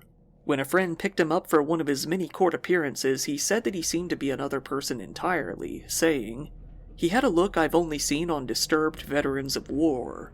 His memory was scattered. He vacillated between basic lucid conversation and incoherence." Johnny's family and his lawyers did all they could to argue that he should go to rehab for marijuana addiction rather than going on to trial. Johnny himself actually fully understood that this was ridiculous and even laughed about it with friends privately. His counselors felt that this was pretty dumb as well, pushing for him to go for alcohol dependency instead. It was then decided that Johnny would spend a couple of days in jail before probably heading off to rehab. However, this didn't happen and it actually took months for him to get out. During that time, his mental state only worsened as he simply waited in a jail cell day after day after day. Johnny was sent to the Ridgeview Ranch in Altadena for group sessions while still being in jail. While in rehab, it didn't seem that Johnny had a substance abuse problem at all after all. So his doctors would go on to prescribe him Zyprexa and Abilify, drugs commonly used to treat schizophrenia and bipolar disorder. He refused to take the medication though, instead hiding them under his tongue and spitting them out later. The biggest problem was that Johnny never really did get an official diagnosis, so nobody was really equipped to deal with his problems. His father said, "We got the motorcycle head injury, that he's been beaten in the head 17 times. Then when he's in jail, he's pounding his own head against the concrete and attempting to leap from the second-story pier. Then you have the doctor's own diagnosis of brain trauma, and that's just the stuff we know about." After a few months in jail, it appeared that Johnny's state was actually improving, but that was unfortunately not going to be the case for too long. Due to overcrowding in the jails, he was eventually released on September 21st, 2012. Everything would then come crashing down around him shortly after. Once Johnny got out, he checked himself into the Los Feliz Hotel in Atwater Village. A few days later, his dad came out to help him buy some new clothes before taking him out to the valley to pick up his bike so he could get mobile again. Johnny, wanting to return to a place that gave him some semblance of peace, asked his dad if he could call the writer's villa and see if there were any rooms available. His father thought that this might be a good move, saying, "This is a place he was familiar with, and they will give him a lot of love." Kathy Davis was happy to have him back, even preparing his old room for his return. Johnny moved back in and settled fairly quickly. The next day, his father called to check in, only for Johnny to say, "I'm busy, what do you want?" and telling him that he would talk later before hanging up. September 26, 2012. The night before, Johnny had actually returned to old habits and gone out to the fuse box, disabling all of the electricity in the entire villa. Due to this, Kathy scolded him for a bit, warning him not to do that again. It's likely that this incident was still fresh on Johnny's mind, and in a complete fury, he decided to confront her about it. Johnny picked up a hammer from the house and made his way up to Kathy's room, where she was caught off guard, no idea that anything was going on. He began to punch her over and over again. It's believed that he then used the hammer, knocking her down to the ground before strangling her with his bare hands. It's believed that he stomped on her head afterward, and then he picked up a mechanical pencil and stabbed her in the face multiple times. Later reports said of the attack, he fractured her entire skull and obliterated the left side of her face, leaving her brain exposed. Brain and tissue matter seen on the floor around her. Her face is covered in blood, her nose is split down the middle, and her upper jaw is split open. Then, while still in a frenzy, Johnny picked up Kathy's beloved cat and killed it in much the same manner, before throwing it into the shower and finally leaving her room. One of Johnny's neighbors, who he had previously introduced himself to, was happy to see him. After all, he seemed like a nice enough young man. But he noticed that he saw Johnny pacing up and down the sidewalk on the corner of the villa wearing nothing but jeans and shoes while sweating profusely. There was a painter on the other side of the fence, painting the wall of this neighbor's house. Seeing this, Johnny randomly hopped the fence and abruptly assaulted him, going as far as hitting him with a 2x4 lying nearby. Johnny's neighbor heard his wife frantically calling for him, coming out to see Johnny beating the life out of the painter. He yelled for Johnny to stop, to which Johnny stood up and decked him in the face as well. The 70-year-old man stood back up and clocked Johnny back across the temple. He was surprised to see that the crazed young man didn't even flinch in the least.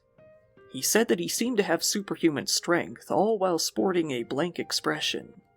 During that time, both the neighbor's wife and the painter were able to retreat back into the house. The neighbor soon followed, trying to slam the door behind him. But then Johnny reached his arm in through the crack of the door after him like some sort of horror movie. All three of them slammed on the door together until Johnny's arm hurt so badly that he finally pulled it out and left. He jumped the fence once again, this time returning to the villa. The three then locked up their whole house and called the police. Other neighbors had called the police as well after hearing Kathy screaming previously. Johnny could hear the police coming. He made his way up to the roof of the villa, where he felt he could jump away and make his escape. As you might expect, this didn't work. Either he tried to jump over the fence, or he simply fell. Either way, he came slamming down 15 feet to the pavement on the ground, landing on his head and crushing the left side of his skull. He died instantly. The police arrived very shortly after, first seeing Johnny lying lifeless in the driveway. The scene they would come across inside was even more gruesome. While the first floor was clean, they noticed a hammer clearly covered in blood. Making their way upstairs, they came upon the grisly scene of Kathy and her cat. At first glance, they thought that Johnny was merely another victim, but they soon came to realize that he had either jumped or fallen off of the roof shortly before they arrived. Hearing from the neighbors and seeing the scene, they felt that there was no other explanation other than that Johnny had probably been using some fairly hard drugs. The tabloids then picked up on this and reported it as well. Little did they know this was actually far from the case. After an autopsy was performed, it was shown that Johnny had absolutely no drugs or alcohol in his system at all when any of this happened. He didn't even show positive for any prescription medication or weed, just nothing at all. There was also no sign that he jumped off of the roof intentionally, with the pattern of injury being much more consistent with a fall. It was ruled that his death was accidental. After news of the murder broke, everyone who knew Johnny was left stunned. They knew he had gotten into fights before, but they hoped it wouldn't reach this level. Some of them, though, weren't at all surprised. The creator of Sons of Anarchy, Kurt Sutter, was one of the first to speak out about the whole thing. He tweeted, "It was a tragic end for an extremely talented guy who unfortunately had lost his way. I wish I could say that I was shocked by the events last night, but I was not. I am deeply sorry that an innocent life had to be thrown into his destructive path. Yes, it's a day of mourning, but it's also a day of awareness and gratitude. Sadly, some of us carry the message by dying." Katy Perry, hearing about her ex-boyfriend doing something like this with no bad blood between them, was left shocked and devastated, not really giving much of a response beyond that. Katie's best friend, Shannon Woodward, did tweet out, saying, "Johnny Lewis, I love you deeply and madly and always. My heart is broken into a million little pieces. Johnny Lewis was one of my best friends. He was very, very ill. His actions were a despicable result of that. It was not who he was." In the years since Johnny's death, his parents have seemed to return to life as normal. Michael continues to be a very big player in the Church of Scientology, shown smiling happy with various awards at different events. There was someone who wasn't quite so happy with him, though. Johnny's ex, the mother of his child Diane, now named Diane Marshall Green after a different marriage, had beef with him. Rather than their child, Culla, being the heir to Johnny's estate, it seemed that everything had actually gone to his father. Even after paternity was proven without a shadow of a doubt, Michael still refused to see the child as an heir. While Johnny only had about $41,000 of his acting money left by the time he died, Diane wanted it. Johnny, throughout all of his trouble, had failed to pay about $37,000 in child support. Even so, Michael refused to hand it over, so Diane decided to sue him. It's unclear if this lawsuit has ever been resolved, but it's likely that Johnny's parents have some of those top-dollar, rabid Scientology lawyers. Now, Johnny is mainly remembered as another tragic tale of a child actor losing their mind in adulthood. Although this time it wasn't so much related to the industry as it was to a head injury and undiagnosed mental issues. Now it's hard to look back on any of his projects without remembering his end, and in turn, the murder of Kathy Davis and her pet.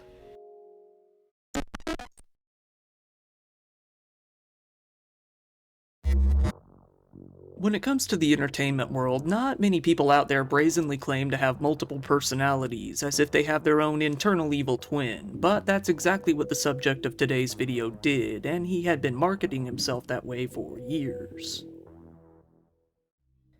Here we have the story of a man who would come to be known for his music, born as Jamel Demons. Jamel was born on May 1st, 1999 in Clifford, Florida, where he grew up with his single mother, Jamie Demons King.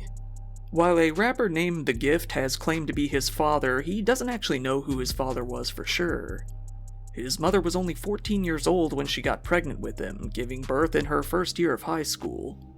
It goes without saying that her finances were stretched pretty thin originally, struggling to pay for even the most basic necessities. Even so, in 2007, she gave birth to Jamel's younger brother as well. Jamel joined his local branch of the Bloods when he was still very young. Joining a gang of that caliber, it was only a matter of time until he started getting into some trouble. Shortly after he began uploading some music to SoundCloud when he was 15 years old, he got hit with his first arrest. For reasons unknown, Jamel decided to pull out a semi-automatic gun and open fire on 3 students outside of Vero Beach High School. He was arrested and convicted of aggravated battery, discharging a firearm in public, and 2 counts of aggravated assault. Luckily, none of the 3 students died, and Jamel was carted off to juvenile court. While locked up, Jamel woke up one day with the lyrics to what would become his biggest song, Murder on My Mind, playing through his head. He memorized the song by rapping it to himself over and over. His cellmates came to like it too, with some of them even giving him some commissary food to get him to perform it and kill some time. Somehow, despite the ongoing school shooting issue, Jamel ended up only getting about 1 year in jail for that offense and was then let free on probation. As soon as he got out, he went home and recorded Murder on My Mind and uploaded it to both SoundCloud and YouTube. He immediately received praise for his music, which is a melodic mix of singing and rap. Reviewers said that his vocals were, quote, a mix of bright harmonies slathered in grit and soulful lovesick ballads. In 2016, Jamel started going by the stage name YNW Melly, with YNW meaning Young World. We'll be referring to him as Melly from here on out. More people would come to join this YNW world, such as Melly's younger brother B-Slime, Melly's 2 best friends, Sack Chaser and Juvie, and one more friend who went by Bortland. They felt like they were on top of the world. That feeling wouldn't last too long for Melly, though, as he went on to violate his probation in less than a year. He was arrested and sent back to jail once again. However, it seems like being in jail was the time when he really cooked. While in jail, Melly's ongoing project was released, an EP called Collect Call, which featured a number of songs with collabs from all sorts of rappers. When the whole thing was uploaded to YouTube, the collective views were in the millions. In March of 2018, Melly was released once again, but as you might guess, it was only a matter of months before he was arrested once again. This time in June, he was arrested for possession of marijuana, possession of a firearm by a convicted felon, and possession of other drug paraphernalia. But again, he got out of jail and came out with his debut mixtape, called I Am You, in August of 2018, which was another huge hit. Melly's music was actually quite the surprise to people who knew him. In person, he was actually pretty jolly. He smiled, cracked jokes all the time, and even had an immature sense of humor. However, these lyrics really showed a completely different side to him. While the lyrics probably aren't too much of a shock to us, seeing his violent record and all, to those who knew him, it was pretty shocking and didn't really mesh well with his personality. In various interviews, Melly would say that this was all due to something that a lot of edgy creators claim to have, multiple personality disorder. Melly seems to see the disorder as how it is portrayed on TV, where you literally have multiple completely different people sharing one body, different people that communicate with each other and play off of each other. Multiple personality disorder is now called dissociative identity disorder after decades of research has shown that it doesn't really work like that. Most psychologists can't even come to an agreement on a hard definition of DID, and some don't even believe it exists at all. The majority seem to agree that the disorder more consists of a person having 2 or more completely different states, which is still pretty vague. Either way, it doesn't really work quite the way that a lot of people think it does. Melly, though, believed that he had specifically 6 different personalities with different names. He claims that one personality, Marcus, is just a normal person, basically. Melly is the one that is more carefree and happy, the one that his friends know. Then he says that Melvin, despite being the worst name ever for an evil side, is his darker personality. He says that Melvin is the personality that comes out whenever Melly needs to be protected. Hey, mixed personalities. He's That's bipolar. what I'm saying, yeah. Shit. I got mixed personality too, though. Like, damn, I relate. I really, like, I actually, like, relate to him. So I'm like, hell yeah. Well, you're not diagnosed with bipolar or anything like that. Yeah, I am. And, So you are bipolar. and ADHD. How many personalities do you have? 6. 6? Yeah. What are the 6? I can only reveal 3. Wait, why? Because the other 3 aren't going to be able to be released until next year. Oh, okay. You got Marcus, you got YNW Melly, the rapper, and you got Melvin. But Melvin just started rapping too. Melvin don't play no game for show. He on your ass. Melly, he just, he cool, he funny. Marcus, he the one like I be in disguise. Like if I got like the shades on and a hat, and you can't really tell who I am, and I'm doing some regular people shit, so I could just feel like, Melly would often say, "Melvin's not an alter ego, it's a person. I got mixed personalities, it's another person," saying that the rest of his personalities have not been revealed yet. While he hasn't claimed that he is actually diagnosed with DID, he does say that he has been diagnosed with both bipolar disorder and ADHD. Nobody at the time really questioned him when he talked about any of this, with the interviewers seeming to take it all at face value and users all over Twitter saying that the revelation gave them chills or left them traumatized. On January 3rd, 2019, Melly was once again arrested in Fort Myers for possession of marijuana. While incarcerated, he again released an album, this one being We All Shine, which had 16 tracks in total, including a collaboration with Kanye West, of all people. Melly and his best friends, Sack Chaser, aka Anthony Williams, and Juvie, aka Christopher Thomas Jr., had been very close ever since they were kids. They attended the same school growing up and even moved out to Miami together when they all became rappers. They spent most of their time together, even making numerous songs together, the majority of which have never even been released. They became very serious about their YNW crew, with Melly even tattooing his friends' names on his face and mentioning them by name in a number of his songs. Melly's YouTube channel showed videos of the 3 playing around and wrestling together, while Sack Chaser's Instagram showed pictures of himself with Melly, writing "Extra super proud of you" as the caption. Little did the public know, the bond between this seemingly tight-knit group of best friends hadn't been so strong behind the scenes for a while now. On the night of October 16th, 2018, Melly, Juvie, Sack Chaser, and Bortland, another member of the YNW group, were seen on security camera footage leaving the studio together in one vehicle. The 4 of them were driving out to the Florida Everglades together in Bortland's car, with Bortland himself driving, when he pulled the car to a stop close to a waste management plant on a fairly out-of-the-way street in Miramar, Florida. This is where the 2 members of the group in the back seat, Juvie and Sack Chaser, were shot dead. Bortland then slammed on the gas and drove Juvie and Sack Chaser out to the Memorial Hospital Miramar with a large number of gunshot wounds, but they were both too far gone. Both of them were pronounced dead upon arrival at the hospital. Originally, Melly and Bortland would tell the police and anyone who would listen that this was simply a drive-by shooting and that they had luckily gotten out alive, completely unscathed. At one point, they even told the police that Melly wasn't even in the car at all. The day after the shooting took place, Melly took to Instagram. He posted a picture of himself next to Sack Chaser and Juvie, writing, "They took my brothers from me over jealousy. I know y'all watching over me." It really isn't known what kind of jealousy that Melly was referring to when he wrote this.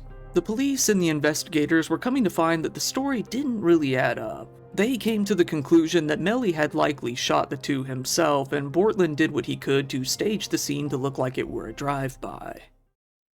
Surveillance footage from nearby cameras, phone data from the victims and survivors, DNA samples, blood spatter reports, and bullet casings all showed that both Melly and Bortland must have been in the car with the 2 at the time the murders happened, and that the bullets must have been fired from inside the car. Knowing that he was most likely going to be arrested anytime soon, Melly decided to turn himself in and get ahead of the bad press. After all, a lot of people online had already been under the assumption that he had killed his 2 best friends, and rumors were already spreading that he had been arrested up in Washington. On February 13th, 2019, he turned himself in at the police station. While doing so, he wrote this announcement on Instagram. "No, I did not get locked up in Washington, but I am turning myself in today. A couple months ago, I lost my 2 brothers by violence, and now the system wants to find justice. Unfortunately, a lot of rumors and lies are being said, but no worries. God is with me and my brother, Bortland, and we want y'all to remember it's a YNW family. I love you. On February 22nd, only a few weeks later, the police came to suspect that, in addition to those two homicides, Melly and Bortland were also very likely involved in the 2017 murder of an off-duty Indian River County Sheriff's Department deputy named Gary Chambliss in Gifford. Gary had been hit by a stray bullet originating from a fight about 200 meters from where he was standing one night, standing outside while visiting his family. Melly's chances of ever getting out were looking worse and worse by the day. With morbid curiosity giving his career a big boost, Melly really started raking in the views on Spotify, getting over 10 million listeners in March alone. The most streamed song of all was Murder on My Mind, due to the murder that Melly had written the song after the murders took place, when in reality it was written much earlier. While still in custody, in November, Melly's debut studio album was released, one titled Melly vs. Melvin. It hit number 8 on the Billboard Top 200, being a smash hit. One of the singles from the album even came to number 34 on the top 100 tracks. Later in the month, a music video where he collaborated with his friend, King Von, was also released, getting him even more attention. On April 2nd, 2020, while still in jail, Melly had his management post on his Twitter that he had tested positive for COVID. He was really hoping that this would get him an early release from jail due to health concerns. After all, 6ix9ine was released similarly due to asthma and bronchitis. Melly, though, wasn't so lucky. 12 days later, his motion was denied. Melly was released from jail a few months later in June of 2020 on an $180,000 bond and placed into house arrest. Bortland was also released on bond with an ankle monitor. Melly was only allowed to leave his place for work-related outings, but he broke that rule fairly quickly. In less than a year later, in April of 2021, he was charged with a probation violation and arrested once again after it was found that he was leaving home to go to bars and strip clubs. While his career was looking pretty promising, his chances at freedom were anything but. Melly's trial for double murder started on March 7th, 2022. However, much like many other trials around this time, it was delayed. It was now all set for May 23rd, 2022, but once again it was hit with yet another delay and finally settled on June 6th, 2022. The trial finally started on that date. Originally, it was highly suspected that Melly was going to be hit with the death penalty, but that was still up for debate. Eventually, the decision was made not to hit him with capital punishment, but months later, this too was overturned and the decision was once again left on the table. His lawyers attempted to get this decision thrown out as well, but they were unsuccessful. With the trial still going absolutely nowhere, Melly's lawyers pushed for a speedy trial option. The jury selection started on April 11th, 2023, and the real meat of the trial began on June 12th. The prosecution started by showing all of the previously mentioned evidence that pointed toward Melly and Bortland staging and carrying out the murder. The amount of evidence shown was pretty overwhelming. Police and hospital staff were also brought in to give their stories and place the events on the timeline. One message that Melly received on Instagram was shown to the court, one where he was asked, "Yo homie, you good? Let me know something," after the shooting, and he responded with, "I did that. Shh." Melly still fully intended to plead not guilty, with his lawyer stating that he simply had no reason to murder his friends. The lawyer said that the investigation was both incomplete and incompetently performed. However, Bortland's attorney wasn't really about sticking together. He said that the evidence showed that his client never fired a weapon, being that he was the driver, saying that all of the shooting was done by Melly. During the trial, Melly's claims of multiple personalities went viral as various clips of his interviews began to circulate around Twitter. People really reacted to it in a good variety of ways. Some found the revelations stupid at best and kind of lying at worst, while others felt that it excused or at least explained his behavior. His claims were faced with much more scrutiny when he claimed that he and Melvin each got 12 hours a day, with Melvin coming out at night and Melly coming out during the day. Given that DID doesn't really work like this and is nowhere near this clean and even, a majority of people began to doubt that he even had the disorder at all at this point. While Melly and his lawyers continued to argue that the attack was a drive-by shooting, the prosecution disagreed. They showed evidence that the fatal shots had come from the front passenger seat. They believed that Bortland and Melly planned and carried out the murder before exiting the car and rearranging the scene to look like a drive-by. They said that Melly then left the scene and Bortland drove the other two to the hospital alone. However, there was still one question left behind that had everyone divided. Why would Melly kill his best friends in the first place? Well, Sack Chaser's own father strongly feels that he knows the answer. Christopher Thomas Sr. says that Melly, Sack Chaser, and Juvie had all been in talks to sell the Y&W brand for marketing and licensing all over the world. Given that all three of them co-founded and owned the brand together, they were each going to get a third of the money, which would be hundreds of thousands of dollars. The three had previously already been arguing about the money, with Melly insisting that he be the only one to get paid, given that he was the most famous and well-known of the group anyway. With all of this coming to be known, it wasn't too hard to find the motive. Melly hadn't even attended either of his friends' funerals, even after Sack Chaser's was delayed just so that he could be there. Even so, Sack Chaser's sister believed in Melly's innocence, posting "Free Melly" all over the internet. This divided the victim's family quite a bit, with Christopher Sr. saying, "They just got her brainwashed with the money. Just brainwashed to the fact that she's wishing the killer of her brother was free." He told news outlets that he believed the death penalty would be the appropriate sentence, saying, "I have no sympathy for him." In hopes to get the death penalty, the prosecution argued that the murder was premeditated and carried out for the purpose of monetary gain. However, despite all of the evidence, the jury came to deliberate for over 14 hours, and in the end, they failed to come to a unanimous decision on what to do. With this, a mistrial was declared on July 22, 2023. Now, Melly is still in jail awaiting for his inevitable retrial. He applied for another bond so that he could gain some temporary freedom on September 22, 2023, but the Broward Circuit Judge, John Murphy, shot that proposition down. While Melly was told that the next trial would start in October of 2023, that didn't come to pass. Bortland had still been out on bond with an ankle monitor at this time. While he was out, he was doing all he could to stop anyone who knew about what had really happened from testifying. Once this was discovered, both he and Melly were charged with witness tampering. Bortland was thrown back into jail and the trial became that much more complicated. While Melly's whole ordeal doesn't seem to be bothering him too much, with him blowing kisses at onlookers as the police take him back and forth, his mom has taken it much harder. She still proclaims that he is innocent, feeling that the people trying to take him down are merely clout chasers. She claims that the stress of the ongoing legal debacle has already given her one heart attack and that she hasn't been in good health ever since. Melly's younger brother, B. Slime, continues to support his older brother while enjoying the bump in listeners that their association has given him. He posted a video when he released a new album, projecting a music video onto a car in the street as Melly banged on his jailhouse window as a sign of support. Y&W Melly still has a ton of fans, friends, and other celebrities supporting him and calling for his release to this day. They mainly feel that either A, the cops are out to get him, or that B, someone wants his money. Many of them still reiterate what the lawyers previously said, that Melly had no reason to kill his friends. Now, Melly's trial has been put on hold indefinitely.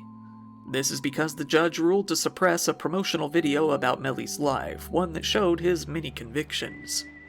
This caused the prosecutors to file an appeal, believing that knowing his character is an important factor in making a decision. Now, Melly is stuck in jail waiting for this deadlock to hopefully end one day. It seems that he may be getting another trial in October of 2025, but we'll have to see.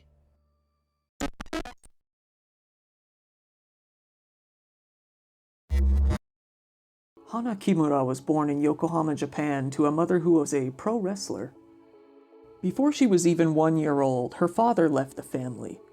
She claims that her father was Indonesian, making her half Indonesian, half Japanese.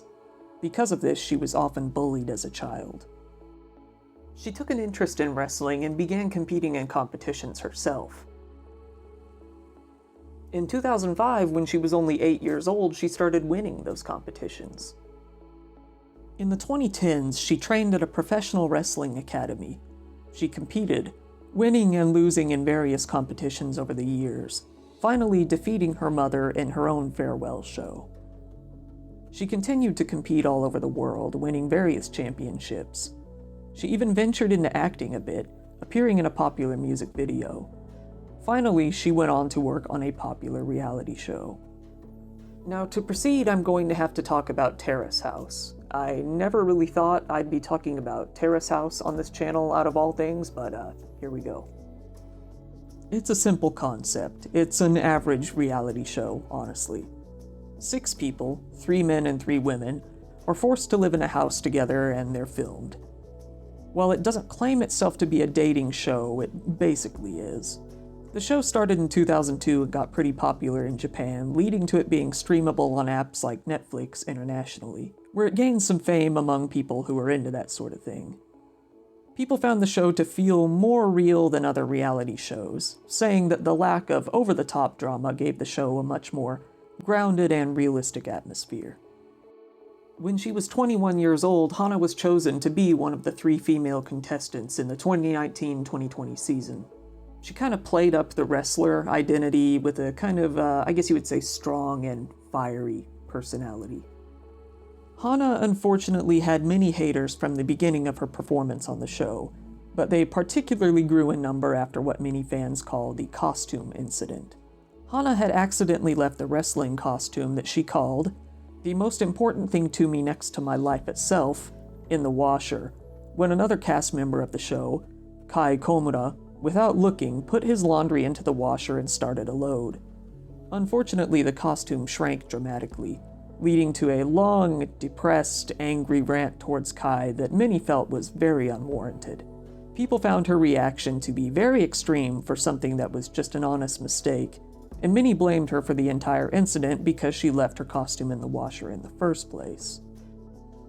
I'm going to show the incident here so you can see it for yourself. I'm probably going to have to shorten it and kind of distort it a little to prevent it from being copyright claimed, but this should give you a good feel. いや辛いのはすごいわかる。てめえがなんか言えよ。なんでずっと黙ってんの？あんたのせいでこうなってんの。お前が喋れよ。なんて言えばわかんない。今は本当にごめんしか言えない。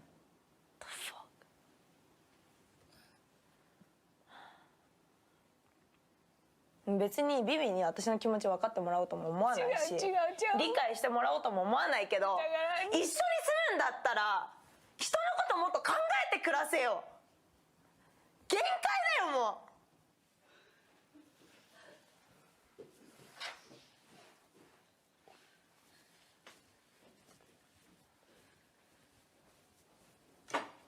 ふざけたこと喋ってんじゃねえよ。触んなよ。Hana seemingly had released all of her pent-up depression and anger at once. Kai gave his word that he would reimburse her for the costume and left Terrace House. Fans online exploded towards Hana, blaming her for the entire overblown incident, ironically making vastly overblown reactions themselves. You're ugly on both the inside and the outside. If you would be able to disappear quickly, that would be nice. After this, Hana began making posts hinting towards ending her life on social media, namely what looked like a splash of blood with "I'm sorry" imposed over it. Rather than realizing they've done enough, the commenters continued to push her, with tweets such as, "If you just disappear, we'd all be much happier, so please do so. Just hurry up and pass on. I'll say it one more time. Just hurry up and pass on." In order to deal with the storm of anger and trolling online, Hana posted an apology message in May, hoping to quell things a bit. Thinking that things would calm down after this and the incident was over, Hana moved on and continued participating in the show. In an episode on May the 12th, Hana appeared in cosplay and seemed to be enjoying herself. This was when a comedian at the studio, Ryota Yamasota, said to her on air, "Hana, even though you lost the thing most important to you next to your life, it seems like you're able to smile again," digging up the incident and reminding people once more. The next day, videos appeared on YouTube, which have since been deleted, of another cast member criticizing her for the incident once more. Hana responded, saying that it was 100% Kai's fault. Hana sent Kai a message, asking for that reimbursement money. He read it, but didn't respond. People felt that Hana had learned nothing from the incident and failed to reflect on it at all, which led to a second storm of which there was really no ending in sight. You lose the thing most important to you, then immediately you're on a date with some handsome guy laughing and smiling? I'm disgusted in you, one commenter would say. That second storm was the final straw.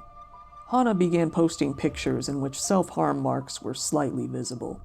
In a now-deleted tweet, she posted that she was being cyberbullied. Then, on May 22nd, Hana posted a photo with her cat, telling the cat to live a long and healthy life, and saying goodbye. Her fans noticed the severity of what she was posting and quickly commented, urging her not to do anything drastic. She then left a message for her family, saying, "I'm sorry, thank you for giving birth to me," and soon ended her life by releasing toxic gas into her room and covering her head with a plastic bag, which unfortunately is a common method in Japan. She passed away at the young age of 22. The scene was discovered when a note saying poison gas being generated was noticed on her front door. The staff for Terrace House posted a tweet saying that they were at a loss for words and that they would pray for Hana's family, and that the show would be delayed for the time being. Upon seeing this, many of the people who bullied Hana turned tail and ran away, quickly deleting their accounts and messages. Staff quickly pulled all episodes featuring Hana from all streaming services immediately, internationally. Hana's mother, Kyoko Kimura, soon revealed in Shukan Bunshun magazine that the costume incident and the resulting clash between Hana and Kai had actually been staged by producers of the show. Staff had really wanted her to play up the wrestling character, wanting her to be a more fierce and scary sort of stereotype. Before the costume incident, they had even told her that it would be okay if she slapped Kai in the face. However, she couldn't bring herself to do it, and simply knocked his hat off instead. Not only had the incident made her Twitter's current punching bag of the day, but she had lost trust in her staff and co-workers as well. Kai spoke out as well, saying that Hana had spoken to him on numerous occasions, concerned about a lot of the scripted actions that they were being forced to perform. He had been urged to act inappropriately with Hana on several occasions, even once being told that, "Just jumping on a trampoline is boring, why don't you grab her breast or something?" He refused and admitted that these sorts of suggestions were a daily occurrence. Hana's mother just wanted the world to know that her daughter was simply cast as a villain, and that she was actually a very kind person in reality. Slowly it was revealed that the show did indeed have at least a loose script, and that the staff actually had arranged the whole costume incident in the first place. They realized that the dirty, grittier portions of Terrace House always attracted the most views, and aimed to push the show in that direction whenever they could. Fuji TV was asked about the scripting of the show, to which they responded, "We don't know anything about it, we'll look into it." This immediately led to yet another storm, this time directed toward the staff of the show. Staff quickly posted an apology, noting that they had decided to cancel Terrace House 2019-2020 entirely. After the public realized that the show was scripted, maliciously, in fact, the show was canceled entirely for good. Only about a week and a half after Hana's death, other cast members of Terrace House posted a picture, partying together, drunkenly chowing on cake and laughing, collectively disgusting both Hana's family and fans across the world. The final 2 episodes of Hana's season of Terrace House were left completely unaired, becoming lost media. The Japanese government vowed to strengthen cyberbullying laws after national outcry from this incident. The police have opened up an inquiry to find the people who had been harassing Hana online. They've found over 1,200 messages by roughly 600 different accounts. Several people have been facing charges due to their harassment. One man had made about 200 accounts just to harass her with hundreds and hundreds of messages, simply saying that he wanted to get back at her for her outburst on the show. He had been one of the ones who had deleted his messages, but Hana had screenshotted them on her phone. He faces a fine of 1,000 to 10,000 yen, which is roughly $10 to $100. Another man was caught, simply saying that he was joining in on what he saw others doing online, and got away with only a 9,000 yen fine, $9. The public was outraged, saying that there's no justice, and demanding stricter laws to be put into place, of which that is now in discussion. On March the 31st of 2021, Kyoko, Hana's mother, launched a non-profit anti-bullying organization, which she called Remember Hana. So when it comes to online bullying, I'll let Hana speak for herself. びっくりした。見ちゃダメだよ。そうだよ。見ちゃった。なんかさ、思うのは何にもさ知らないわけじゃん。エミカちゃんのこと。そうそうね。なんか何も知らない人たちがさ、こう思うってさ言ってることってなんかあんま意味なくない？だって何も知らないんだよ。しかもさ、事実じゃないじゃん。だってさ、顔も見せないしさ、名前も言わずにさ、ネットを通して書いてんだよ。誰だっていいんだよ、だって悪口言ってる人。あれは考えちゃった、すごい。だって絶対エミカちゃんのことだけじゃないもん。そういうなんか一つのさどうでもいいことにさケチつける人ってさ全てに不満を持ってるんだけど、結局そういう自分が一番気に食わないだけだから。悪口でね。かっこいいわ。でも笑えてこない？なんかただそれを私たちの限りある人生の中でそういう顔も知らない名前も知らないネガティブなことを言ってくる人たちのことを考える時間がもったいなくない？